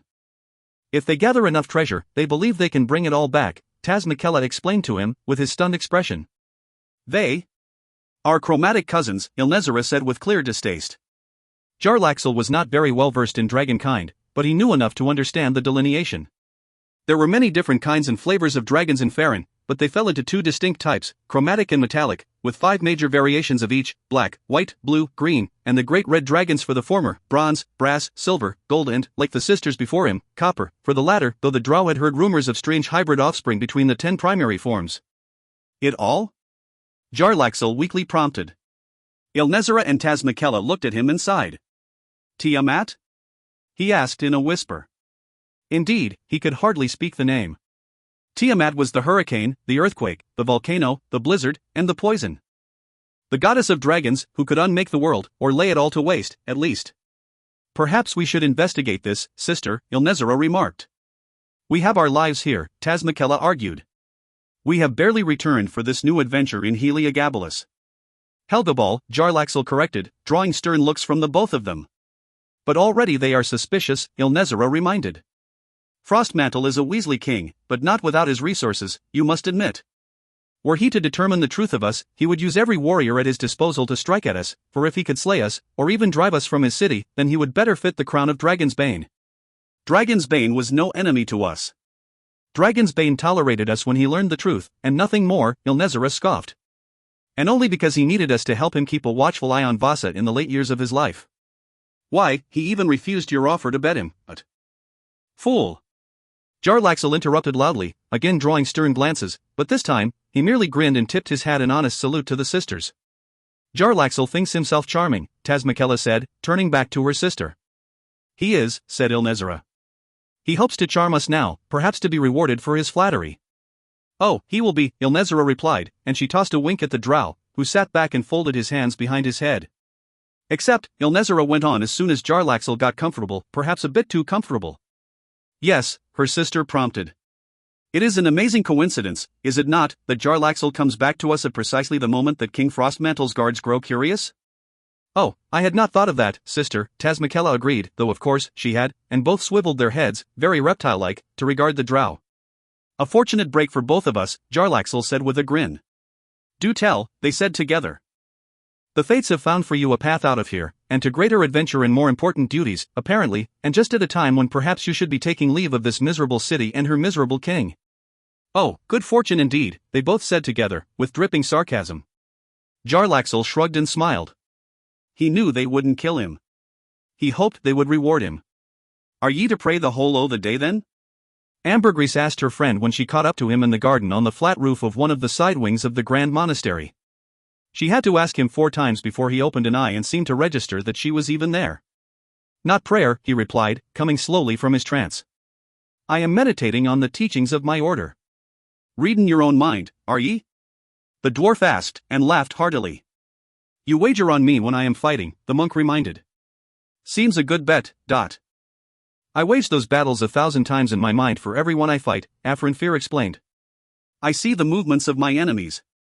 I see my responses and put them into my arms and legs as surely as if I were waging physical battle instead of mental. Ambergris shrugged. Well, whatever Yuri doing, it works, I admit.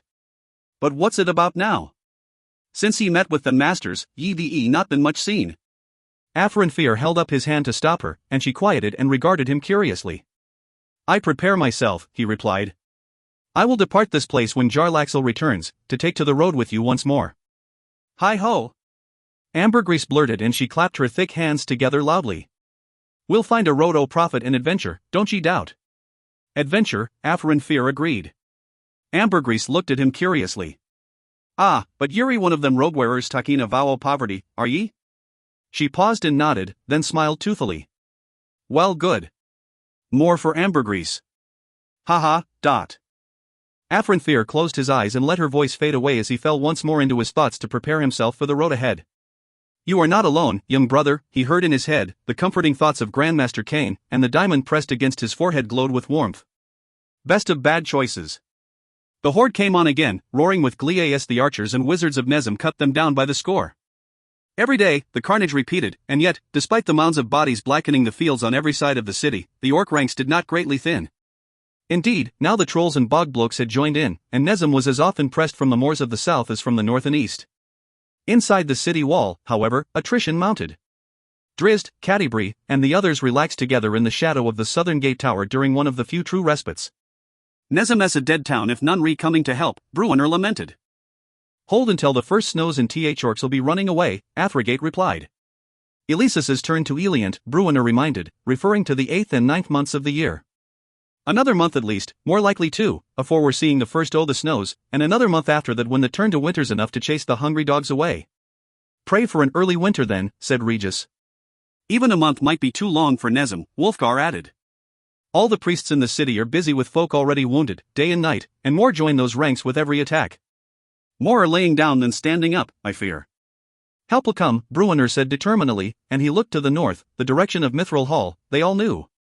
That doesn't look promising, Regis remarked, and they all turned to him, then followed his gaze and nod across the courtyard, to first speaker Jolin Firth and one of the wizards who had stood with Catti-brie in the first assault, the older woman so proficient with the spell of digging. The grim expressions on the faces of the pair explained Regis's words, surely. What news? Drizzt asked as they approached. Jolin Firth turned to the mage. I have gone off this day with spells of far-seeing, the old woman explained.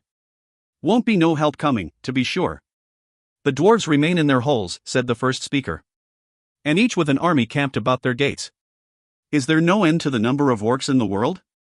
One's too many for me own tastes, Bruenor muttered, and Drizzt noted an accusatory look coming his way from his dwarf friend.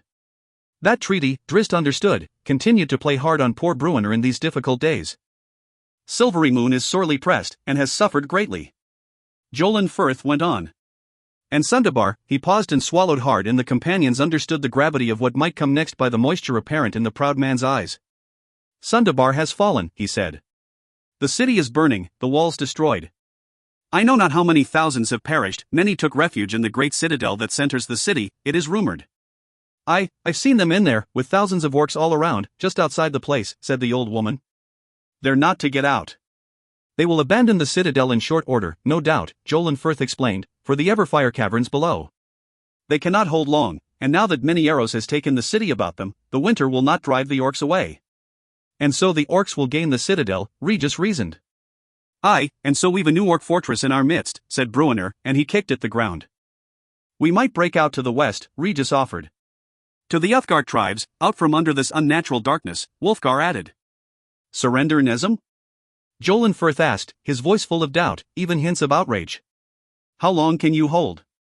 Regis asked. And even if winter brings respite, with Sundabar? No, Jolin Firth replied evenly and with finality. We would die here, to a man, before we would surrender.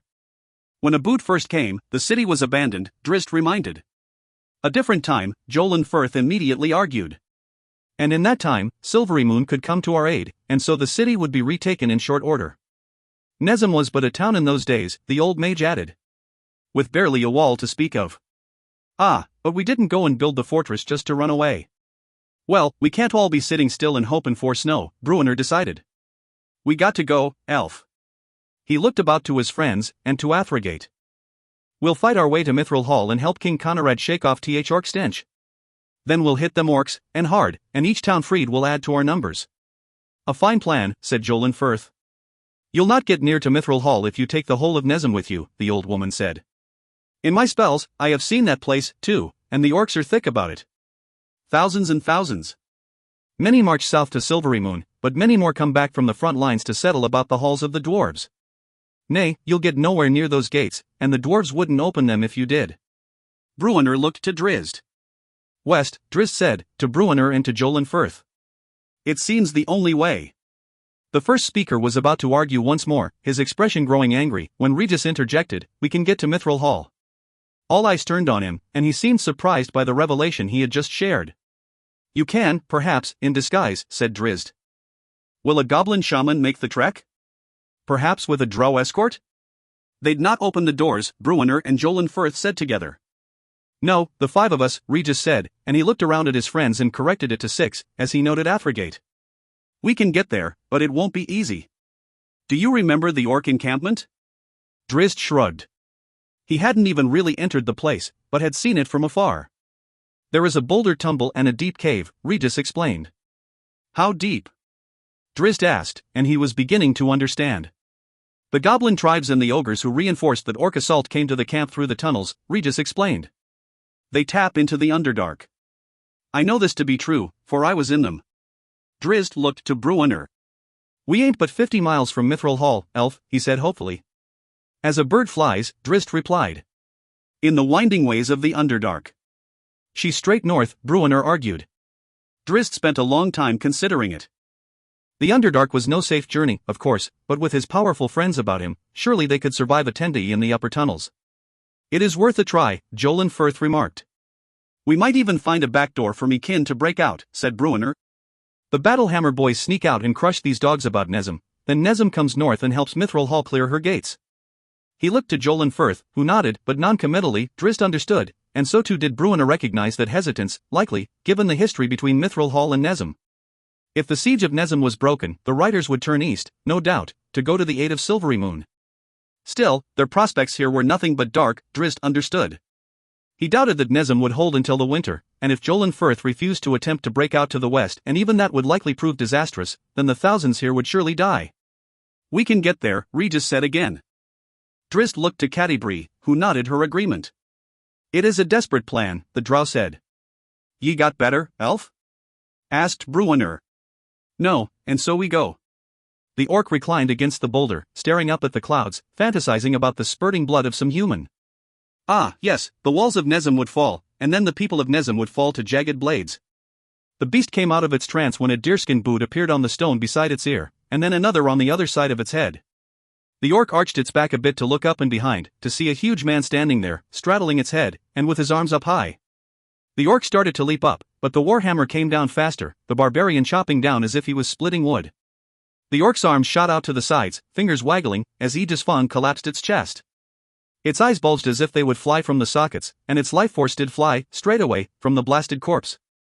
Wulfgar glanced to the side and nodded, and Regis and Drizzt sprinted out from around another boulder, leaving the 3 orcs they had just slain, and darted into the small cave within the boulder tumble. The barbarian turned around and waved the all-clear to Bruenor, then Catti-brie, then Athrogate, who had taken perimeter positions around the boulder tumble. A commotion drew Wulfgar's attention and he glanced back down before him to see a goblin rushing out of the tunnel in full flight. He hoisted his warhammer to throw, but hesitated. Regis? He called. Out of the hole came the halfling. Real one, he explained, pointing to the fleeing monster. Aegis Fong went spinning out and the goblin went spinning down. Wahaha! Athrogate roared with delight, coming in fast from the side upon Snort, for he too had noted the fleeing goblin. Full o' bluster, humans be, all boast and bluster and yammer, but this one here, ogre tall and giant strong, sure can throw a hammer. Wulfgar jumped down from the stone, Aegis Fong returning to his grasp. He stared at Athrogate incredulously, which made the dwarf laugh all the harder. He is easily amused, Regis remarked.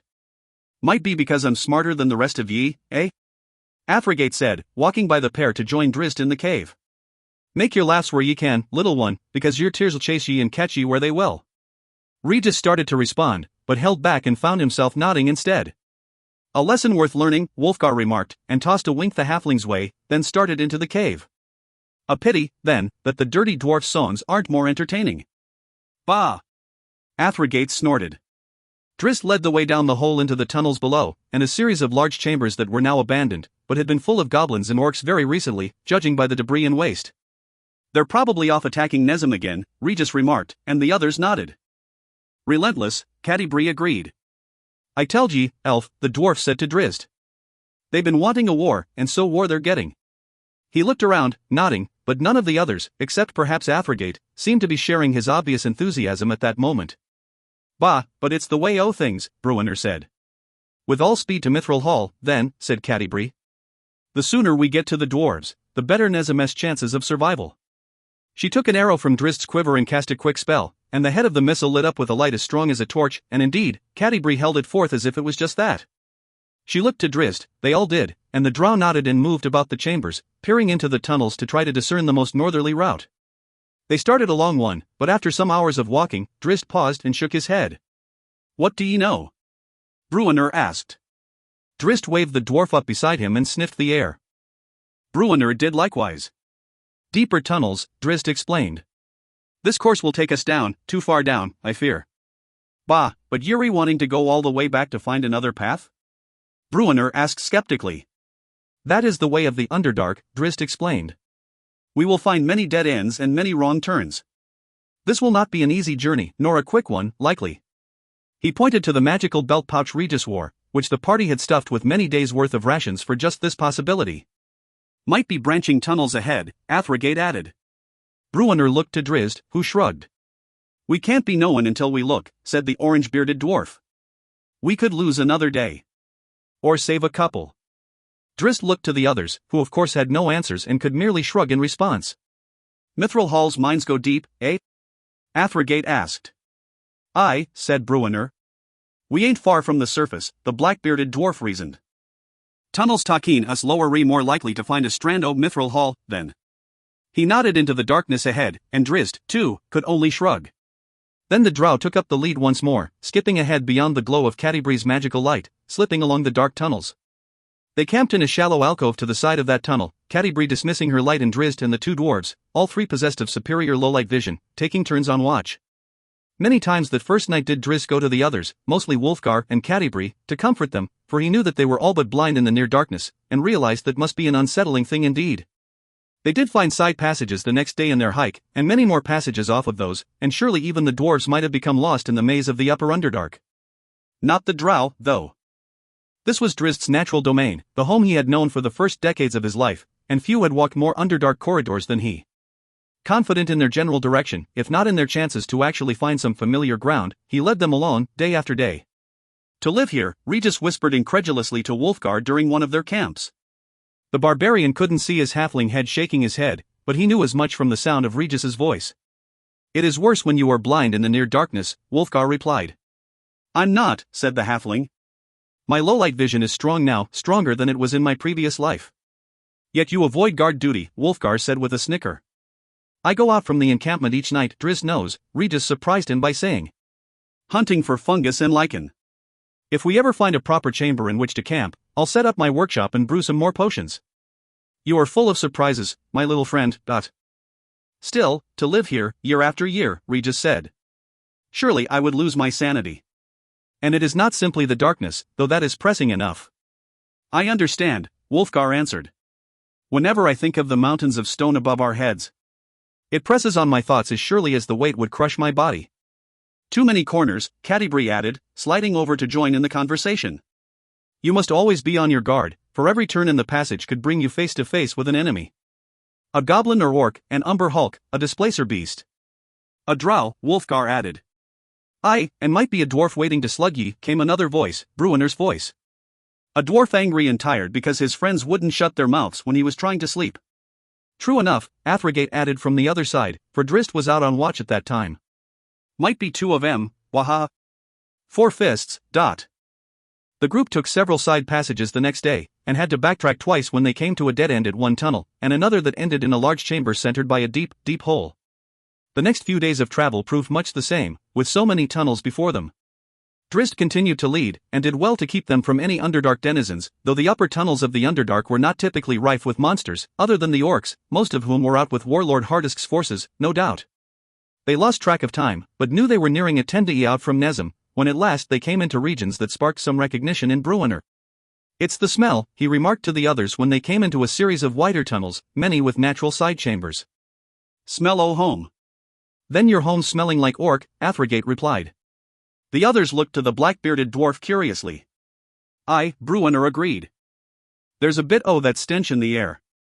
But it's more than that, I tell ye. I'm knowing this place." Soon after, Athrogate's words seemed prescient, for they began to find signs that orcs indeed haunted these tunnels. Around one corner in a winding and narrow passage, they found Drizzt waiting for them, some dozen steps ahead, with his hand up to halt their progress. "Wire," the drow said quietly, pointing down at the floor. Catti-brie bent low with the lighted arrow, revealing that a tripwire had been strung across the breadth of the corridor. "Pressure plate on the wall," Regis added, noting a slab of stone that seemed slightly different in hue than the other stones of the corridor. Athrogate went to investigate, gingerly stepping over the tripwire. He tested the slab of stone Regis had indicated, then stepped back, nodding. "What's it do?" Bruenor asked. "Not for knowing," Athrogate admitted. "Not for finding out, either." On they went, more quietly then, and with Catti-brie shielding the magically illuminated arrow. Drizzt continued to lead the way, but remained much closer to the others. They found more traps, many more, along with goblin sign, scat and scattered items, even a plate of half-eaten food that was not very old, clearly. They said nothing, and were reminded to stay very quiet when they heard whispers, echoing off the rocky walls, bouncing around them confusingly. Orcs were all around them, they knew, but it was impossible to determine how many, or how far away, for the echoes of whispers in the crisscrossing, multi-leveled tunnels came at them from every conceivable angle. They went into a battle formation, Drizzt still leading, Bruenor and Athrogate side by side behind him, with Wulfgar and Regis bringing up the rear and Catti-brie in the middle, that she might launch her magic in any direction as needed. They could feel the pressure growing against them. They remained as quiet as they could, but they were not silent, obviously, and the corridors magnified the sound and carried it to many ears, they feared.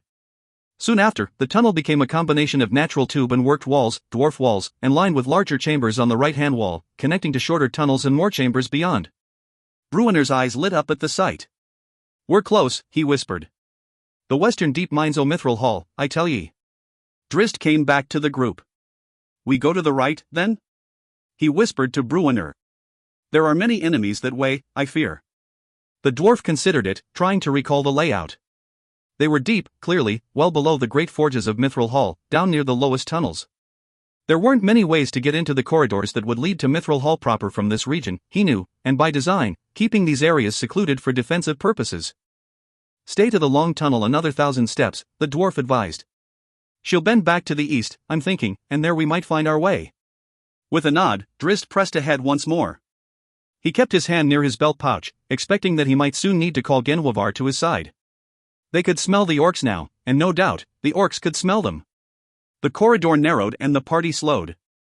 They went over a series of traps, 3 tripwires spanning the corridor, the second 2 strides beyond the first, the third 2 strides beyond the second. Drizzt found himself more lucky than clever as he crossed the second, barely missing a small pressure plate that had been deviously placed in the center of the corridor. When he noted it, the drow sucked in his breath. They were barely moving along as it was, and now they'd have to be doubly careful, every step of the way. Up ahead, the corridor bent sharply to the right, the east, and split in a tight fork, also continuing along to the north. With a look to Bruenor, the drow went to the right, the others rolling in behind. The corridor tightened, the smell of orc thickened about them. In the distance, they heard drums and chanting. Up in the front, Drizzt called in Genhwavar and sent her running ahead. "We've been herded," Regis whispered, sorting it all out. He grabbed Wulfgar to halt the man, then pushed ahead and similarly bade Catti-brie to stop. "Herded," he said to the dwarves, and even as he spoke the word, they heard the roar and the cry as Genhwavar, long out of sight of them, engaged some unseen enemy. "Drizzt!" Regis called in warning, for he saw the seams in the walls and the ceiling, and he realized that the orcs had wanted them in this very place. The dwarves turned around to regard him, but the halfling yelled for them to turn back immediately, and just in time as a stone panel in the ceiling fell aside and a quartet of orcs came leaping down at them. Up ahead, Drizzt, too, found enemies as secret side panels slid aside, orcs leaping at him left and right. and dying to his spinning blades, left and right. Regis managed to poke his rapier in between the two battling dwarves to stab at an orc. He considered throwing a serpent at another, when a cry from behind spun him about. He darted away underneath Cadibre's reaching hands, the woman throwing a fan of flames over the dwarves and into the faces of the taller orcs. Past Cadibre, Regis spotted Wolfgar, his hammer whipping side to side furiously as orcs pressed in at him. "I'm coming!" A halfling called to his large friend, and he pushed past Cadibre, leaping back to Wolfgar. He had barely begun that charge, though, when he heard the sound of stones scraping and sliding. "What?" Cadibre asked, glancing back over her shoulder, just in time to see a section of the wall to the left of Regis come sliding out, slamming the halfling and driving him to the right-hand wall. "Wolfgar!" she cried. The barbarian swept aside the closest orc and spun back, and he and Cadibre both sucked in their breath, expecting Regis to be splattered against the corridor wall by the sheer weight of the sliding block. But no, that section of wall fell away just before impact, revealing a steep decline, and into a tumbled Regis. His cry slipped away with him. "No!" Wolfgar yelled. He swept aside the stubborn orcs pressing in at him once more, then leaped for the wall, sealed now by the block that had come sliding across the corridor. "Regis!" Cadibre yelled. "Wolfgar!" she added, seeing a host of orcs bearing down at him from behind. The stones ground again, the slab from the left-hand corridor wall slid back the other way, and for a brief moment, before the second wall could slide back into place, the hole into which Regis had tumbled came clear. "Wolfgar, no!" Cadibre cried, but too late, for the barbarian was already moving, diving fearlessly to the floor, going into the side hole up to his waist and reaching into the darkness for his friend. "A deep hole!" he cried, or tried to cry, for the second slab crashed into him then and began to crush the life out of him. He groaned and reached down for it, but his angle was all wrong and he couldn't begin to press it back. Desperately, the barbarian jammed the head of Aegis Fong in between the slab and the wall. But still it pressed at him, and he had no choice but to go forward, into the side passage. He squirmed and tugged. "Wolfgar!" Cadibre cried, and she grabbed the edge of the stuck slab and tried to pull back, to no avail. She couldn't continue, for more orcs appeared around the corner, bearing down at her. She fell back and began a new spell. And Drist was beside her somehow, having cut through an orc battling Bruenor, then leaping the dwarves. The Drow Ranger sped right past Cadibre to meet the orc charge, scimitar spinning in a blur to take aside a thrusting spear and cut the throat out of the first in line. "Wolfgar!" he cried at the partially blocked side passage, where only the head of Aegis Fong was now wedged, preventing the slab from sealing off the exit. "Regis!" Outstabbed Twinkle, taking the second orc in the gut, and Drist rolled past it to engage the next two in line. Fury drove his strikes as he considered his fallen friends, fallen from view, at least, and taken from his side. The tunnel began to tremble and vibrate. Drist drove back the pair of orcs before him. "Go left!" Cadibre called, and the drow immediately threw himself against that left-hand wall. A flash of magical lightning exploded past him, blasting the orcs backward, and Drist thought immediately to turn and go at the slab, perhaps to use the leverage of the wedged warhammer to pry it back open. Even as he turned, however, the images so briefly revealed and the brilliance of the lightning bolt screamed at him to flee. The tunnel shook more violently, and there came a rumble like an avalanche, for back at the corner came a most diabolical war machine, a cylindrical wheel as tall as a dwarf and as wide as the corridor, tons of worked stone wrapped with sheeted steel and wickedly ridged. Drist knew this contraption, for it was no orc design.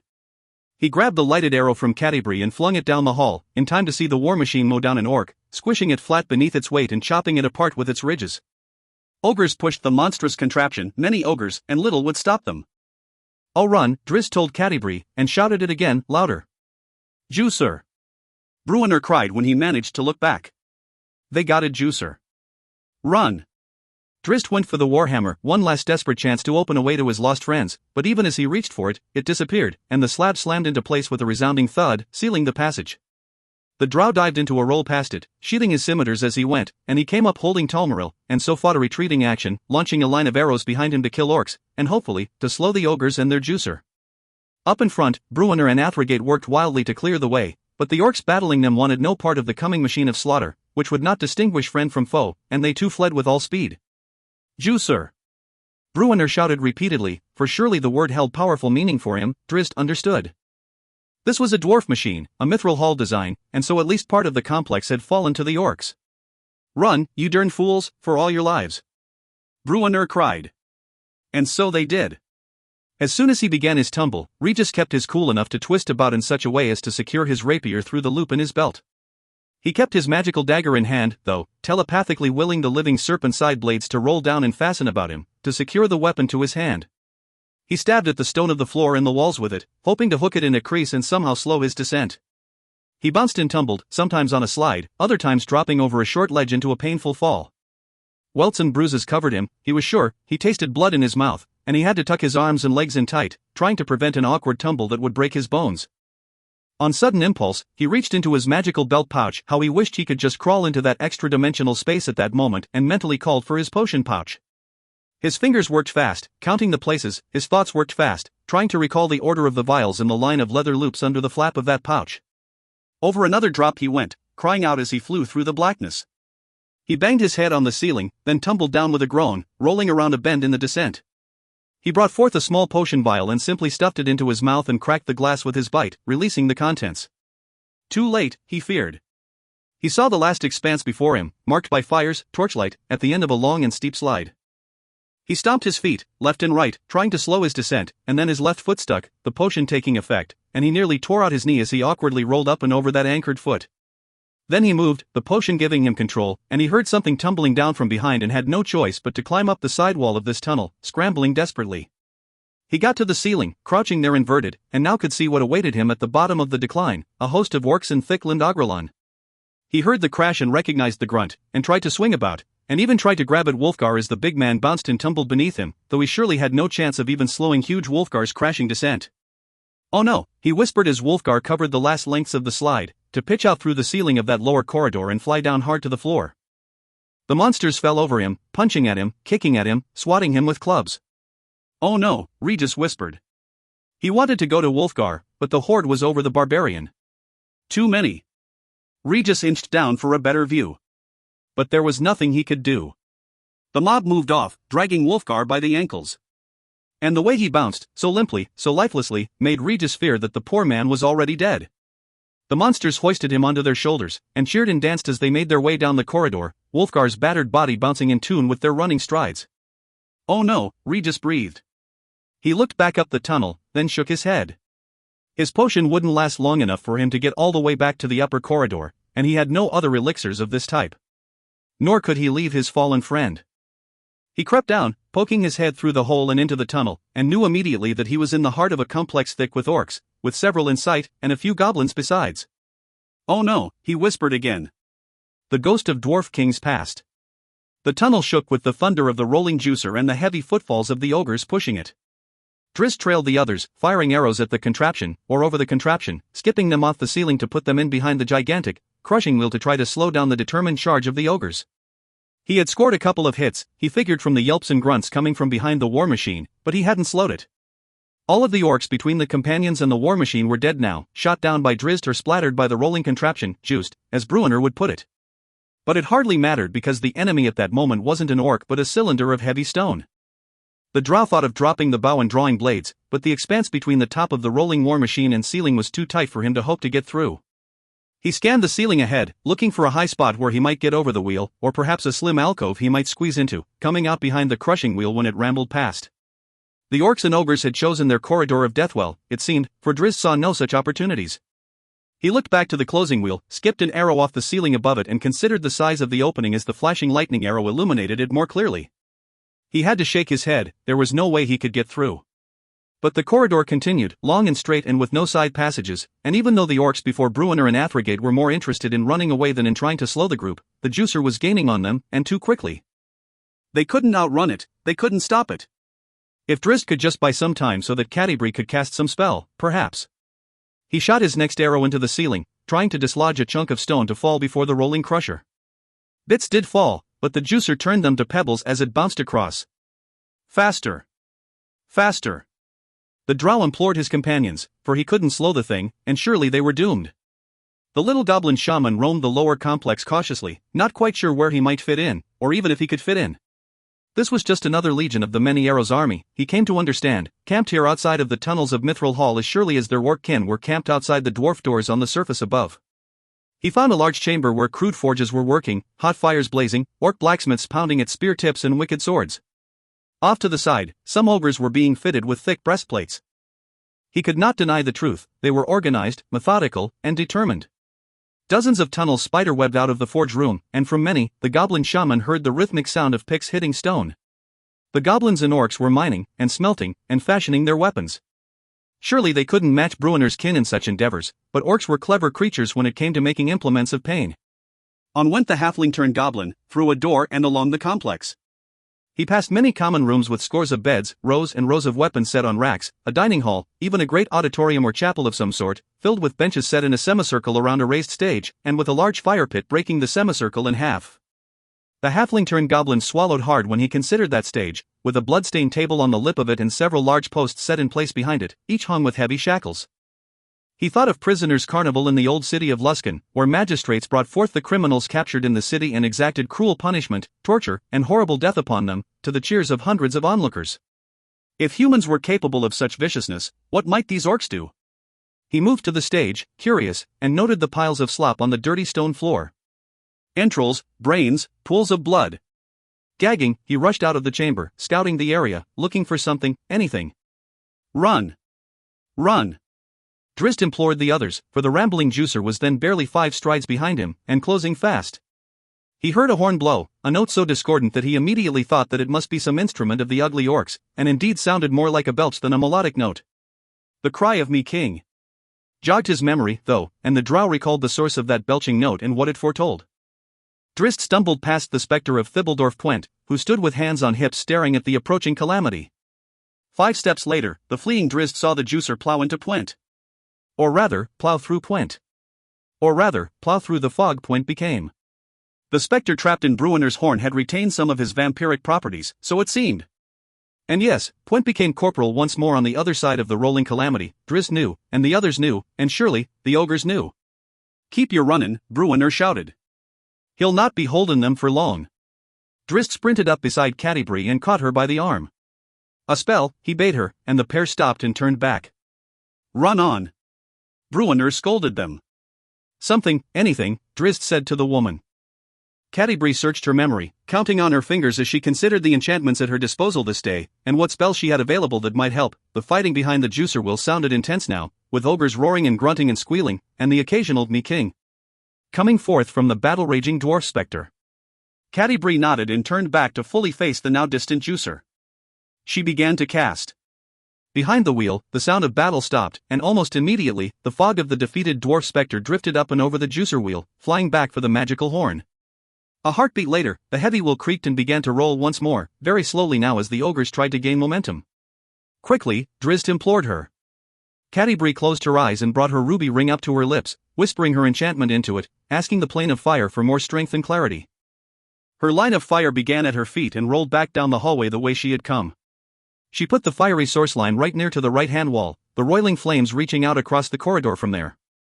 As soon as the spell roared to life, Drizzt grabbed the woman's arm and sped her along. The corridor trembled again under the weight of the war machine. But then came cries of surprise and pain, as the brutes rolled it right into the area of Catti-brie's conflagration, and the great crushing contraption stopped once more. The companions ran on. Genhuavar rejoined them some time later, when at last they came into an area of side tunnels and side chambers. Before they could decide which way to go, the decision was made for them, for enemies appeared, so many enemies, too many enemies to even think of making a stand. Each of the companions in turn cast a forlorn glance back down the main tunnel, back in the direction of where they had lost Wulfgar and Regis. There was nothing they could do but run. And so they did, through rough-hewn chambers mostly dug by Bruenner's clan in days long past. They were in the old, lower mines now, they knew, still outside the complex of Mithril Hall, but not far away. Other hands had worked these chambers as well, including the Grey Dwarves, the Duergar, who had inhabited the bowels of Mithril Hall in the centuries of Clan Battlehammer's exile, after the dragon Shimmergloom had chased young Bruenner and his clansdwarves from their home. The companions went through doors and around corners, through chambers narrow and wide, and down hallways that split in many directions. But because of pursuit, never was there a choice for them regarding their course, they came to realize. And they quickly came to understand, too, that they were being herded, for orcs and ogres, Agrelon and goblins, were always there, blocking every passage but one. Side by side and at a full run, Athrogate and Bruenner shouldered a door, crashing through into what seemed to be a storeroom.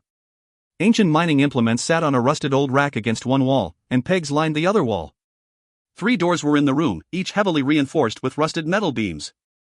A safe room, Bruenner said to no one in particular. In days long past when these mines were in use, the dwarves would come here to sleep and take their breaks. Bruenor could well imagine the wall to his left thick with cloaks and miners' aprons.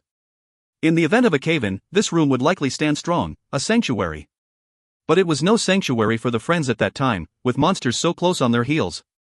On they went, through the door directly across from the one they had broken in. They came into a mine, then, a long and worked tunnel, sloping gradually upward before them.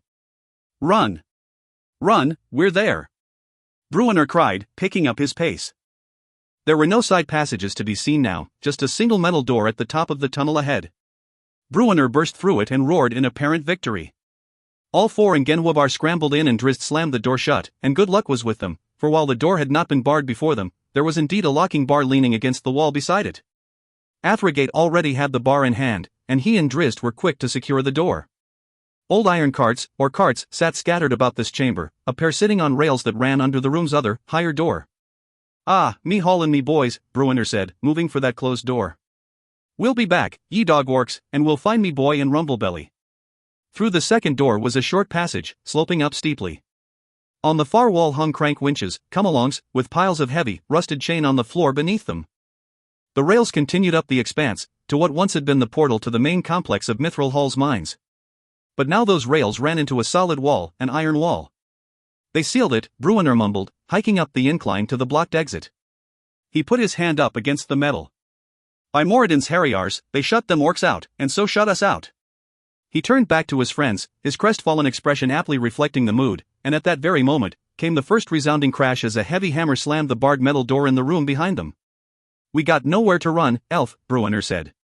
"Aye, and no supplies," said Catti-brie, and she mouthed Regis when Bruenor shifted his gaze to regard her. A thunderous slam shook the floor beneath their feet and sent streams of dust dropping down around them. "They've got a ram," Athrogate said, and he gave a little laugh, seeming quite amused at how easily they had been herded, cornered, and caught. The click of a shackle brought Wulfgar back to consciousness, somewhat at least. His shoulder throbbed, something in there was torn, surely.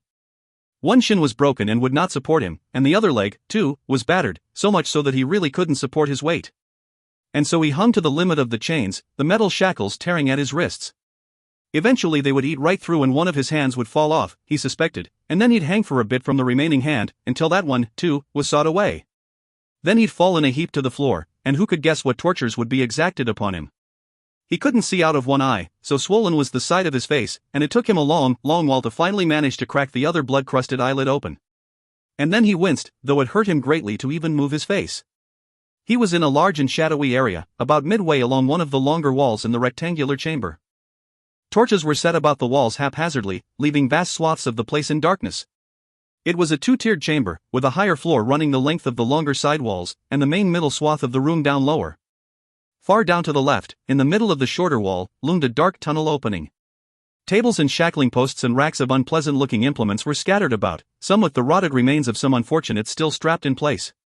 Only in noting those rotting corpses did Wulfgar become aware of the awful stench hanging about the room. There was a pit in the middle of the lower area, fairly large, and Wulfgar marked some movement within it, far below, though he couldn't make out what horrid creatures might be in there.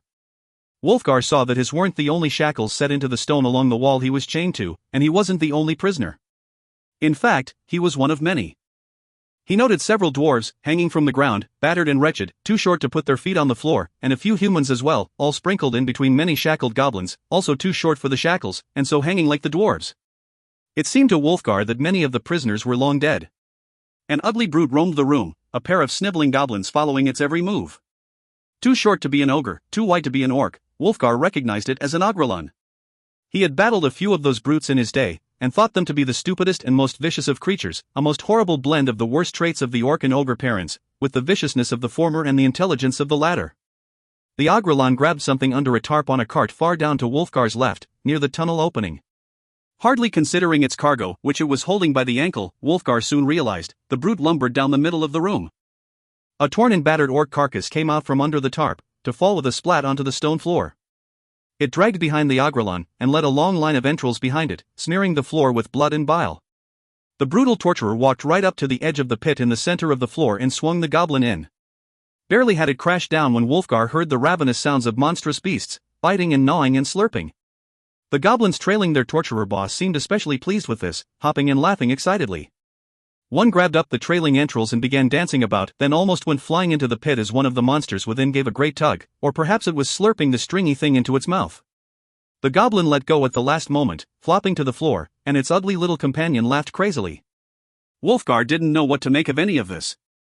He felt as if he had been thrown into the middle of a caricature of evil, some gruesome collection of monsters a child might imagine hiding under his bed. He recalled his long slide and the beasts waiting for him, and knew that all was lost. He could only hope that his friends had escaped. And that he would die quickly.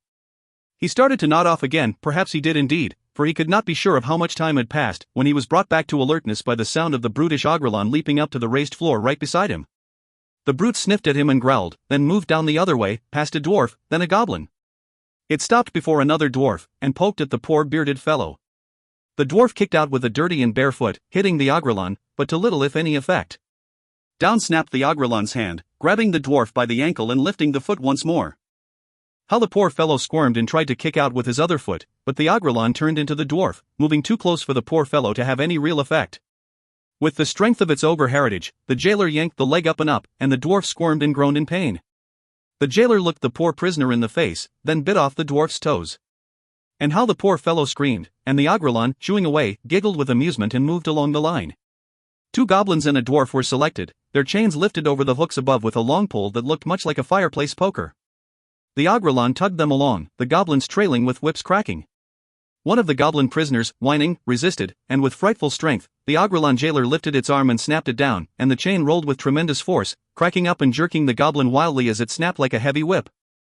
The Ogrelon gave a sudden tug, and the goblin, off balance from the snap, went flying face-first to the floor. The goblin jailers leaped atop it, kicking and biting and punching until the boss Ogrelon ordered them back. Then it started along once more, tugging the 3 chains, dragging the battered goblin along with ease, to the cart, where the prisoners were roughly piled. Into the tunnel they all went.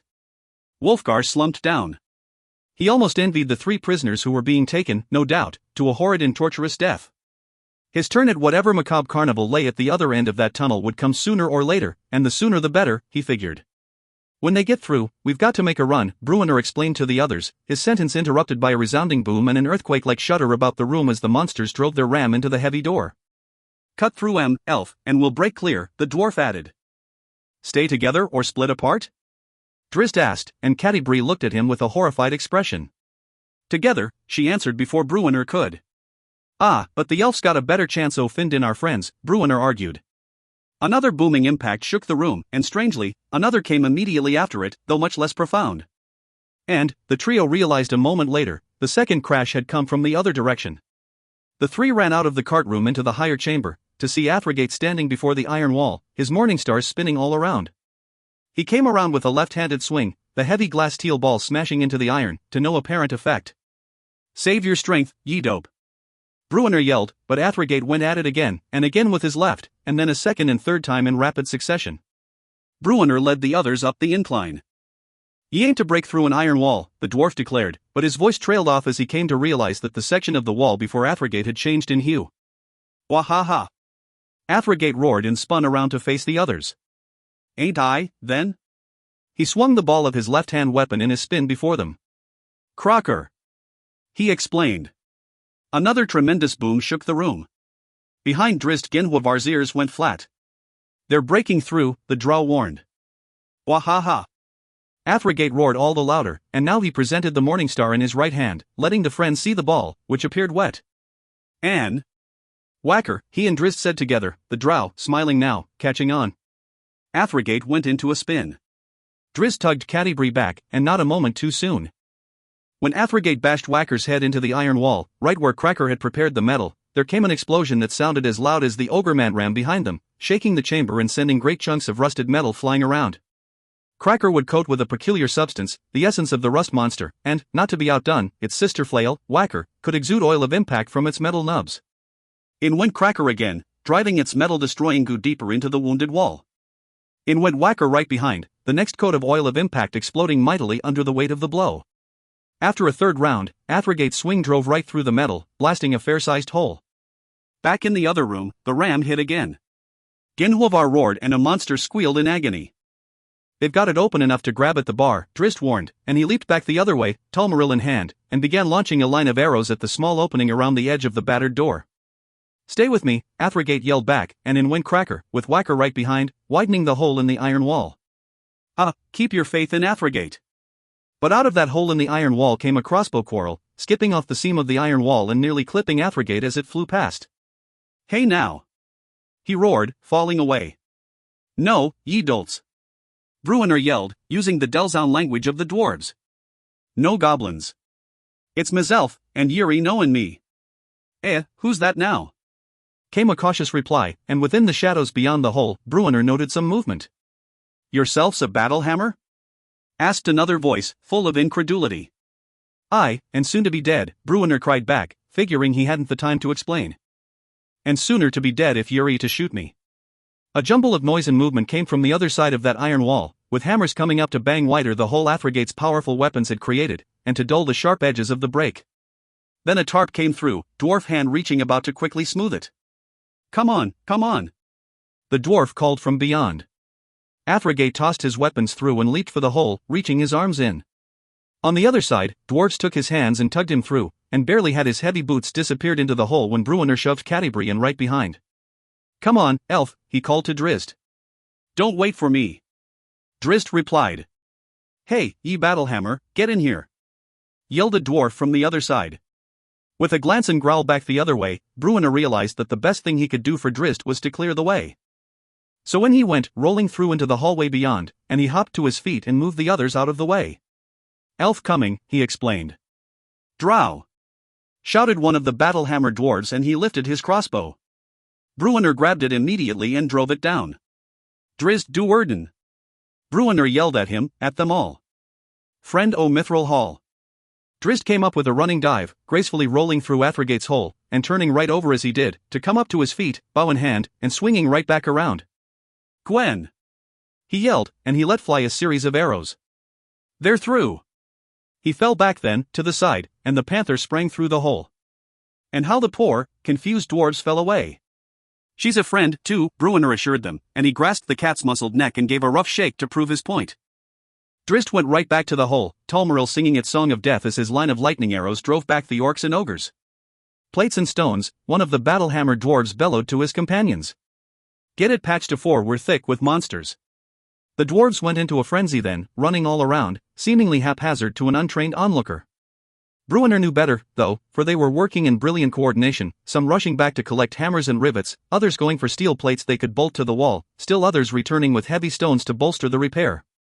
These were his clansdwarves, his battlehammers, and they had lost nothing in terms of skill and training in the decades Conrad had served as their king. Bruenor managed a little grin of pride then, but only for a short while. Only until the steel plate went up against the iron, sealing off the monsters. And sealing off, too, any chance for Bruenor and his friends to get back to Wulfgar and Regis. The grin behind the executioner's hood. They howled and they whooped, taking pleasure in the misery on display before them. Up on the stage, the Agrelon torturer, wearing an executioner's hood, bounced about with great showmanship, lifting his thick arms to bring the crowd more fully into the performance. He pulled a curious glove from his pouch and held it up to the crowd.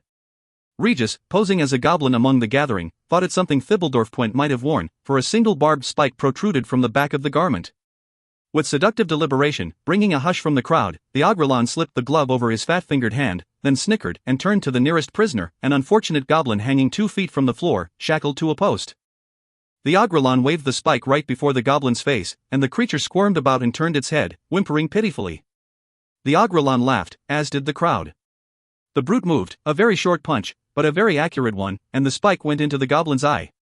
The goblin sucked in its breath, and the crowd hushed, knowing a vocal explosion of agony was about to ensue. The Agrelon tugged back, the barbs of the spike dislodging the goblin's eyeball, which fell out of the socket and rolled about on the miserable creature's cheek. And then came the screams, and oh, how it screamed! And oh, how the gathered orcs and ogres and goblins cheered!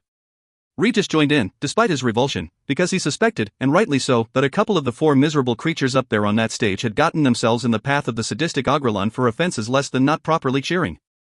3 were goblins, the one screaming, a second tied down on the table at the front of the stage, and surely to soon be disemboweled, and a third hanging limply from a second post, likely already dead, and the 4th a dwarf, hanging quietly, his lips moving. Singing himself an old song, Regis figured, putting his mind to a place far removed from this living hell. How Regis wanted to go to him, to fight and die beside him. Or maybe just to stab the poor fellow in the heart and be done with it, for there was no way they could hope to escape. Better to die quickly, surely. The halfling turned goblin came out of his trance when the Agrelon moved in front of the poor dwarf. The brute turned to the crowd and held up a large water skin. The cheering reached new heights. The Agrelon grabbed the dwarf's head and yanked it back and began pouring the liquid down its throat, and how they cheered. It must be some poison, Regis thought, and a particularly fast-acting and horrid one, judging by the way the dwarf began to thrash. No, not poison, the halfling realized to his horror as the dwarf's beard began to smoke. Not poison, but acid. The Agrelon moved back, but the dwarf kept thrashing. A garish red wound appeared on the poor fellow's throat, and blood began to drip. Then a larger wound appeared just below the poor fellow's bare chest, his skin disintegrating wherever a spot of the foul acid collected. He lived for a long while, gurgling, occasionally emitting some strange screaming sounds, and thrashing wildly, insane with agony. Regis had to hide his revulsion through it all, had to cheer and whoop and pretend to be like those around him. He wanted to get out of these tunnels and out into the battles above. At that moment, Regis wanted nothing more than to slide his rapier through the chest of a goblin, or orc, or any of the other monstrous beasts he might find. He was horrified, but mostly, he was angry, so angry, murderously angry. He didn't know that poor dwarf's name, of course, but he silently vowed then and there that he would avenge the fellow. Bah, but take the frown off your face, Bruenor said to the dwarves when the hole was finally sealed and secured, the monsters locked outside the tunnels of Mithril Hall proper once more. Now the dwarves had turned their focus on Drizzt, it was clear, and they didn't seem too happy about him being in the complex. At first, the four companions had thought it to be a general nervousness among the battlehammers regarding the presence of a most extraordinary 600-pound Black Panther, but even after Drizzt had dismissed Genhwavar back to her astral home, the dwarf skulls had remained. Ye braked your helm, one of the dwarves noted, and Bruenor reflexively reached his hand up to feel. Ha, now it's looking like the helm, O king, another started to say, but she stopped abruptly and sucked in her breath. Hey, your shield, said a third. More dwarves gasped, and they ringed the companions, spears and swords leveled. Ye'd best be tellin' us where Yuri coming from, said the dwarf who had noted the broken helm, broken only in the one horn, so much like the one horn that had been knocked from the legendary helmet of the legendary King Bruenor centuries before. From the west, the sword coast, Bruenor answered. From the upper chambers o Mithril Hall, ye mean, accused the female, and she prodded her spear at Bruenor. Ye grave-robbing pig. Athragate turned to Bruenor to regard him, then looked back at the others, then back to Bruenor, trying to sort it out. And he did sort it out, just enough to roar, waha. No, it is no such thing, Catti-brie said loudly, stepping before the others. And it will be explained, in full and to the satisfaction of King Conrad.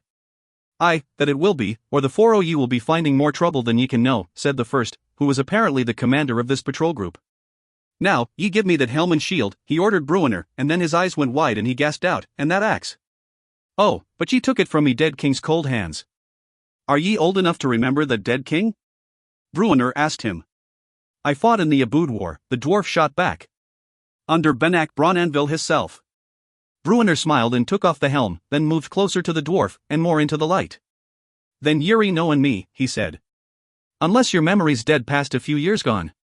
The dwarf looked at him curiously. All o' ye. Bruenor roared. None o' ye are knowing me? I trained with your gutbusters, out o' Felba. Little arrarr. Exclaimed the female, and she tried to continue, but found herself sputtering. I, Ragged Dane's protege, said the first dwarf.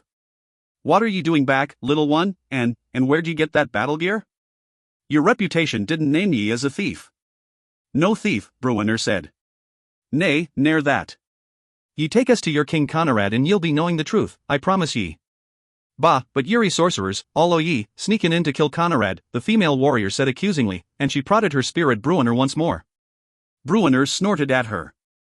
How are we to know Yuri not? The commander demanded. Wahaha. Athragate bellowed. Ha, but we thought them orcs were tough.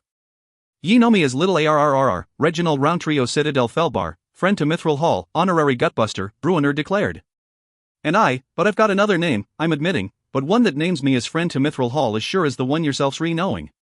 More sure than the one yourself's re-knowing. Now, ye take me and me friends here to see your king, we'll go in naked and gagged, and with a circle o' spears about each of us, if that's what it's taking. But we got things to tell your king and things your king's needing to know.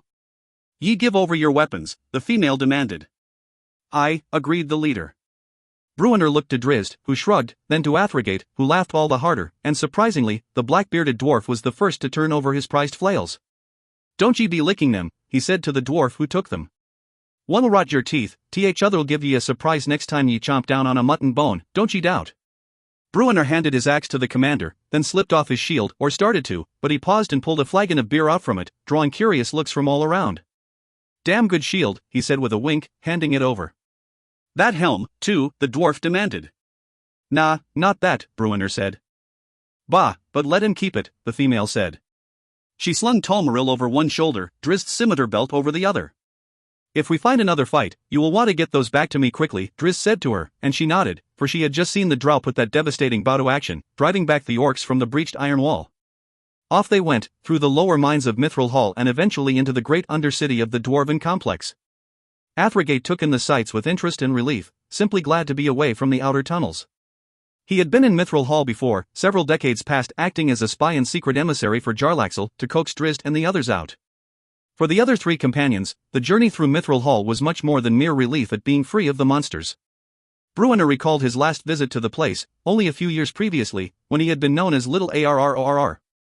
He thought of the graves, of his own empty cairn and the tombs of his father and his father's father, and of old Gandalug, first king of Mithril Hall, who, like Bruenor, had returned from the grave to lead again as the 9th king of Mithril Hall.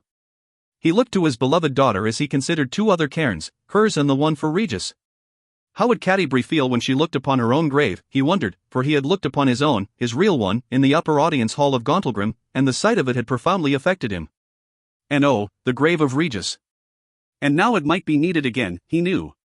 That last thought hung over him and weighed his shoulders, dimming the determination a bit and dulling the joy at returning home once more.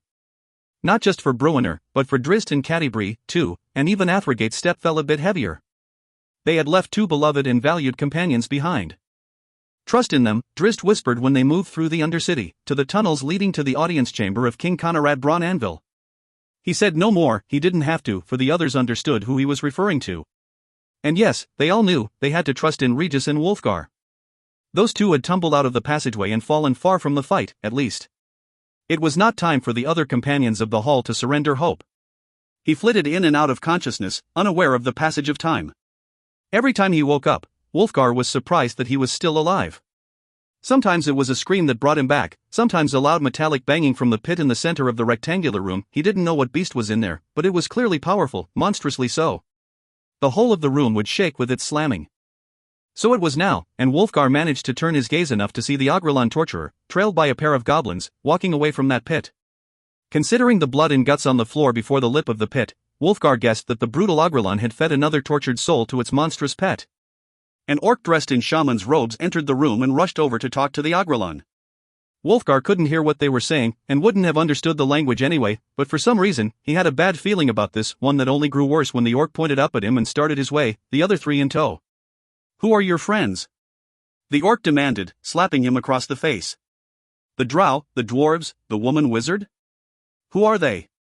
I have no friends, Wulfgar replied, his voice barely audible, and his answer, clearly, unacceptable, for the orc unloaded a series of heavy punches, battering him about the ribs. And oh, but the wicked creature wore metal knuckles, and with little nubs that ground Wulfgar's bones beneath their crush. Who are they? The orc demanded. How did they get out? Wulfgar could barely hear him, barely knew where he was or how he had gotten here, but that last line rang as sweet music in his ears. His friends had escaped. Despite the pain and the beating, a smile erupted on his bloody face. Take him. The orc screamed to the Agrelon. To the carnival. Take him. Tear him apart. The orc ended with a straight right cross into Wulfgar's face, jerking the barbarian's face back so that he slammed the back of his head on the stone wall behind him, and his thoughts and vision flew away. He was vaguely aware of his chains coming down, then felt the explosions of pain as his weight pressed down on his battered legs. He crumpled to the floor and was dragged along. He managed to open one eye when he landed in the back of the cart, though he couldn't see much, and even less when a goblin prisoner was pitched in atop him. He saw the Agrelon behind the wagon, heard it yelling something he couldn't understand at the goblins. A goblin shouted back and the brute roared in anger. Then came a sharp click, perhaps it was a bone breaking, perhaps his own, or one from the goblin lying atop him. The Agrelon moved away, and looking under the prisoner goblin's legs, Wulfgar could see it running back to the center of the room. Then it shouted, and seemed to slip and fall, pitching forward weirdly. But it was too far away, and with his angle, and under the goblin, Wulfgar lost sight of it. He heard some screaming, Agrelon and goblin, he thought, then a crash. And more screaming, horrified and shrieking, and the room shook and the monster in the pit thrashed. Wolfgar didn't know what to think. He tried to rise, but couldn't, tried to turn more to get a better view back near the room's center, but could not find the strength even for that. It seemed a moot point a moment later, in any case, as the Agrelon torturer returned, and so did the orc shaman and some of its beastly friends, all screaming angrily from the hallway just beyond the jail. The Agrelon brute lifted the goblin's leg and looked in on Wolfgar, grinning at him from behind the executioner's hood it now wore. Then it was gone, and darkness fell over Wolfgar once more as the wagon started its roll.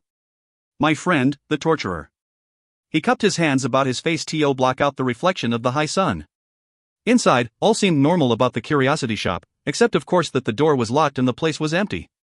The guard turned around and glanced past the many soldiers accompanying him, to the shop entrance across the street, where a second group of Helgabal soldiers had found a similarly locked door. Like Mickey's pouch of holding, a pocketful of ZZZZS seemed quite abandoned. Break it in, ordered an old dwarf named Ivan, the commander of this force, who stood in the middle of walls around with hands on hips and a scowl on his lips. Both o ye. A few shoulder blocks had both feeble doors opened. In swarmed the forces, into the curiosity shops, weapons drawn. Priests and wizards followed closely, but not too closely, and with another line of warriors between them and the potential enemies they might find, these two women who had set up shop in Helgabal.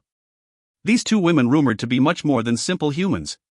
All around the area, wizards, priests, and archers took up their positions. If dragons came forth from the shops, they would be met with a barrage of magic and missiles immediately and brutally. Ballistae had been set up on several roofs, ready to throw huge barbed spears laden with heavy chains. From a rooftop even farther away, Dre Lalandris leaned on a rail and shook his head. "This is madness," he said to his companion, a tall and hawkish-looking fellow called Red Mazzy, arguably the most accomplished wizard in all of Damara. "So we take the women away in chains, torture them until they admit they are dragons, and execute them to the cheers of the onlookers," the wizard replied, and he seemed almost bored by it all. "While you and your associates explain that you are magically preventing them from transforming into their natural forms, of course." "Of course," answered Red Mazzy. "That lie doesn't seem obvious to you?" "Of course," again, the wizard answered with a laugh. "But then, I am a wizard, and schooled in such matters. I would know the truth, of course, that if we had before us Mistra reborn, we still would not likely stop a dragon in so simple a maneuver as reverting to its own beastly form. But the common folk will believe it, they will believe whatever we tell them. Is that not all that truly matters?" Captain Andrus wanted to argue, but really could not. The mage spoke the truth. "So we will capture these two shopkeepers and take them away in chains, and what a spectacle it will be." Red Mazzy went on, rather dramatically, indeed overly so. "And King Frostmantle will earn his title as Dragon's Bane and at long last exorcise that ghost from his castle," said Andrus. "And only at the price of the lives of two innocent women. Bah, but they are merchants, shopkeepers, barely above the peasantry." Andrus sighed. "Do you think there might be a way to spare them? A dangerous ruse?" Red Mazzy asked. "It is all a ruse." Andrus roared back, and the wizard laughed. "Indeed. How long have you served King Yarin?" "Indeed," Andrus agreed, ignoring the rhetorical question. "King Yarin will have his glorious victory over the dragons of walls around," the mage said. "And yes, the lives of two innocent women will serve as the price of that victory." Andrus sighed again and leaned heavily on the railing, facing the distant shops. He saw the guards coming out now, from both doors, meeting with the dwarf in the center of the boulevard. They had collected many items from the respective stores, but the two women were not among those gathered items, apparently. "Suppose they are dragons," Andrus remarked. "What then? Dragons? True dragons?" Andrus turned to Red Mazzy, delighted that his supposition had put the wizard back on his heels. "Yes. True dragons." Perhaps the old crone spoke truly when she claimed that these same sisters were here on walls around back when she was a little girl, nearly a century ago. Surely Damara and Vasa teamed with the WIRMS in those days, during and immediately following the reign of the Witch King in Vasa. Perhaps a pair made their way to Heliogabalus to mingle with the populace, in disguise. Under the nose of the paladin King Dragonsbane? Andrus shrugged. "Why not? And under the nose of Olwyn Forrestrend, and Grandmaster Kane, and Emlyn the Grey, as powerful a wizard as Damara has ever known?" "Perhaps, yes." "Dragons?" Mazzy's incredulity did not abate. "Are all dragons evil?" The wizard laughed and shook his head at the preposterous suppositions. The roof door banged open then, and the dwarf leader of the battle group came out onto the roof. "Not there. Not been there for a bit." "It is a fine day, late in the season," Captain Andrus replied. Why would a merchant close her shop on such a day, particularly with winter so close? Ain't just that the shop's reclosed, Captain, the dwarf answered. We found a tunnel connecting the two, running right under walls around. That piqued the interest of both men. Do tell, Red Mazzy bade Ivan. Aye, and that ain't all, the dwarf answered. I been in those shops afore, me brother buys many the goods from Lady Z and Mickey, and can tell ye that them two ladies were well versed in appraising. Fine items, the best o' quality, don't ye doubt. Oh, they had many the cheap pieces scattered about. What merchant won't be taking the coin of a fool who can't be telling the difference, eh? And? Prompted an annoyed Captain Andrus, who figured he had wasted too much of his time on this distasteful business already. But they knowed a good piece when they saw one, the dwarf answered. And had many o' them scattered about on their shelves. And? Andrus prompted again. Weren't none o' them good pieces in there now, neither place, said Ivan. Just junk, all junk. Worthless, save to a blind fool. So they sold their better wares, Andrus started to reply, but Red Mazzy cut him short. You think they took all of the fine pieces with them, the wizard reasoned. They abandoned their shops and absconded with the valuable items? That'd be me own guess, aye. They simply rode out of Helgabal in the middle of the night with a wagon full of plunder? No, the dwarf and Andrus said together. We asked that o' the gate guards afore we came here, Ivan explained. Both o' them ladies were in the city yesterday, or the day before that, or sometime recent. But they ain't gone out, neither, that anyone's seen. Red Mazzy turned to Andrus and shook his head. Then they're still about in the city, the wizard said. Or perhaps they flew out in the dark of night, Andrus replied, and he was only half joking. Carry in half a store o' goods with them? Asked the dwarf. Neither man offered an answer.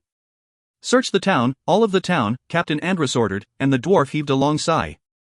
Big town, he said. And post guards about both shops, and with other guards in sight to relay their cries of alarm should Mickey or Lady Z return, Andrus commanded. The captain and Red Mazzy left the roof then, leaving Ivan to wonder how far they would carry this absurd hunt to satisfy the idiocy of King Yar in Frostmantle. Dragons, the dwarf muttered, shaking his head. He had ridden a dragon once, a great red in a faraway land in a long ago time. And he had fought another one, a dead one, a Dracolic, and that ride had been wilder still. Ivan Bouldershoulder smiled widely as he thought of those foregone days. Often did he tell those tales in the taverns of Helgabal. And so many others, who would believe that he had caught a fleeing vampire in a bellows? Ah, but that story got him a round of drinks every time. It was a good life. The Agrelon paraded about the stage, an eager smile behind its executioner's hood as it lifted one implement of torture after another for the huge gathering to see. Each wicked item elicited a tremendous cheer, and shouts in several languages, all calling for a painful and cruel death to the human. It wasn't often that they got a human to their carnival so fresh from the battle now, and this large barbarian had inflicted quite a bit of damage to Orkind in the last few tendies. The Agrelon scanned the room, there were hundreds in here, he estimated. Many more than the last time. In between the sections of benches in the semicircular amphitheater, a huge bonfire lifted its flames high into the cavern, and about it danced goblins and orcs, all eager to see the pain inflicted on the prisoners. The Agrelon moved to a small fire on the stage and lifted a hot poker from its glowing embers. With a wicked smile, the skilled torturer turned for the goblin and took a step that way. The crowd cheered, but not as crazily as before, for they had seen many puny goblins murdered, and this one seemed hardly alive. Would it even squirm when the poker went against its pallid flesh? Hearing that muted response, the Agrelon threw down the poker and waved at the goblin dismissively, turning around and pinching his own nose in clear disgust. The crowd laughed heartily. Yes, this executioner was a fine showman. Over at the center altar on the stage, the Agrelon lifted an acid-filled waterskin up high, and while the audience's eyes were drawn up, the torturer subtly shifted a second waterskin into place on the gruesome sacrificial table. The brute went to the goblin quickly, his back to the crowd, the acid-filled waterskin up high, and his free hand going to his belt, producing a fine dagger. He crashed right up against the hanging goblin, then backed away a step, paused for a few heartbeats, then roughly poured the acid down the creature's throat. The wretched creature gurgled, but did not squirm. A splotch of blood appeared on the goblin's throat. Another was already flowing from its heart, from a quiet stab wound that had ended the goblin's life before the acid ever got near its lips. More bloody splotches appeared, the acid eating the creature from the inside, through its lungs and upper belly. But no screams came forth, and no wild thrashing as one would expect. The goblin was already dead, the crowd realized, and a chorus of boos and jeers came at the torturer from every part of the audience chamber. Wolfgar managed to open his working eye at that time, and he glanced over just as the goblin's torso fully collapsed from the corrosive fluid, spilling its contents over the floor. Now the crowd did cheer and dance and scream with wicked glee.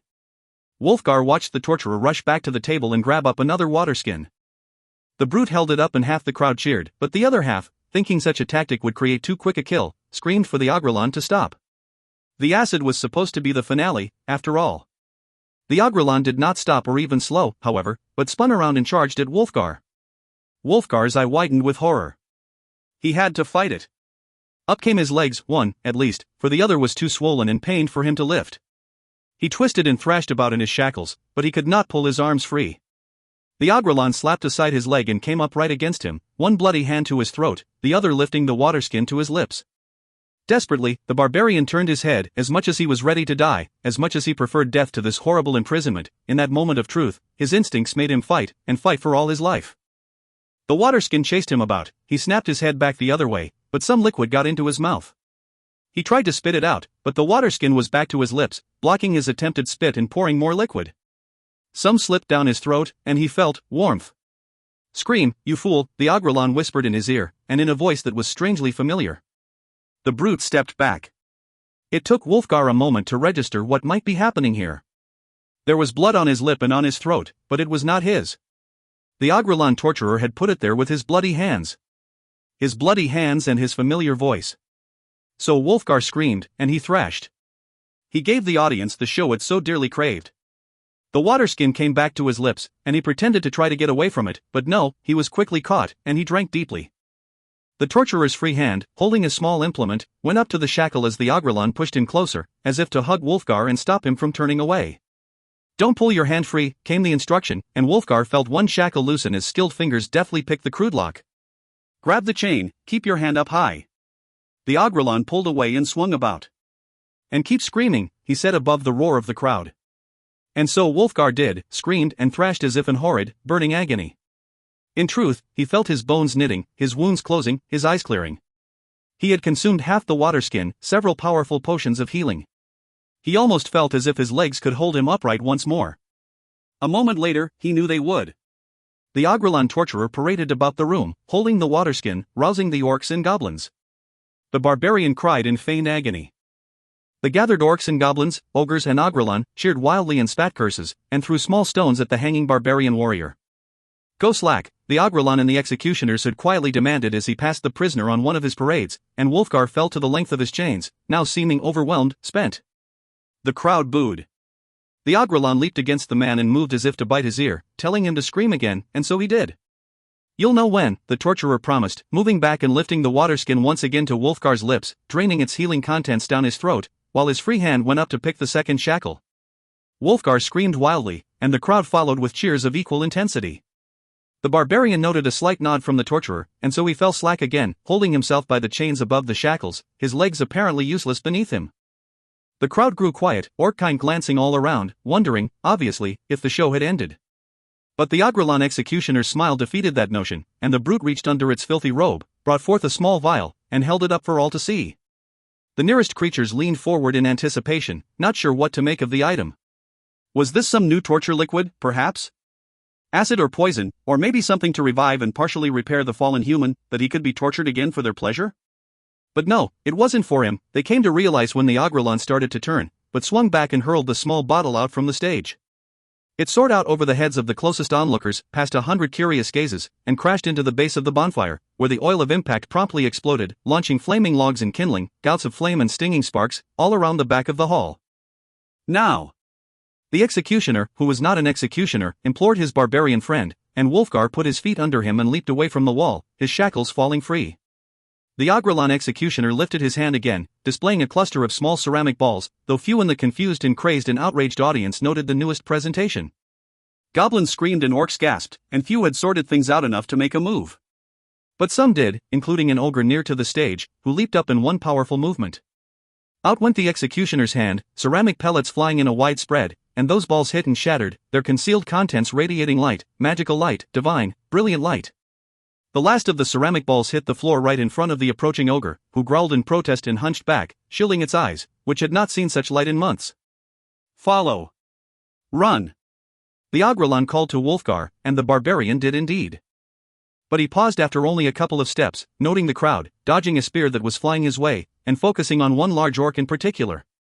That creature, large and fierce, seemed to be organizing the others, rallying it to its banner, which, held high as a standard, proved to be a most curious weapon indeed. The Agrelon moved to the right side of the stage, to the tunnel that would take it from this place. Noting that the barbarian wasn't right behind, the brute spun around just in time to see Wolfgar, Aegisfang somehow in hand, smash the ogre across the face and send it flopping from the stage onto a group of orcs that were trying to get up at him. Hardly slowing, Wolfgar flung the hammer out into the audience, spinning it for one particularly large orc who stood there staring at its empty hands that only a few moments before had held the very same warhammer that now caved in the side of its head. Wolfgar and Regis, the phony Agrelon, rushed out of the room and down the hall to the torture chamber, 100 monsters roaring in protest and charging in pursuit. On the wings of dragons. Today, Tiago promised Warlord Hardisk, the drow's long white hair blowing with every downbeat of great Arothiter's wings.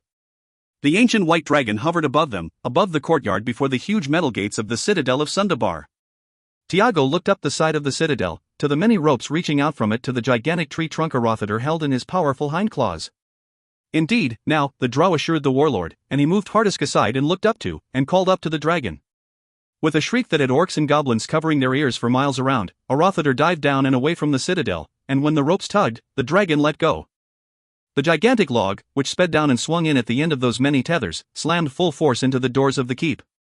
The dragons had already weakened those portals, and now they tumbled in, both great doors and the metal jam holding them plunging inward to the marble floor with a resounding crash.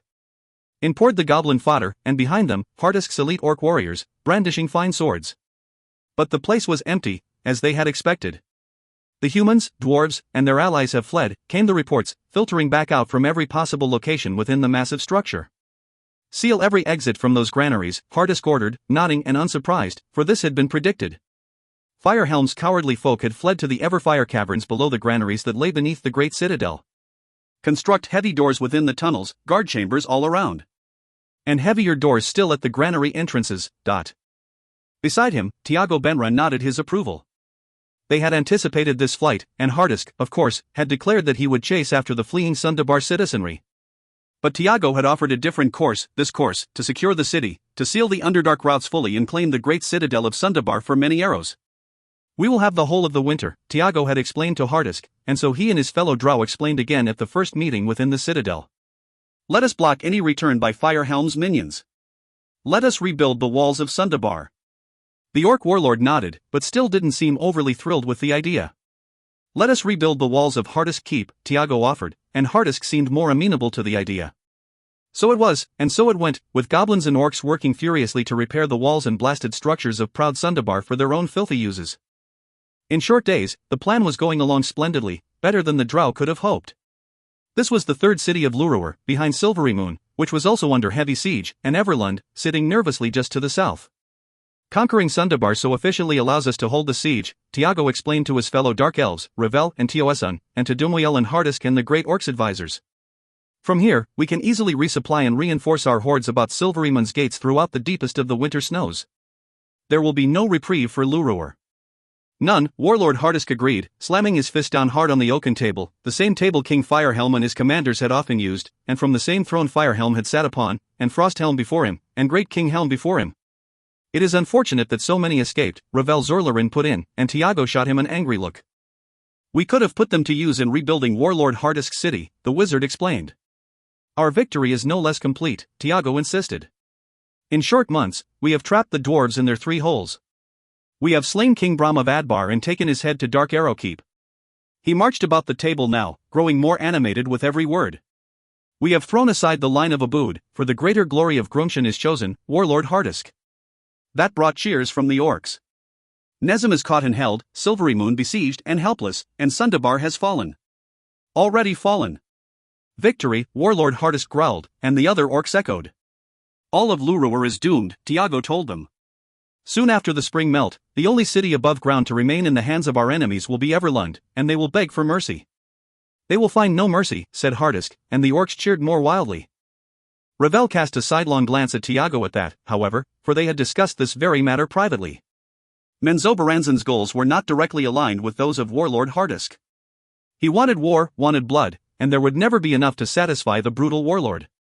But the drow understood the balance and the timing they must find. If they pushed too far, and Everlund might indeed be that one city too far, they would invite the wrath of outside powers, great kingdoms who themselves would feel threatened by an expanding orc empire. How might the kingdom of many arrows, even with her gains, fare against the forces of Waterdeep and Mirabar, or the armies of Cormor? Tiago shook his head to comfort his companion. It did not matter. As they had discussed, Warlord Hardisk was their pawn and not the other way around. The White Dragons would not side with the orcs above the commands of Gromf Benra and Matron Mother Benra herself. The giants would adhere to the orders of the phony three brothers of their god Thrym, and those three, too, were mere puppets of Gromf, and fully under the control of Methil. Hardisk's forces would go as far as the Dark Elves allowed, and if beyond that, they would be on their own. The Silver Marches will be ours, Tiago promised anyway. From the throne room of Silvery Moon will we plot the fall of the dwarven kingdoms Adbar, Felbar, and filthy Mithril Hall. And when they are ours, from their mines will come fine metals, and from their forges will come greater power. By the turn of 1486, Warlord Hardisk will know 7 great cities in his domain, 3 from the dwarves and 3 from the humans, to complement Dark Arrow Keep. The Orc Warlord let out a long and low growl of approval at that promise.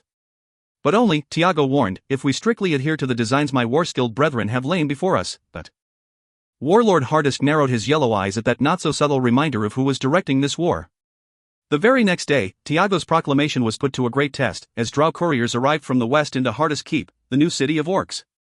Tiago caught up to the Dark Elf scouts as they entered Warlord Hardisk's throne room. Across the way, the huge orc seemed quite at home, bedecked in a thick purple robe and a crown of jewels. What news? Tiago asked as he made his way with them to the seated orc leader. From Nezem, explained a female Tiago recognized as one of Sarabel's handmaidens. Tiago reached for her arm to slow her, but wisely deferred from touching her. She was a priestess of substantial rank, judging from her dress, and likely, he prudently reminded himself, a noble of House Benra. He could not touch her without permission. Cousin? He asked, and stopped, and the woman stopped, too, and turned to regard him.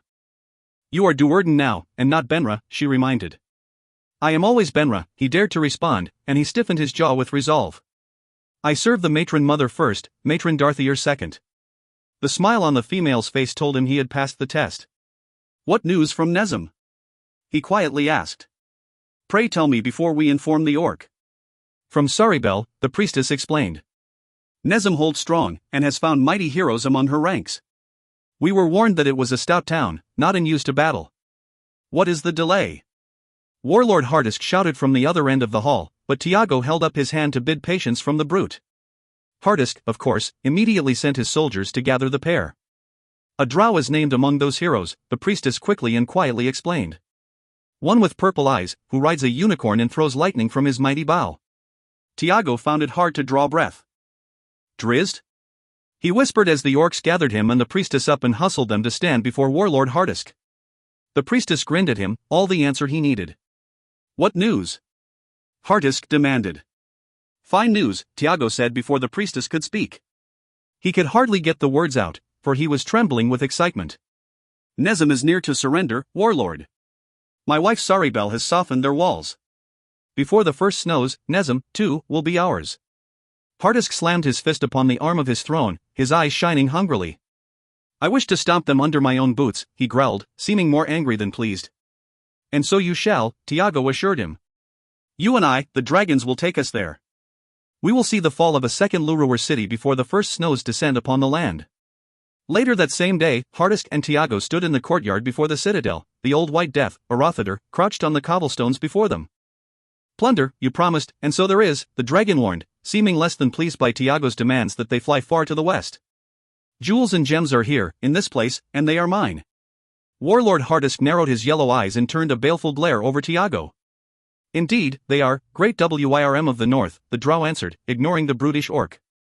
What was Hardisk about to say, after all, in the face of an angry dragon? Will you convey them, or will your son or Bangris fly the load to your lair in the mountains? The dragon tilted its head, staring at him curiously. Up above, gliding back and forth across the city, the younger Wirm roared. Only one will be needed in the west, in Nezem, the city of the marketplace of Lurewar, Tiago explained, making sure to accentuate the word marketplace to the insatiable Wirm. Spread a thick net wide across the square, Orothader ordered. Fill crates with gems and jewels and gold, and cover the net with these crates. If I deem it enough, I will grant your passage to Nezem. And if not? Hardisk said before Tiago could make the foolish orc shut up. Orothader let out a low growl that rumbled through the foundations of every house and structure in Sundabar. far away from that central square, the vibrations dislodged a huge slab of stone from the wall Arathader had smashed. It slid free, cleaving a goblin mason in half before splashing down in the eel-infested moat. "If not, perhaps I will eat the crown from your head, puny orc," the dragon answered, and Arathader smiled, or perhaps it was more a mere display of the dragon's massive teeth than an actual smile. Whatever the source of that wicked grin, the effect proved immediate and complete. Before the sun was halfway to the western horizon, Orbangras lifted away from Sundabar with a huge net of crates. To the north, the son of Arathader flew to the cavern lair of Old White Death. Arathader's journey was to the east. The dragon would never admit it to Tiago, certainly, but Arathader was quite enjoying this play. For too long, Arathader had remained high in the spine of the world, away from the civilized lands. Now the WIRM enjoyed again the smell of battle and the thrill of slaughter. With Tiago, Ravel, and Hardisk upon its back, the Old White Death set off for the east, for Nezum. "And Drizzt," Tiago whispered, thinking that his moment of ultimate glory would soon be upon him. He would find the favor of Lolth, the blessing of the matron mother, the honor of Menzoberranzan, and the burning envy of Enzrel. Glory to Tiago, glory to House Duerden, for the head of its wayward son. Ambergris and brother Afranfir walked out of the monastery of the Yellow Rose one crisp and sunny autumn morning, the dwarf dragging a litter of supplies behind her. The drow named Jarlaxle was waiting for them, Master Periwinkle Shin had informed them, when he had personally roused them from their slumber. All of the masters of the monastery of the Yellow Rose were there to bid farewell to the departing Afranfir, forming a long line to the great doors leading out of the main building. Each offered good thoughts and blessings as the monk passed. Mistress Sabon even went up on her tiptoes to kiss the man on the cheek. "Be well and be wise," she said to him. "We wait anxiously for your return, young brother. I do expect to learn from you, as you learned from your spirit guide." It was an odd remark, Afranfir thought, and he almost reached up to touch the gem set in the middle of his forehead. He couldn't help but smile as he considered again the beauty of Grandmaster Kane, who had dissolved to butterfly lights, sprinkling to and through the floorboards. And even that had not been the end of the man, they all knew. Afranfir lifted his eyes to the heights of the grand foyer of the monastery, imagining Kane up there, walking his rounds. Or perhaps even watching the departure, he realized, and he thought he did note some movement on one of the higher balconies. Determination carried the monk out of the monastery and down the long trail to his destiny. He looked back only once, to see the masters watching him from the porch of the great building. He lifted his gaze, and noted, too, another witness, in one of the high windows. Yes, he was not alone, he knew, not even excluding Jarlaxle and Ambergris. Kane, Grandmaster of Flowers, who had transcended death itself, watched him from that high window, but also walked with him, walked within him. The pair spotted the drow down the trail, sitting astride his nightmare, and as they approached, Jarlaxle turned around and walked his mount away, leading them far from the monastery's gates, indeed long out of sight of the place, before he allowed them to catch up. "Ye know, elf, you might have slowed to let me hitch the stern litter to your horse." Ambergris grumbled when at last Jarlaxle turned his mount back to the pair. "I would not want your masters to see our mounts," the drow explained, slipping down from the saddle. "They could see you from the doorway," said the monk. Jarlaxle smiled, and to the surprise of the other two, dismissed his nightmare, picking up the onyx figurine it left behind and dropping it into a deep belt pouch. "Why, then?" the dwarf asked. "What?" "Not that mount," Jarlaxle replied, and he slowly turned to the side, to his left, and the others looked that way, too. The tree shook and branches crackled, and through the tangle came their mounts, apparently. Ambergris dropped her litter, and nearly dropped to her knees. Afranfir, too, sucked in his breath. Courage, the voice in his head assured him. Wondrous experiences, the monk whispered aloud. "Oh, indeed," Jarlaxle agreed with a laugh. "Are you to faint away, dwarf? Dragons," Ambergris mouthed, barely able to speak, as the two copper dragons, Tazmikella and Ilnezera, crawled into the clearing and shook away the branches they had dislodged in their trek. "Say it with respect, dwarf," Tazmikella replied, and her voice still sounded like that of a human woman, which put the dwarf and the monk off kilter a bit as they tried to make sense of the amazing scene before them. "I give you the ladies Tazmikella and Ilnezera," Jarlaxle said. "There are great happenings in the wider world, my friends, and these two would like to accompany us on our journey." "Saddles?" Afranfir heard himself say as he noted the leather harnesses the dragons wore, including a two-seated one on the dragon Jarlaxle had introduced as Ilnezera. "We're to ride them things?" Ambergris asked incredulously. "They have most graciously offered," said Jarlaxle. The dwarf began to titter, just a bit, then it became a giggle, then erupted into a full-force belly laugh. "Do ye steer it like a pony, then?" she asked Jarlaxle. The reaction surely showed Ambergris that she had asked the wrong question. The drow sucked in his breath and fell back, and in the blink of an astonished dwarfite, Ilnezera's face was there, quick as a serpent strike, stopped barely a finger's breadth from Ambergrise's now wide eyes. "You hold on," the dragon explained. "You do nothing more than hold on. You are my guest and not my rider. If you ever forget that." She paused and opened wide her maw, and poor Ambergris nearly fainted away as she stared at the rows and rows of jagged teeth, many longer than her forearm. "Note the flatter teeth in the back," Tazmikella added wickedly. "They will hold you and grind you, but oh so slowly. Our kind are known to digest rather painfully." "Acid breath," Jarlaxle explained with a wink. Ambergris swallowed hard. The drow moved around Ambergris and the grinning dragon, over to Tazmikella, where he nimbly pulled himself into the saddle. "Courage," Afrin Fear whispered, echoing the voice in his head. He moved to stand before Ilnezera. "With your permission, magnificent Ilnezera," he asked, and he bowed low in respect. "Do," the dragon answered with a deferential nod. Up went the monk, into the saddle, and he called to his companion. "Might I be joining him?" Ambergris asked quietly. "Just hold on," Ilnezera replied. With every step, it looked as though poor Ambergris might simply topple over, but she somehow made it to the side of the great Wirm. She took Afrin Fear's hand and he pulled her up behind him. Barely had she settled into her seat when Tazmikella leaped straight up with a great swirl of air, and flexed her wings out wide, banking and drifting away down the side of the high mountain pass. "Hold on," Afrin Fear warned the dwarf, and he had guessed right, for up leaped Ilnezera, much like her sister. In mere heartbeats, the dragon sisters and their trio of guests soared up high, very high, higher than archers could shoot, where cold winds buffeted Jarlaxle, Afrin Fear, and Ambergris. All fear flew away from the dwarf then, and she shrieked with glee as the world spread wide before her and below her. She looked across the way to Jarlaxle, who nodded and returned her smile. At first, Ambergris was surprised that his reaction seemed so muted as compared to her own, but when she thought about him, she could only nod. Ambergris believed that her life had been eventful, but she knew it would seem positively mundane to that particular drow, after all.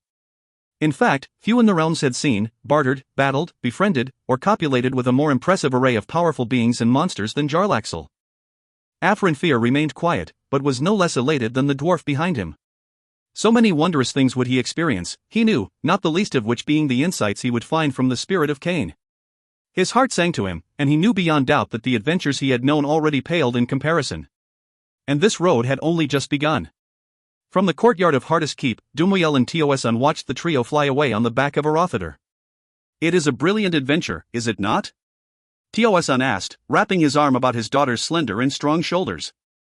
"Ah, but it is good to be back where I belong, among my people, our people, and in the midst of such glorious campaigns." Dumuel nodded and offered a smile to her father, but inside, she was much less certain of this course. She had seen, she had done and caused, terrible things and horrific suffering. Her own homeland would soon be razed, she knew, her own mother murdered. Or worse, captured.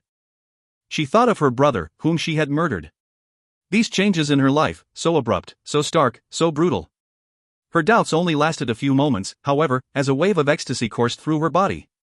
Ugly things seemed pretty things, her movements, she thought, were preordained and of a higher purpose. She was a blessed thing.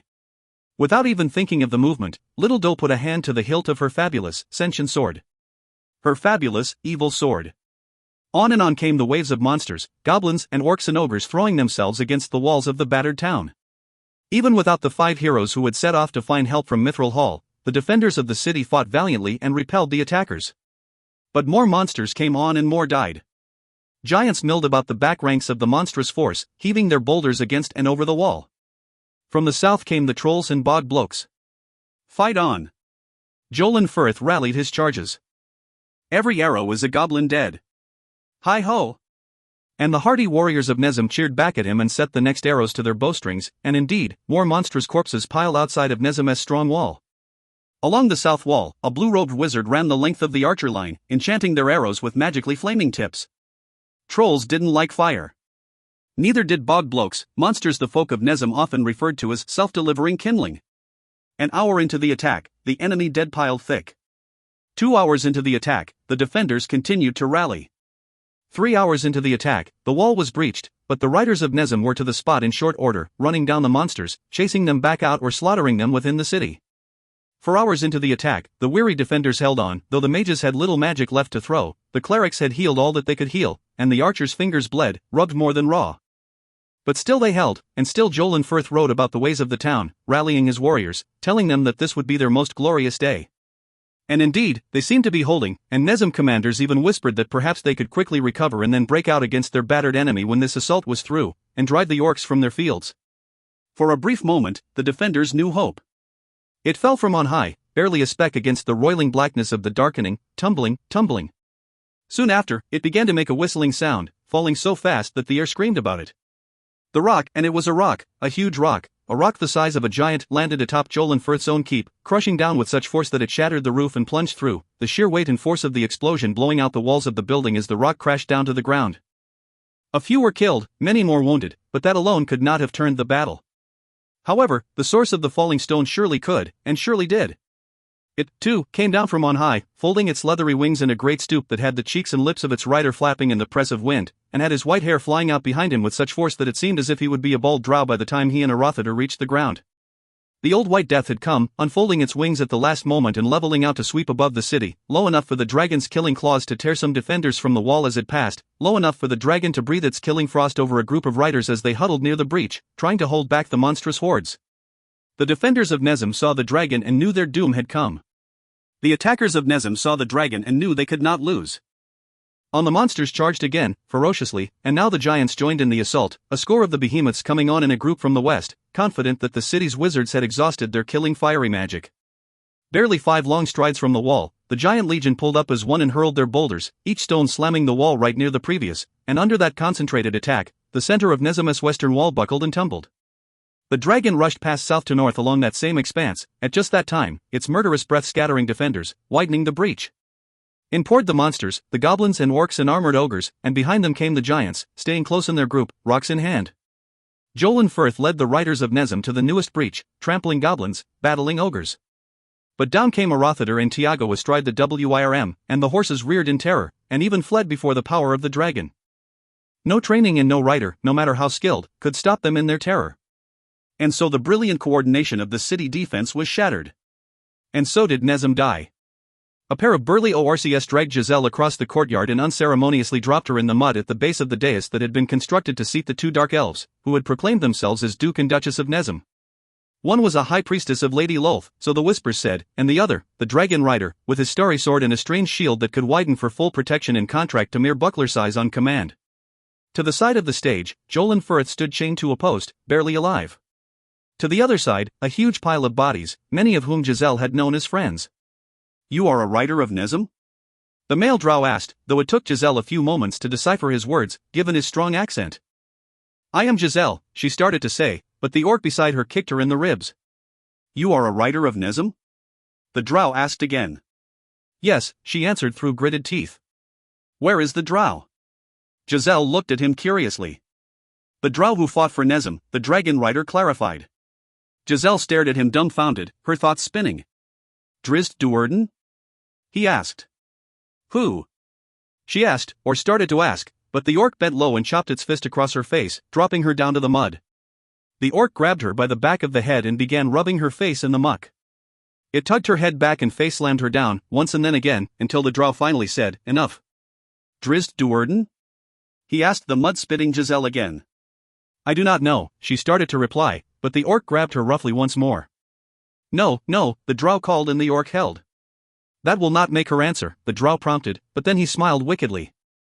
"Well, go on for a bit, perhaps, for my pleasure." The orc slammed her face in the mud again and pummeled her about the ears. The brute tugged her head back painfully and slammed her down hard, then pressed on the back of her head so that she could not breathe, so that her nostrils and mouth filled with mud.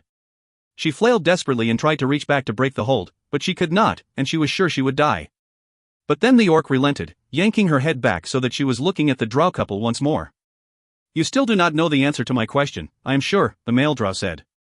Giselle stared at him, offering nothing. He motioned to the side, and a young child was dragged out before her, a boy who could not have been more than 7 or 8 years of age. "Drizzt Do'Urden?" the drow asked. Giselle stared at the child. "Too long." "Kill him," the drow said, matter-of-factly. "No!" Giselle shouted in a mud-filled cry as an orc near the boy lifted its wicked blade to his throat. "Drizzt Do'Urden?" the drow asked again. "He left," she said. "Days ago." "To where?" Giselle hesitated. To where? The drow shouted, coming forward now to the edge of the dais. When Giselle didn't immediately reply, he motioned to the orc. They had a lot of children waiting in the wings, Giselle knew. North. She cried. He went north, to find allies to come to Nezim's aid. Drizzt Do'Urden? The drow asked. A dark elf? You know him as Drizzt Do'Urden? Drizzt, yes, she admitted. He saved me in the forest, him and his companions. They came to Nezim and aided us in our time of need. And he went out north, days ago, to find help, to beg of the dwarves of Mithril Hall, perhaps. The drow did not seem pleased, not at all. He sat back in his chair, mulling and muttering. You should have answered sooner, he said to Giselle, and then to the orc to the side, he added, kill him. No. Giselle cried, but it was muffled as the orc securing her slammed her down into the mud again. That proved merciful, for she did not have to witness the execution of the young boy. She heard his cry, though, and saw him lying in the mud, so still, when the orc holding her yanked her head back once more. I will have him, the drow Duke of Nezim told the priestess at his side. He will not escape me again. Another dark elf came up to the stage then. We've 600 prisoners, the drow reported. The rest are dead. Too many, the Duke of Nezim replied. Choose the hardiest half to serve as slaves. Do as you will with the other half. Giselle's head fell back to the mud, the woman overwhelmed by the casual evilness of this dark elf before her. She had seen many battles in her 25 years of life, but she simply could not fathom this level of cruelty, this level of atrocity, particularly from a creature so strangely beautiful. What of him? Asked the orc, and the brute pointed to Jolin Firth. Crucify him before the city's main gate, the drow answered without hesitation. And her? Asked the orc, who tugged Giselle by the hair. She lives, she heard the Duke order the orc guarding her. To Giselle, those might have been the cruelest words of all. The halfling turned Dagrilon went right past Wulfgar's former prison and sped further down the corridor, turning into a side passage, one much narrower. Regis had scouted this area well, and with orcs and other monsters closing in fast, with spears flying to skip across the floor not far behind their running feet, he and Wulfgar got through a door. Regis slammed it shut and dropped a locking bar in place. Follow, he told his friend, and on they ran. How? Wulfgar asked many footsteps later, through a dozen more doors, several side passages, and into a more natural area of the upper Underdark, and still pursuit was not far behind. Regis pulled off the executioner's hood, threw it aside, and tapped his head where his disguised magical beret was. He immediately reverted to his true halfling look, but remained much larger than he had been, as tall as Wulfgar and still much thicker, so that he looked like a strangely gigantic human child.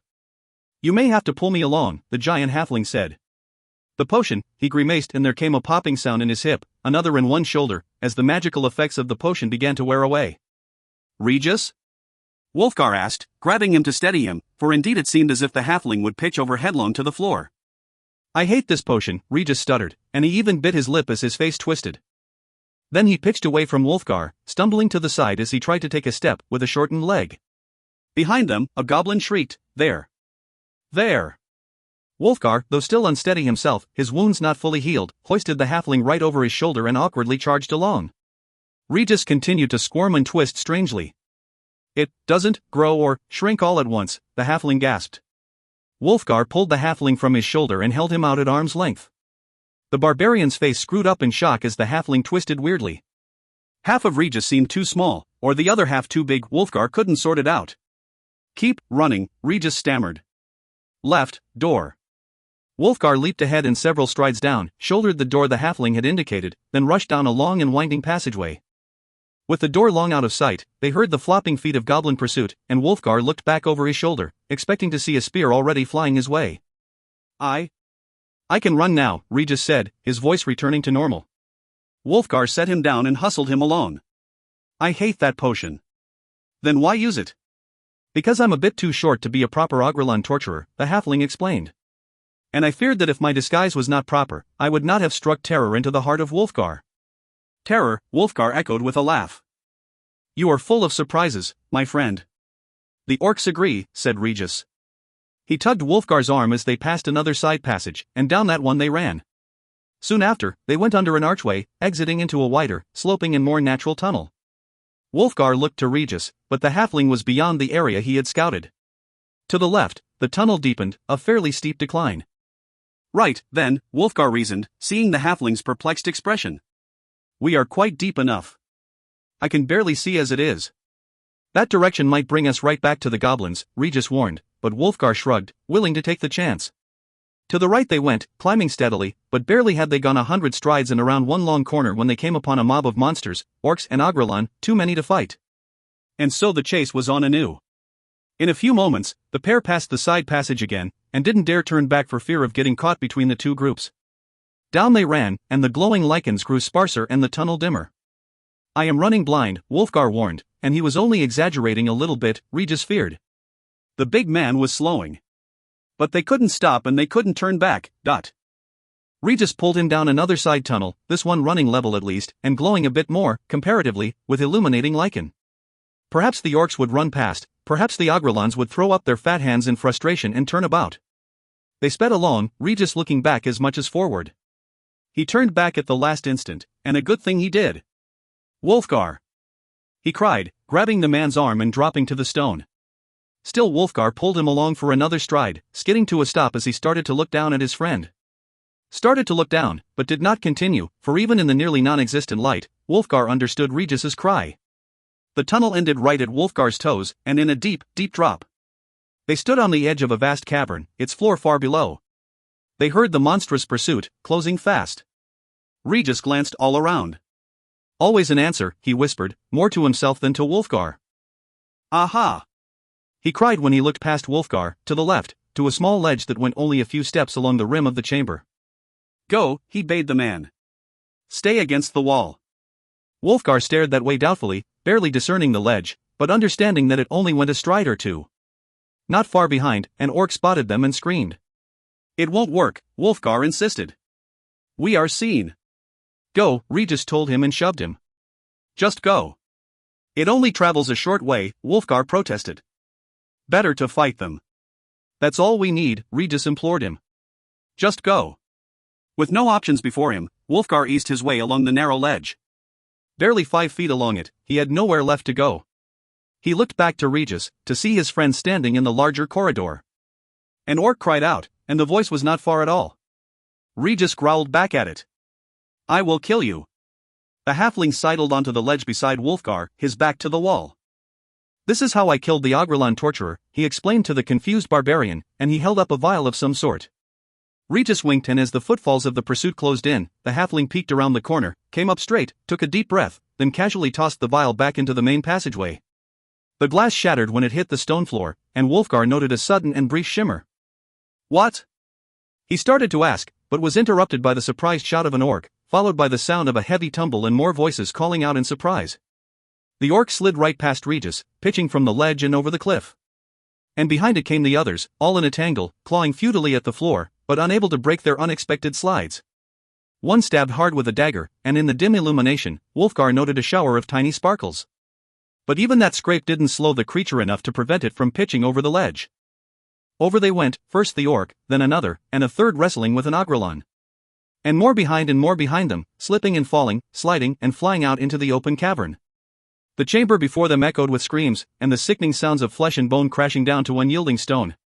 Then all was quiet, so quickly, save a single whimpered cry far down in the cavern, for one of the creatures, at least, had apparently survived the fall. Come along, Regis said. Dive back the other way. Around the corner went the halfling, bending low and pushing off into a headfirst slide away from the ledge. Wolfgar came to the edge tentatively and bent low, touching the ground. Ice. With a glance back at the drop, the barbarian similarly dived and slid to safety, to Regis, waiting for him on the other side of the slippery trap. The agrelon jailer? Wolfgar asked. I was one of the goblins, of course, Regis explained. I shot the other with a crossbow dart, and the agrelon took exception. He charged at you, Wolfgar reasoned, trying to remember what little he had seen of that scene, back in the prison when he had been on the cart under a near-dead goblin. I was standing back by the middle of the room. Before the pit, said Wolfgar, catching on. And so you created your ice. He looked back at the trap behind them. And the agrelon torturer slipped and fell and was carried into the pit. With his pet umber hulks, the halfling added, and he started back along the corridor, Wolfgar at his side. Umber hulks? Wolfgar asked incredulously. Small ones, Regis explained. Stuck in a metal-floored and metal-walled pit, and quite out of their minds with rage. Their reaction to the agrelon flying in at them made me believe that he had not treated his pets very well. Wolfgar digested it all with his head shaking and a grin set upon his face. You fed them the other goblin, too, dot. Of course, Regis replied dryly. I treat my pets well. Grave robbing? Bungalow Thump asked as soon as the foursome were brought before King Conrad, before they had even been formally announced and King Conrad had greeted them. What are ye thinking, little ARR? Well met once more, Drizzt Do'Urden, Conrad said. And yourself mayhap Reginald Roundshield, though it seems ye the a bit explaining to do. Nothing for me, good king? Asked the woman standing beside the drow, and Athrogate chuckled. Conrad looked at her curiously, not quite knowing what to make of her. Ye'll get your say, promised the female dwarf flanking the king on the right, who wore the garb of a high-ranking officer in the Mithril Hall garrison. Ye sneaked into King Bruenner's own grave when ye were here as our guest? Bungalow Thump asked incredulously. Ah, but King Emerus is sure to be disappointed in ye, said the woman, General Dagnabbit. King Bruenner's grave in Mithril Hall is empty, the dwarf they knew as Reginald Roundshield sternly replied, and he stared right at Bungalow Thump as he declared, King Bruenner's grave in Mithril Hall has never been anything but empty. The battle-rager stared back at him hard, and seemed on the edge of a tirade, clearly taking the claim as some sort of an insult. But that didn't stop Bruenner. Ain't that the truth, King Conrad? He asked. Conrad looked to Drizzt, who of course, had been in on the ruse when Bruenner had secretly abdicated the throne to Conrad's father, Banak Bronanville, those many years before. The drow nodded slightly in reply. Bruenner fell in Gauntlgrim, Bruenner declared. Ye heard the whispers, and know him to be true. Your King Bruenner found Gauntlgrim, and there he fell and there he was buried. The trio and more than a few dwarf guards about looked to each other in confusion and excitement. So you went out from here to Gauntlgrim, King Conrad said to the dwarf. And there you robbed the grave o' King Bruenner? I didn't rob anything, the dwarf replied. Surely the helm you wear, and the shield and axe I'd know that axe as well as if it was me own, Conrad said. Aye, and that's Bruenner's helm or I'm a bearded gnome, said Bungalow Thump, using one of his old king's favorite lines for effect. I didn't rob anything, Bruenner insisted, and he came forward slowly, shaking his head. He put his hands on the arms of Conrad's throne, drawing a gasp from both dwarves flanking the king. But they didn't intervene as Bruenner said again, I didn't rob anything. He moved closer to Conrad, staring the king in the eye, moving so close that their long noses almost touched. Very deliberately, Bruenner went on. I taked what was me own. King Conrad tried to digest that for a long while, as did the others, and gradually, Bruenner backed off. Conrad looked to Drizzt, his expression showing the poor dwarf to be fully at a loss.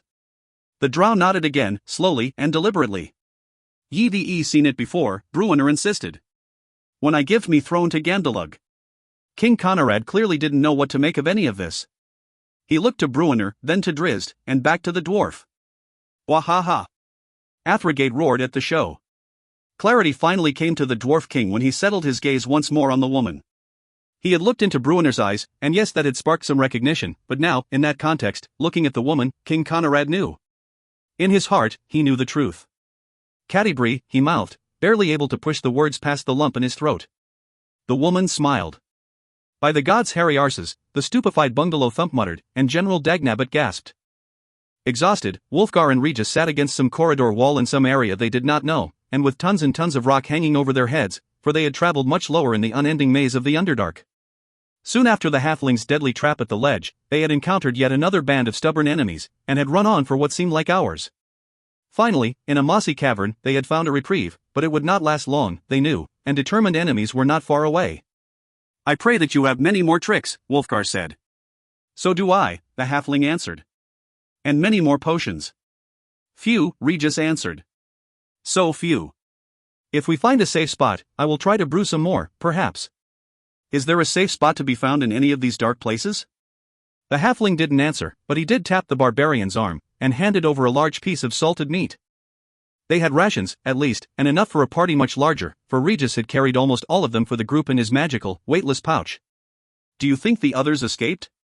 Wolfgar smiled as he recalled the ranting of the orc shaman who had come to him before he had been dragged out to the carnival. Of course, he answered. There are not enough orc kind in the world to defeat our friends. Or us, Regis answered hopefully, but all that came back at him was a long silence.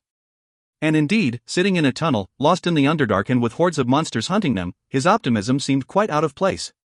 We'll not get out of this alive, you know, Wolfgar told him a long while later. You seem content with that. Regis didn't mean it as an accusation, but it surely sounded like one. Borrowed time, the barbarian explained with a resigned shrug. I was, and should be, long dead.